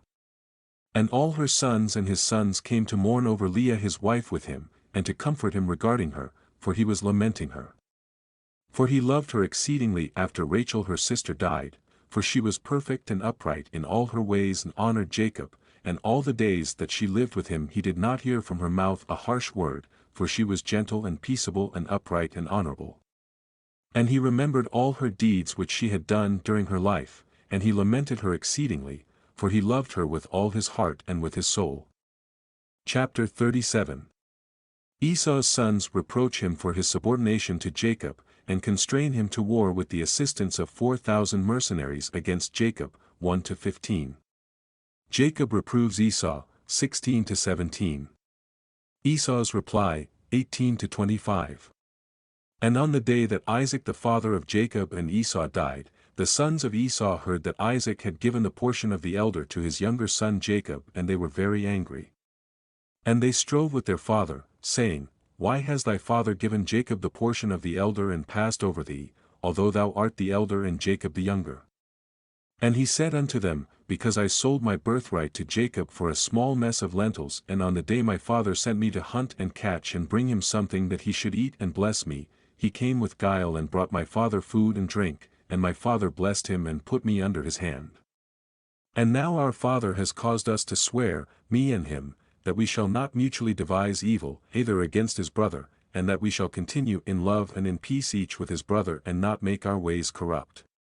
And they said unto him, We shall not hearken unto thee to make peace with him, for our strength is greater than his strength, and we are more powerful than he, we shall go against him and slay him, and destroy him and his sons. And if thou wilt not go with us, we shall do hurt to thee also. And now hearken unto us, let us send to Aram and Philistia and Moab and Ammon, and let us choose for ourselves chosen men who are ardent for battle, and let us go against him and do battle with him, and let us exterminate him from the earth before he grows strong. And their father said unto them, Do not go and do not make war with him lest ye fall before him. And they said unto him, This too, is exactly thy mode of action from thy youth until this day, and thou art putting thy neck under his yoke. We shall not hearken to these words. And they sent to Aram, and to Aduram to the friend of their father, and they hired along with them 1,000 fighting men, chosen men of war. And there came to them from Moab and from the children of Ammon, those who were hired, 1,000 chosen men, and from Philistia, 1,000 chosen men of war, and from Edom and from the Horites 1,000 chosen fighting men, and from the Kittim mighty men of war. And, Go forth with them and lead them, else we shall slay thee. And he was filled with wrath and indignation on seeing that his sons were forcing him to go before them to lead them against Jacob his brother. But afterward he remembered all the evil which lay hidden in his heart against Jacob his brother, and he remembered not the oath which he had sworn to his father and to his mother that he would devise no evil all his days against Jacob his brother. And notwithstanding all this, Jacob knew not that they were coming against him to battle, and he was mourning for Leah, his wife, until they approached very near to the tower with 4,000 warriors and chosen men of war. And the men of Hebron sent to him saying, Behold thy brother has come, against thee, to fight thee, with 4,000 girt with the sword, and they carry shields and weapons, for they loved Jacob more than Esau. So they told him, for Jacob was a more liberal and merciful man than Esau. But Jacob would not believe until they came very near to the tower. And he closed the gates of the tower, and he stood on the battlements and spake to his brother Esau and said, Noble is the comfort wherewith thou hast come to comfort me for my wife who has died. Is this the oath that thou didst swear to thy father and again to thy mother before they died? Thou hast broken the oath, and on the moment that thou didst swear to thy father wast thou condemned. And then Esau answered and said unto him, Neither the children of men nor the beasts of the earth have any oath of righteousness which in swearing they have sworn an oath valid forever, but every day they devise evil one against another, and how each may slay his adversary and foe. And thou dost hate me and my children forever. And there is no observing the tie of brotherhood with thee. Hear these words which I declare unto thee. If the boar can change its skin and make its bristles as soft as wool, or if it can cause horns to sprout forth on its head like the horns of a stag or of a sheep, then shall I observe the tie of brotherhood with thee. And if the breasts separated themselves from their mother, for thou hast not been a brother to me. And if the wolves make peace with the lambs so as not to devour or do them violence, and if their hearts are towards them for good, then there will be peace in my heart towards thee. And if the lion becomes the friend of the ox and makes peace with him, and if he is bound under one yoke with him and ploughs with him, then shall I make peace with thee. And when the raven becomes white as the raza, then know that I have loved thee and shall make peace with thee. Thou shalt be rooted out, and thy sons shall be rooted out, and there shall be no peace for thee. And when Jacob saw that he was so evilly disposed towards him with his heart, and with all his soul as to slay him, and that he had come springing like the wild boar which comes upon the spear that pierces and kills it, and recoils not from it. Then he spake to his own and to his servants that they should attack him and all his companions. Chapter 38. War between Jacob and Esau. Death of Esau and overthrow of his forces, 1-10. Edoni reduced to servitude, till this day, 11-14. Kings of Edom, 15-24. And after that Judah spake to Jacob, his father, and said unto him, Send forth thy arrows and cast down the adversary and slay the enemy, and mayst thou have the power, for we shall not slay thy brother, for he is such as thou, and he is like thee, let us give him this honor. Then Jacob bent his bow and sent forth the arrow and struck Esau, his brother, on his right breast and slew him. And again he sent forth an arrow and struck Aduram the Aramean, on the left breast, and drove him backward and slew him. And then went forth the sons of Jacob, they and their servants, dividing themselves into companies on the four sides of the tower. And Judah went forth in front, and Naphtali and Gad with him and 50 servants with him on the south side of the tower, and they slew all they found before them, and not one individual of them escaped. And Levi and Dan and Asher went forth on the east side of the tower, and 50 men with them, and they slew the fighting men of Moab and Ammon. And Reuben and Issachar and Zebulun went forth on the north side of the tower, and 50 men with them, and they slew the fighting men of the Philistines. And Simeon and Benjamin and Enoch, Reuben's son, went forth on the west side of the tower, and 50 men with them, and they slew of Edom and of the Horites 400 men, stout warriors, and 600 fled, and 4 of the sons of Esau fled with them, and left their father lying slain, as he had fallen on the hill which is in Aduram. And the sons of Jacob pursued after them to the mountains of Seir. And Jacob buried his brother on the hill which is in Aduram, and he returned to his house. 10. And the sons of Jacob pressed hard upon the sons of Esau in the mountains of Seir, and bowed their necks so that they became servants of the sons of Jacob. And they sent to their father to inquire whether they should make peace with them or slay them. And Jacob sent word to his sons that they should make peace, and they made peace with them, and placed the yoke of servitude upon them, so that they paid tribute to Jacob and to his sons always. And they continued to pay tribute to Jacob until the day that he went down into Egypt. And the sons of Edom have not got quit of the yoke of servitude which the 12 sons of Jacob had imposed on them until this day. And these are the kings that reigned in Edom before there reigned any king over the children of Israel until this day in the land of Edom. And Balak, the son of Beor, reigned in Edom, and the name of his city was Dinhabah. And Balak died, and Jobab, the son of Zara of Bozer, reigned in his stead. And Jobab died, and Asam, of the land of Taman, reigned in his stead. And Asam died, and Adath, the son of Bered, who slew Midian in the field of Moab, reigned in his stead, and the name of his city was Avith. And Adath died, and Salmon, from Amasekah, reigned in his stead. And Salmon died, and Saul of Areaboth by the river, reigned in his stead. And Saul died, and Baalunan, the son of Achbor, reigned in his stead. And Baalunan, the son of Achbor, died, and Adath reigned in his stead, and the name of his wife was Medabith, the daughter of Matarat, the daughter of Metabedzub. These are the kings who reigned in the land of Edom. Chapter 39. Joseph set over Potiphar's house, 1-4. His purity in imprisonment, 5-13. Imprisonment of Pharaoh's chief butler and chief baker whose dreams Joseph interprets, 14-18. And Jacob dwelt in the land of his father's sojournings in the land of Canaan. These are the generations of Jacob. And Joseph was 17 years old when they took him down into the land of Egypt, and Potiphar, an eunuch of Pharaoh, the chief cook bought him. And he set Joseph over all his house, and the blessing of the Lord came upon the house of the Egyptian on account of Joseph, and the Lord prospered him in all that he did. And the Egyptian committed everything into the hands of Joseph, for he saw that the Lord was with him, and that the Lord prospered him in all that he did. And Joseph's appearance was comely and very beautiful was his appearance, and his master's wife lifted up her eyes and saw Joseph, and she loved him, and besought him to lie with her. But he did not surrender his soul, and he remembered the Lord and the words which Jacob, his father, used to read from amongst the words of Abraham, that no man should commit fornication with a woman who has a husband, that for him the punishment of death has been ordained in the heavens before the Most High God, and the sin will be recorded against him in the eternal books continually before the Lord. And Joseph remembered these words and refused to lie with her.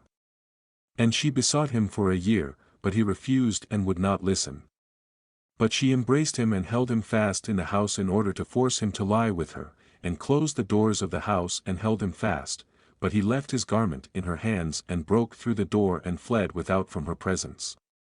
And the woman saw that he would not lie with her, and she calumniated him in the presence of his lord, saying, Thy Hebrew servant, whom thou lovest, sought to force me so that he might lie with me, and it came to pass when I lifted up my voice that he fled and left his garment in my hands when I held him, and he brake through the door. And the Egyptian saw the garment of Joseph and the broken door, and heard the words of his wife, and cast Joseph into prison into the place where the prisoners were kept whom the king imprisoned.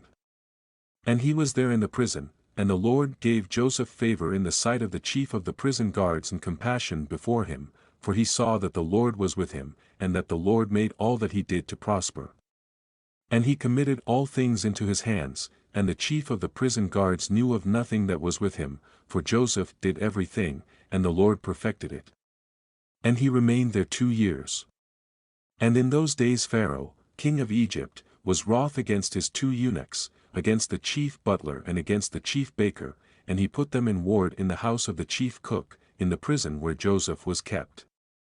And the chief of the prison guards appointed Joseph to serve them, and he served before them. And they both dreamed a dream, the chief butler and the chief baker, and they told it to Joseph. And they both dreamed a dream, the chief butler and the chief baker, and they told it to Joseph. And as he interpreted to them so it befell them, and Pharaoh restored the chief butler to his office, and the chief baker he slew, as Joseph had interpreted to them.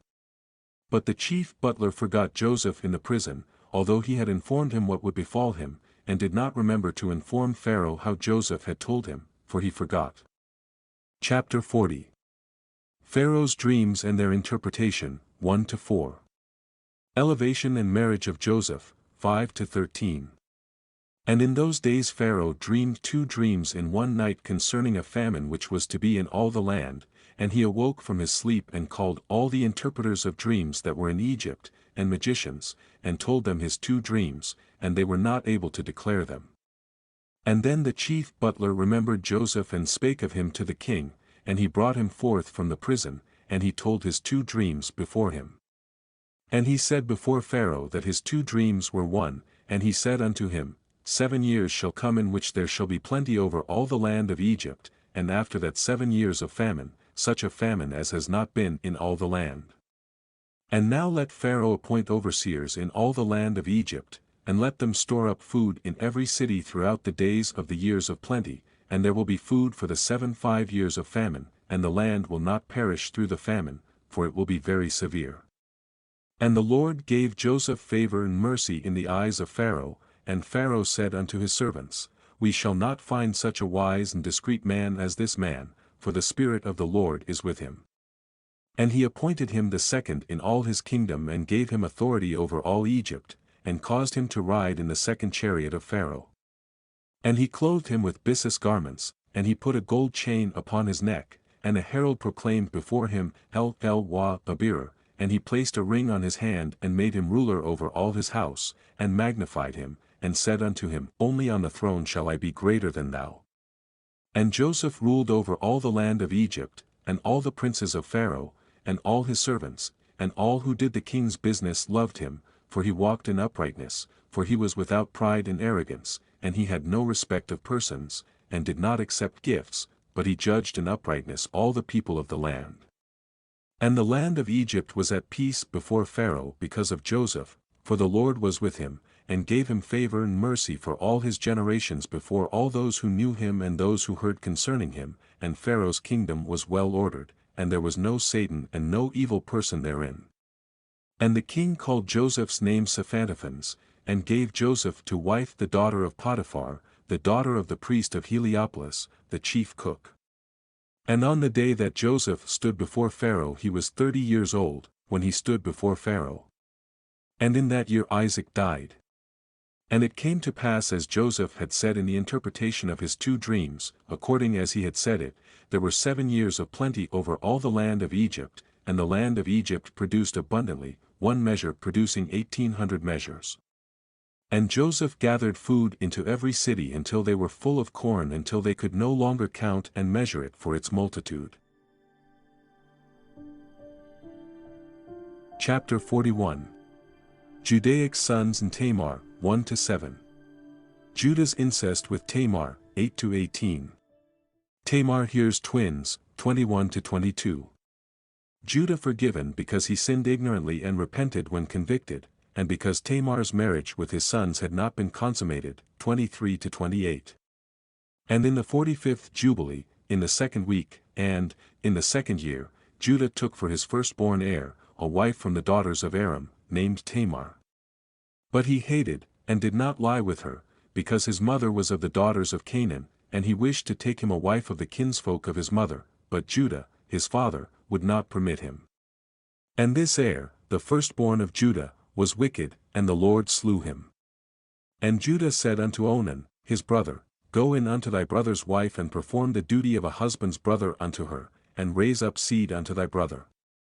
And Onan knew that the seed would not be his, but his brother's only, and he went into the house of his brother's wife, and spilt the seed on the ground, and he was wicked in the eyes of the Lord, and he slew him. And Judah said unto Tamar, his daughter-in-law, Remain in thy father's house as a widow till Shelah my son be grown up, and I shall give thee to him to wife. And he grew up, but Bethuel, the wife of Judah, did not permit her son Shelah to marry. And Bethuel, the wife of Judah, died in the 5th year of this week. And in the 6th year Judah went up to shear his sheep at Timnah.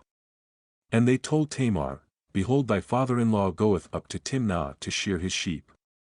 And she put off her widow's clothes, and put on a veil, and adorned herself, and sat in the gate adjoining the way to Timnah. And as Judah was going along he found her, and thought her to be an harlot, and he said unto her, Let me come in unto thee, and she said unto him, Come in, and he went in. And she said unto him, Give me my hire, and he said unto her, I have nothing in my hand save my ring that is on my finger, and my necklace, and my staff which is in my hand. And she said unto him, Give them to me until thou dost send me my hire, and he said unto her, I will send unto thee a kid of the goats, and he gave them to her, and he went in unto her, and she conceived by him. And Judah went unto his sheep, and she went to her father's house. And Judah sent a kid of the goats by the hand of his shepherd, an Adullamite, and he found her not, and he asked the people of the place, saying, Where is the harlot who was here? And they said unto him, There is no harlot here with us.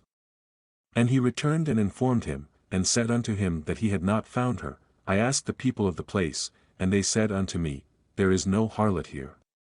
And he said, Let her keep them, lest we become a cause of derision. And when she had completed 3 months, it was manifest that she was with child, and they told Judah, saying, Behold Tamar, thy daughter-in-law, is with child by whoredom. And Judah went to the house of her father, and said unto her father and her brothers, Bring her forth, and let them burn her, for she hath wrought uncleanness in Israel. And it came to pass when they brought her forth to burn her that she sent to her father-in-law the ring and the necklace, and the staff, saying, Discern whose are these, for by him am I with child. And Judah acknowledged, and said, Tamar is more righteous than I am. And therefore let them burn her not. And for that reason she was not given to Shelah, and he did not again approach her. And after that she bare 2 sons, Perez and Zerah, in the 7th year of this 2nd week. And thereupon the 7 years of fruitfulness were accomplished, of which Joseph spake to Pharaoh. And Judah acknowledged that the deed which he had done was evil, for he had lain with his daughter-in-law, and he esteemed it hateful in his eyes, and he acknowledged that he had transgressed and gone astray, for he had uncovered the skirt of his son. And he began to lament and to supplicate before the Lord because of his transgression. And we told him in a dream that it was forgiven him because he supplicated earnestly, and lamented, and did not again commit it. And he received forgiveness because he turned from his sin and from his ignorance, for he transgressed greatly before our God, and every one that acts thus, every one who lies with his mother-in-law, let them burn him with fire that he may burn therein, for there is uncleanness and pollution upon them, with fire let them burn them. And do thou command the children of Israel that there be no uncleanness amongst them, for every one who lies with his daughter-in-law or with his mother-in-law hath wrought uncleanness, with fire let them burn the man who has lain with her, and likewise the woman, and he will turn away wrath and punishment from Israel. And unto Judah we said that his 2 sons had not lain with her, and for this reason his seed was established for a 2nd generation, and would not be rooted out. For in singleness of eye he had gone and sought for punishment, namely, according to the judgment of Abraham, which he had commanded his sons, Judah had sought to burn her with fire. Chapter 42. Owing to the famine Jacob sends his sons to Egypt for corn, 1-4. Joseph recognizes them and retains Simeon, and requires them to bring Benjamin when they returned, 5-12. Notwithstanding Jacob's reluctance his sons take Benjamin with them on their 2nd journey and are entertained by Joseph, 13-25. And in the 1st year of the 3rd week of the 45th Jubilee the famine began to come into the land, and the rain refused to be given to the earth, for none whatever fell. And the earth grew barren, but in the land of Egypt there was food, for Joseph had gathered the seed of the land in the 7 years of plenty and had preserved it. And the Egyptians came to Joseph that he might give them food, and he opened the store houses where was the grain of the 1st year, and he sold it to the people of the land for gold. Now the famine was very sore in the land of Canaan, and Jacob heard that there was food in Egypt, and he sent his 10 sons that they should procure food for him in Egypt, but Benjamin he did not send, and the 10 sons of Jacob arrived in Egypt, among those that went there. And Joseph recognized them, but they did not recognize him, and he spake unto them and questioned them, and he said unto them, Are ye not spies, and have ye not come to explore the approaches of the land? And he put them in ward. And after that he set them free again, and detained Simeon alone and sent off his 9 brothers. And he filled their sacks with corn, and he put their gold in their sacks, and they did not know. And he commanded them to bring their younger brother, for they had told him their father was living in their younger brother. And they went up from the land of Egypt and they came to the land of Canaan, and they told their father all that had befallen them, and how the Lord of the country had spoken roughly to them, and had seized Simeon till they should bring Benjamin. And Jacob said, Me have ye bereaved of my children. Joseph is not and Simeon also is not, and ye will take Benjamin away. On me has your wickedness come. And he said, My son will not go down with you lest perchance he fall sick, for their mother gave birth to 2 sons, and one has perished, and this one also ye will take from me. If perchance he took a fever on the road, ye would bring down my old age with sorrow unto death. For he saw that their money had been returned to every man in his sack, and for this reason he feared to send him. And the famine increased and became sore in the land of Canaan, and in all lands save in the land of Egypt, for many of the children of the Egyptians had stored up their seed for food from the time when they saw Joseph gathering seed together and putting it in storehouses and preserving it for the years of famine. And the people of Egypt fed themselves thereon during the 1st year of their famine. But when Israel saw that the famine was very sore in the land, and that there was no deliverance, he said unto his sons, Go again, and procure food for us that we die not. And they said, We shall not go, unless our youngest brother go with us, we shall not go. And Israel saw that if he did not send him with them, they should all perish by reason of the famine. And Reuben said, Give him into my hand, and if I do not bring him back to thee, slay my 2 sons instead of his soul. And he said unto him, He will not go with thee. And Judah came near and said, Send him with me, and if I do not bring him back to thee, let me bear the blame before thee all the days of my life. And he sent him with them in the 2nd year of this week on the 1st day of the month, and they came to the land of Egypt with all those who went, and they had presents in their hands, stacte and almonds and terebinth nuts and pure honey. And they went and stood before Joseph, and he saw Benjamin his brother, and he knew him, and then said unto them, Is this your youngest brother? They said unto him, It is he. And he said, The Lord be gracious to thee, my son. And he sent him into his house, and he brought forth Simeon unto them, and he made a feast for them, and they presented to him the gift which they had brought in their hands. And they eat before him, and he gave them all a portion, but the portion of Benjamin was 7 times larger than that of any of theirs. And they eat and drank and arose and remained with their asses. And Joseph devised a plan whereby he might learn their thoughts as to whether thoughts of peace prevailed amongst them, and he said to the steward who was over his house, Fill all their sacks with food, and return their money unto them into their vessels, and my cup, the silver cup out of which I drink, put it in the sack of the youngest, and send them away. Chapter 43. Joseph's plan to stay his brethren, 1-10. Judah's supplication, 11-13.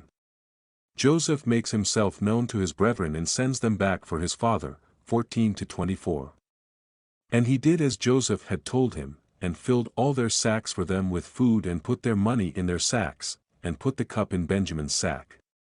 And early in the morning they departed, and it came to pass that, when they had gone from thence, Joseph said unto the steward of his house, Pursue them, run and seize them, saying, For good ye have requited me with evil, you have stolen from me the silver cup out of which my Lord drinks. And bring back to me their youngest brother, and fetch him quickly before I go forth to my seat of judgment. And he ran after them and said unto them according to these words. And they said unto him, God forbid that thy servants should do this thing, and steal from the house of thy Lord any utensil, and the money also which we found in our sacks the first time, we thy servants brought back from the land of Canaan. How then should we steal any utensil? Behold, here are we and our sacks, search, and wherever thou findest the cup in the sack of any man amongst us, let him be slain, and we and our asses will serve thy Lord.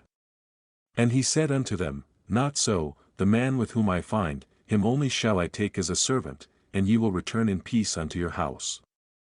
And as he was searching in their vessels, beginning with the eldest and ending with the youngest, it was found in Benjamin's sack. And they rent their garments, and laded their asses, and returned to the city and came to the house of Joseph, and they all bowed themselves on their faces to the ground before him. And Joseph said unto them, Ye have done evil. And they said, What shall we say, and how shall we defend ourselves? Our Lord hath discovered the transgressions of his servants. Behold, we are servants of our Lord, and our asses also. And Joseph said unto them, I too fear the Lord. As for you, go ye to your homes and let your brother be my servant, for ye have done evil. Know ye not that a man delights in his cup as I with this cup? And yet ye have stolen it from me. And Judah said, O my Lord, let thy servant, I pray thee, speak a word in my Lord's ear. 2 brothers did thy servant's mother bear to our father, one went away and was lost, and hath not been found, and he alone is left of his mother, and thy servant our father loves him, and his life also is bound up with the life of this lad. And it will come to pass, when we go to thy servant our father, and the lad is not with us, that he will die, and we shall bring down our father with sorrow unto death. Now rather let me, thy servant, abide instead of the boy as a bondsman unto my Lord, and let the lad go with his brethren, for I became surety for him at the hand of thy servant our father, and if I do not bring him back, thy servant will bear the blame to our father forever. And Joseph saw that they were all accordant in goodness one with another, and he could not refrain himself, and he told them that he was Joseph. And he conversed with them in the Hebrew tongue and fell on their neck and wept. But they knew him not, and they began to weep. And he said unto them, Weep not over me, but hasten and bring my father to me, and ye see that it is my mouth that speaketh, and the eyes of my brother Benjamin see. For behold, this is the 2nd year of the famine, and there are still 5 years without harvest or fruit of trees or plowing. Come down quickly ye and your households, so that ye perish not through the famine, and do not be grieved for your possessions, for the Lord sent me before you to set things in order that many people might live. And tell my father that I am still alive, and ye, behold, ye see that the Lord has made me as a father to Pharaoh, and ruler over his house and over all the land of Egypt. And tell my father of all my glory, and all the riches and glory that the Lord hath given me. And by the command of the mouth of Pharaoh he gave them chariots and provisions for the way, and he gave them all many-colored raiment and silver. And to their father he sent raiment and silver and 10 asses which carried corn, and he sent them away. And they went up and told their father that Joseph was alive, and was measuring out corn to all the nations of the earth, and that he was ruler over all the land of Egypt. And their father did not believe it, for he was beside himself in his mind, but when he saw the wagons which Joseph had sent, the life of his spirit revived, and he said, It is enough for me if Joseph lives, I will go down and see him before I die. Chapter 44. Jacob celebrates the feast of firstfruits, and encouraged by a vision goes down to Egypt, 1-10. Names of his descendants, 11-34.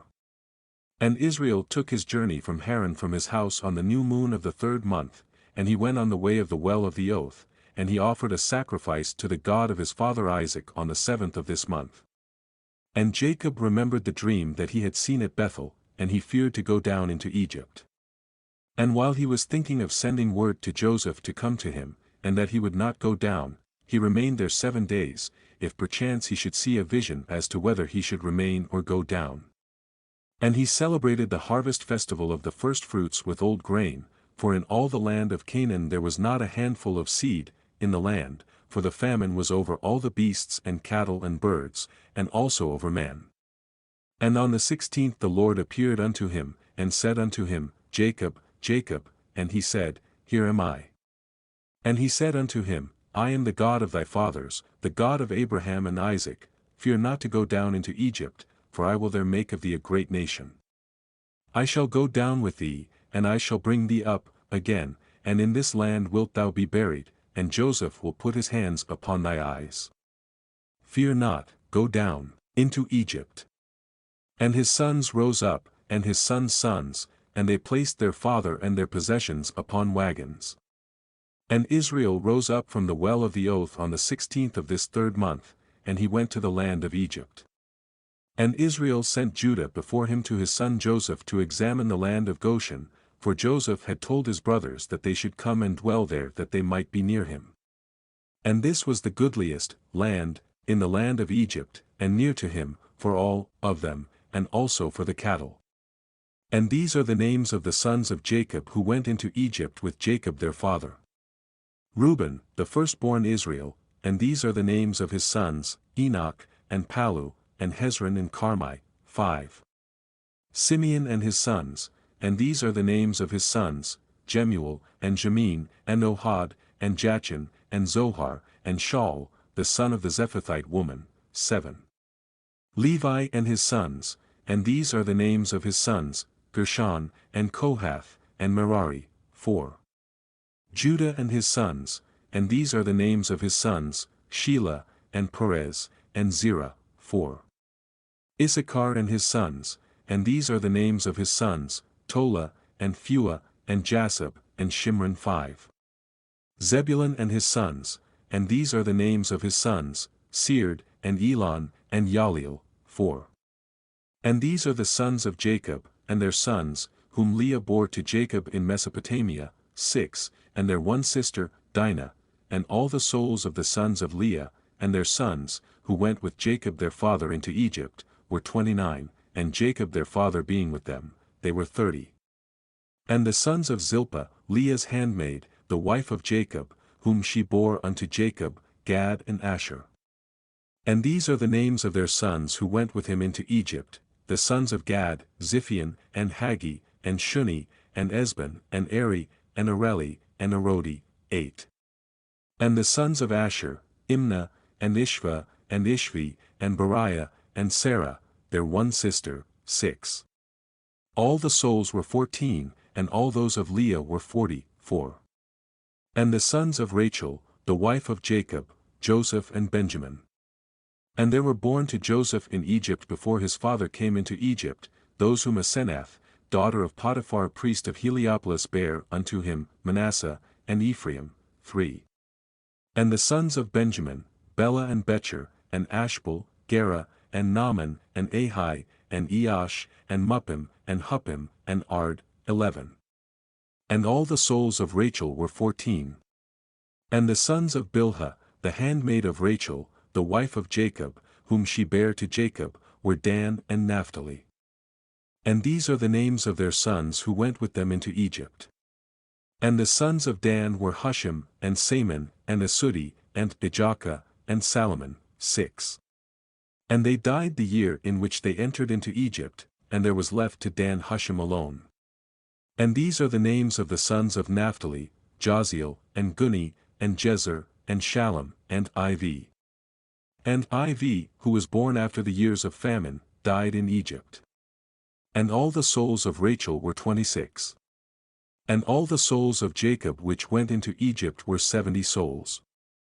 These are his children and his children's children, in all 70, but 5 died in Egypt before Joseph, and had no children. And in the land of Canaan 2 sons of Judah died, Er and Onan, and they had no children, and the children of Israel buried those who perished, and they were reckoned among the 70 Gentile nations. Chapter 45. Joseph receives Jacob, and gives him Goshen, 1-7. Joseph acquires all the land and its inhabitants for Pharaoh, 8-12. Jacob dies and is buried in Hebron, 13-15. His books given to Levi, 16. And Israel went into the country of Egypt, into the land of Goshen, on the new moon of the 4th month, in the 2nd year of the 3rd week of the 45th Jubilee. And Joseph went to meet his father Jacob, to the land of Goshen, and he fell on his father's neck and wept. And Israel said unto Joseph, Now let me die since I have seen thee, and now may the Lord God of Israel be blessed, the God of Abraham and the God of Isaac who hath not withheld his mercy and his grace from his servant Jacob. It is enough for me that I have seen thy face whilst I am yet alive. True is the vision which I saw at Bethel. Blessed be the Lord my God for ever and ever, and blessed be his name.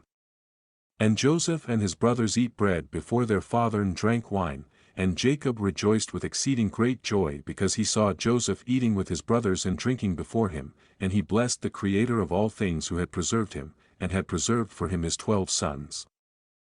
And Joseph had given to his father and to his brothers as a gift the right of dwelling in the land of Goshen and in Ramesses and all the region round about, which he ruled over before Pharaoh. And Israel and his sons dwelt in the land of Goshen, the best part of the land of Egypt, and Israel was 130 years old when he came into Egypt. And Joseph nourished his father and his brethren, and also their possessions with bread as much as sufficed them for the 7 years of the famine. And the land of Egypt suffered by reason of the famine, and Joseph acquired all the land of Egypt for Pharaoh in return for food, and he got possession of the people and their cattle and everything for Pharaoh. And the years of the famine were accomplished, and Joseph gave to the people in the land seed and food that they might sow the land, in the 8th year, for the river had overflowed all the land of Egypt. For in the 7 years of the famine it had not overflowed and had irrigated only a few places on the banks of the river, but now it overflowed and the Egyptians sowed the land, and it bore much corn that year. And this was the 1st year of the 4th week of the 45th Jubilee.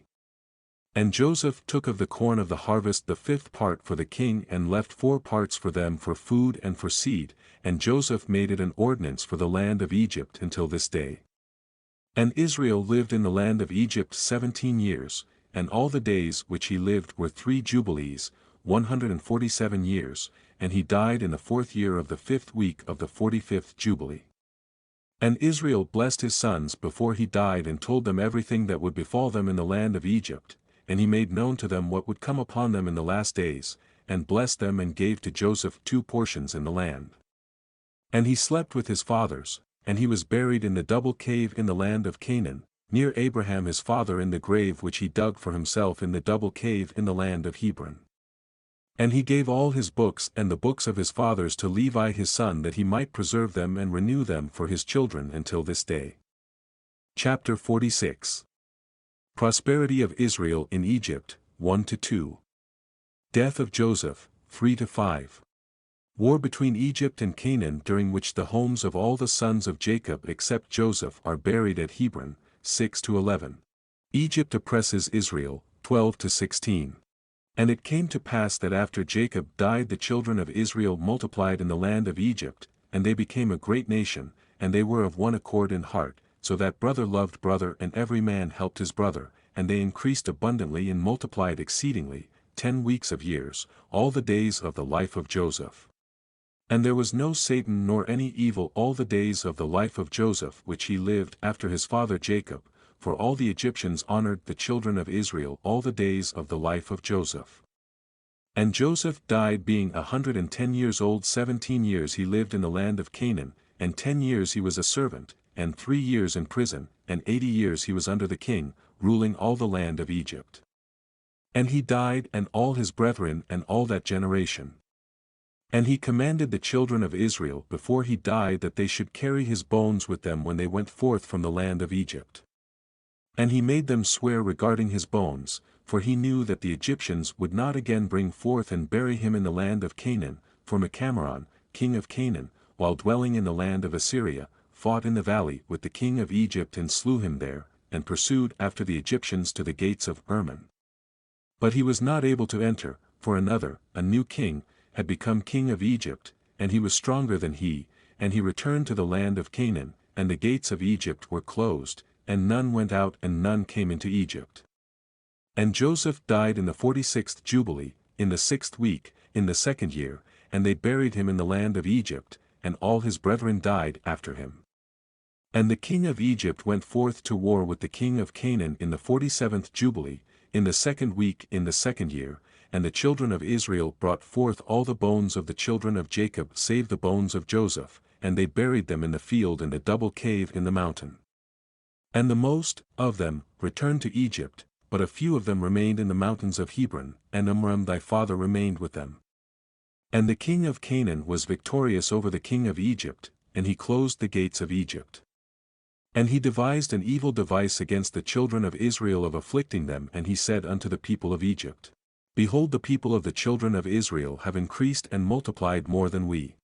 Come and let us deal wisely with them before they become too many, and let us afflict them with slavery before war come upon us and before they too fight against us, else they will join themselves unto our enemies and get them up out of our land, for their hearts and faces are towards the land of Canaan.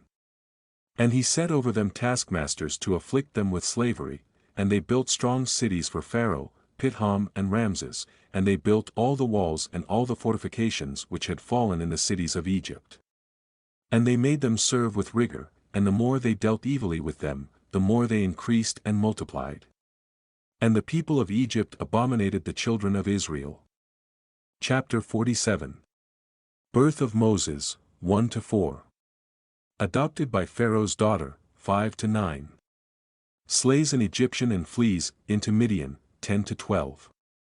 And in the 7th week, in the 7th year, in the 47th Jubilee, thy father went forth from the land of Canaan, and thou wast born in the 4th week, in the 6th year thereof, in the 48th Jubilee. This was the time of tribulation on the children of Israel.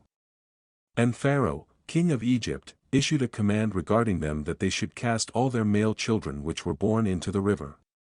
And they cast them in for 7 months until the day that thou wast born. And thy mother hid thee for 3 months, and they told regarding her. And she made an ark for thee, and covered it with pitch and asphalt, and placed it in the flags on the bank of the river, and she placed thee in it 7 days, and thy mother came by night and suckled thee, and by day Miriam, thy sister, guarded thee from the birds. And in those days Tharmeth, the daughter of Pharaoh, came to bathe in the river, and she heard thy voice crying, and she told her maidens to bring thee forth, and they brought thee unto her. And she took thee out of the ark, and she had compassion on thee. And thy sister said unto her, Shall I go and call unto thee one of the Hebrew women to nurse and suckle this babe for thee? And she said unto her, Go. And she went and called thy mother Jochebed, and she gave her wages, and she nursed thee. And afterwards, when thou wast grown up, they brought thee unto the daughter of Pharaoh, and thou didst become her son, and Amram thy father taught thee writing, and after thou hadst completed 3 weeks they brought thee into the royal court. And thou wast 3 weeks of years at court until the time when thou didst go forth from the royal court and didst see an Egyptian smiting thy friend who was of the children of Israel, and thou didst slay him and hide him in the sand.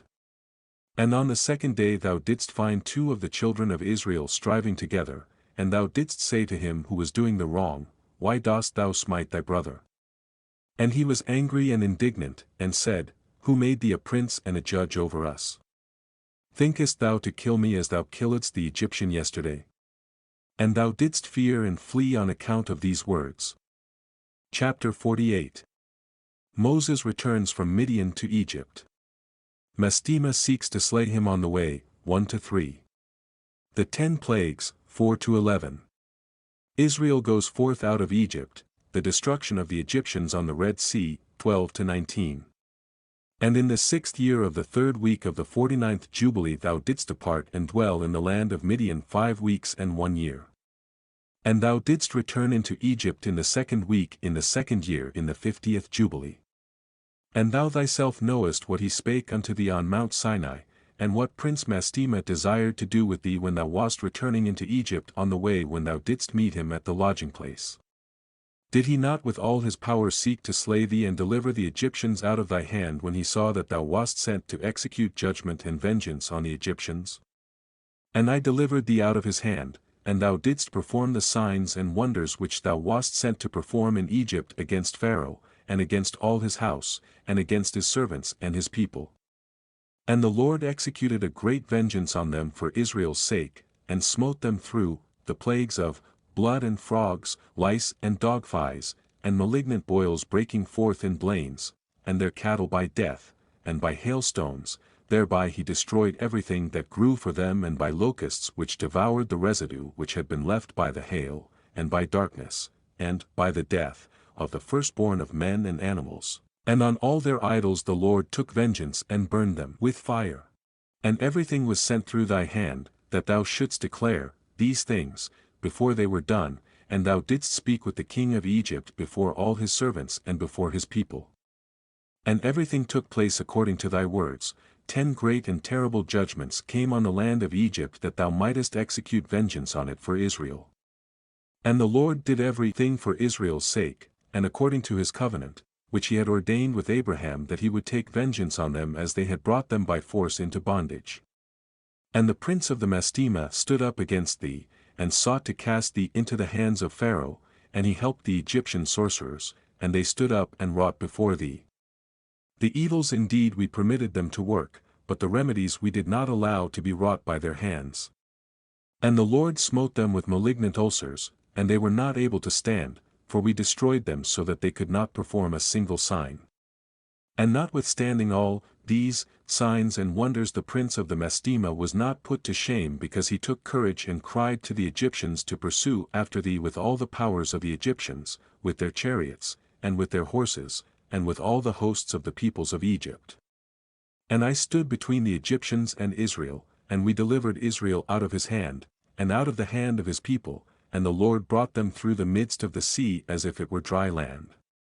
And all the peoples whom he brought to pursue after Israel, the Lord our God cast them into the midst of the sea, into the depths of the abyss beneath the children of Israel, even as the people of Egypt had cast their children into the river. He took vengeance on 1,000,000 of them, and 1,000 strong and energetic men were destroyed on account of one suckling of the children of thy people which they had thrown into the river. And on the 14th day and on the 15th and on the 16th and on the 17th and on the 18th the prince of the Mastema was bound and imprisoned behind the children of Israel that he might not accuse them. And on the 19th we let them loose that they might help the Egyptians and pursue the children of Israel. And he hardened their hearts and made them stubborn, and the device was devised by the Lord our God that he might smite the Egyptians and cast them into the sea.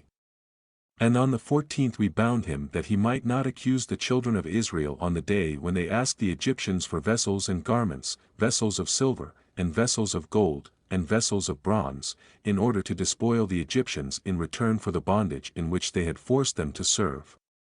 And we did not lead forth the children of Israel from Egypt empty-handed.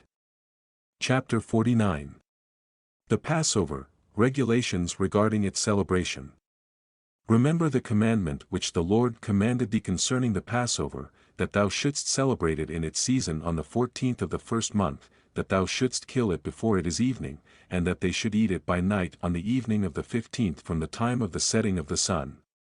For on this night, the beginning of the festival and the beginning of the joy, ye were eating the Passover in Egypt, when all the powers of Mastema had been let loose to slay all the firstborn in the land of Egypt, from the firstborn of Pharaoh to the firstborn of the captive maidservant in the mill, and to the cattle. And this is the sign which the Lord gave them into every house on the lintels of which they saw the blood of a lamb of the first year, into that house they should not enter to slay, but should pass by it, that all those should be saved that were in the house, because the sign of the blood was on its lintels. And the powers of the Lord did everything according as the Lord commanded them, and they passed by all the children of Israel, and the plague came not upon them to destroy from amongst them any soul either of cattle, or man, or dog. And the plague was very grievous in Egypt, and there was no house in Egypt where there was not one dead, and weeping and lamentation. And all Israel was eating the flesh of the paschal lamb, and drinking the wine, and was lauding and blessing, and giving thanks to the Lord God of their fathers, and was ready to go forth from under the yoke of Egypt, and from the evil bondage. And remember thou this day all the days of thy life, and observe it from year to year all the days of thy life, once a year, on its day, according to all the law thereof, and do not adjourn it, from day to day, or from month to month. For it is an eternal ordinance, and engraven on the heavenly tables regarding all the children of Israel that they should observe it every year on its day once a year, throughout all their generations, and there is no limit of days, for this is ordained forever. And the man who is free from uncleanness, and does not come to observe it on occasion of its day, so as to bring an acceptable offering before the Lord, and to eat and to drink before the Lord on the day of its festival, that man who is clean and close at hand will be cut off, because he offered not the oblation of the Lord in its appointed season, he will take the guilt upon himself. Let the children of Israel come and observe the Passover on the day of its fixed time, on the 14th day of the first month, between the evenings, from the third part of the day to the third part of the night, for 2 portions of the day are given to the light, and a third part to the evening. This is that which the Lord commanded thee that thou shouldst observe it between the evenings. And it is not permissible to slay it during any period of the light, but during the period bordering on the evening, and let them eat it at the time of the evening until the third part of the night, and whatever is left over of all its flesh from the third part of the night and onwards, let them burn it with fire. And they shall not cook it with water, nor shall they eat it raw, but roast on the fire. They shall eat it with diligence, its head with the inwards thereof and its feet they shall roast with fire, and not break any bone thereof, for of the children of Israel no bone shall be crushed. For this reason the Lord commanded the children of Israel to observe the Passover on the day of its fixed time, and they shall not break a bone thereof, for it is a festival day, and a day commanded, and there may be no passing over from day to day, and month to month, but on the day of its festival let it be observed. And do thou command the children of Israel to observe the Passover throughout their days, every year, once a year on the day of its fixed time, and it will come for a memorial well-pleasing before the Lord, and no plague will come upon them to slay or to smite in that year in which they celebrate the Passover in its season in every respect according to his command.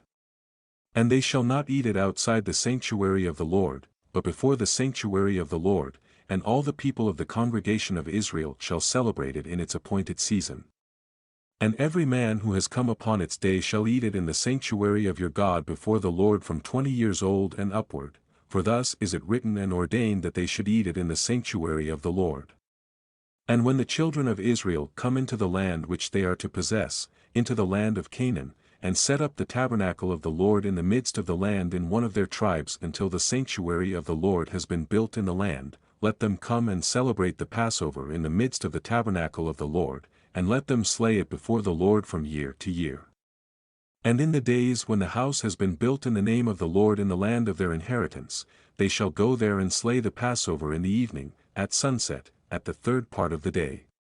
And they will offer its blood on the threshold of the altar, and shall place its fat on the fire which is upon the altar, and they shall eat its flesh roasted with fire in the court of the house which has been sanctified in the name of the Lord. And they may not celebrate the Passover in their cities, nor in any place save before the tabernacle of the Lord, or before his house where his name hath dwelt, and they will not go astray from the Lord. And do thou, Moses, command the children of Israel to observe the ordinances of the Passover, as it was commanded unto thee, declare thou unto them every year and the day of its days, and the festival of unleavened bread, that they should eat unleavened bread 7 days, and, that they should observe its festival, and that they bring an oblation every day during those 7 days of joy before the Lord on the altar of your God. For ye celebrated this festival with haste when ye went forth from Egypt till ye entered into the wilderness of Shur, for on the shore of the sea ye completed it. Chapter 50. Laws regarding the Jubilees, 1-5. And the Sabbath, 6-13. And after this law I made known to thee the days of the Sabbaths in the desert of Sinai, which is between Elim and Sinai. And I told thee of the Sabbaths of the land on Mount Sinai, and I told thee of the Jubilee years in the Sabbaths of years, but the year thereof have I not told thee till ye enter the land which ye are to possess. And the land also will keep its Sabbaths while they dwell upon it, and they will know the Jubilee year. Wherefore I have ordained for thee the year weeks and the years and the Jubilees. There are 49 Jubilees from the days of Adam until this day, and 1 week and 2 years, and there are yet 40 years to come for learning the commandments of the Lord, until they pass over into the land of Canaan, crossing the Jordan to the west. And the Jubilees will pass by, until Israel is cleansed from all guilt of fornication, and uncleanness, and pollution, and sin, and error, and dwells with confidence in all the land, and there will be no more a Satan or any evil one, and the land will be clean from that time forevermore. And behold, the commandment regarding the Sabbaths I have written them down for thee, and all the judgments of its laws. 6 days wilt thou labor, but on the 7th day is the Sabbath of the Lord your God. In it ye shall do no manner of work, ye and your sons, and your men servants and your maid servants, and all your cattle and the sojourner also who is with you. And the man that does any work on it shall die, whoever desecrates that day, whoever lies with his wife, or whoever says he will do something on it, that he will set out on a journey thereon in regard to any buying or selling, and whoever draws water thereon which he had not prepared for himself on the 6th day, and whoever takes up any burden to carry it out of his tent or out of his house shall die. Ye shall do no work whatever on the Sabbath day save what ye have prepared for yourselves on the 6th day, so as to eat, and drink, and rest, and keep Sabbath from all work on that day, and to bless the Lord your God, who has given you a day of festival, and a holy day, and a day of the holy kingdom for all Israel is this day among their days forever. For great is the honor which the Lord has given to Israel that they should eat and drink and be satisfied on this festival day, and rest thereon from all labor which belongs to the labor of the children of men, save burning frankincense and bringing oblations and sacrifices before the Lord for days and for Sabbaths. This work alone shall be done on the Sabbath days in the sanctuary of the Lord your God, that they may atone for Israel with sacrifice continually from day to day for a memorial well-pleasing before the Lord, and that he may receive them always from day to day according as thou hast been commanded. And every man who does any work thereon, or goes a journey, or tills his farm, whether in his house or any other place, and whoever lights a fire, or rides on any beast, or travels by ship on the sea, and whoever strikes or kills anything, or slaughters a beast or a bird, or whoever catches an animal or a bird or a fish, or whoever fasts or makes war on the Sabbaths. The man who does any of these things on the Sabbath shall die, so that the children of Israel shall observe the Sabbaths according to the commandments regarding the Sabbaths of the land, as it is written in the tables, which he gave into my hands that I should write out for thee the laws of the seasons, and the seasons according to the division of their days. Herewith is completed the account of the division of the days.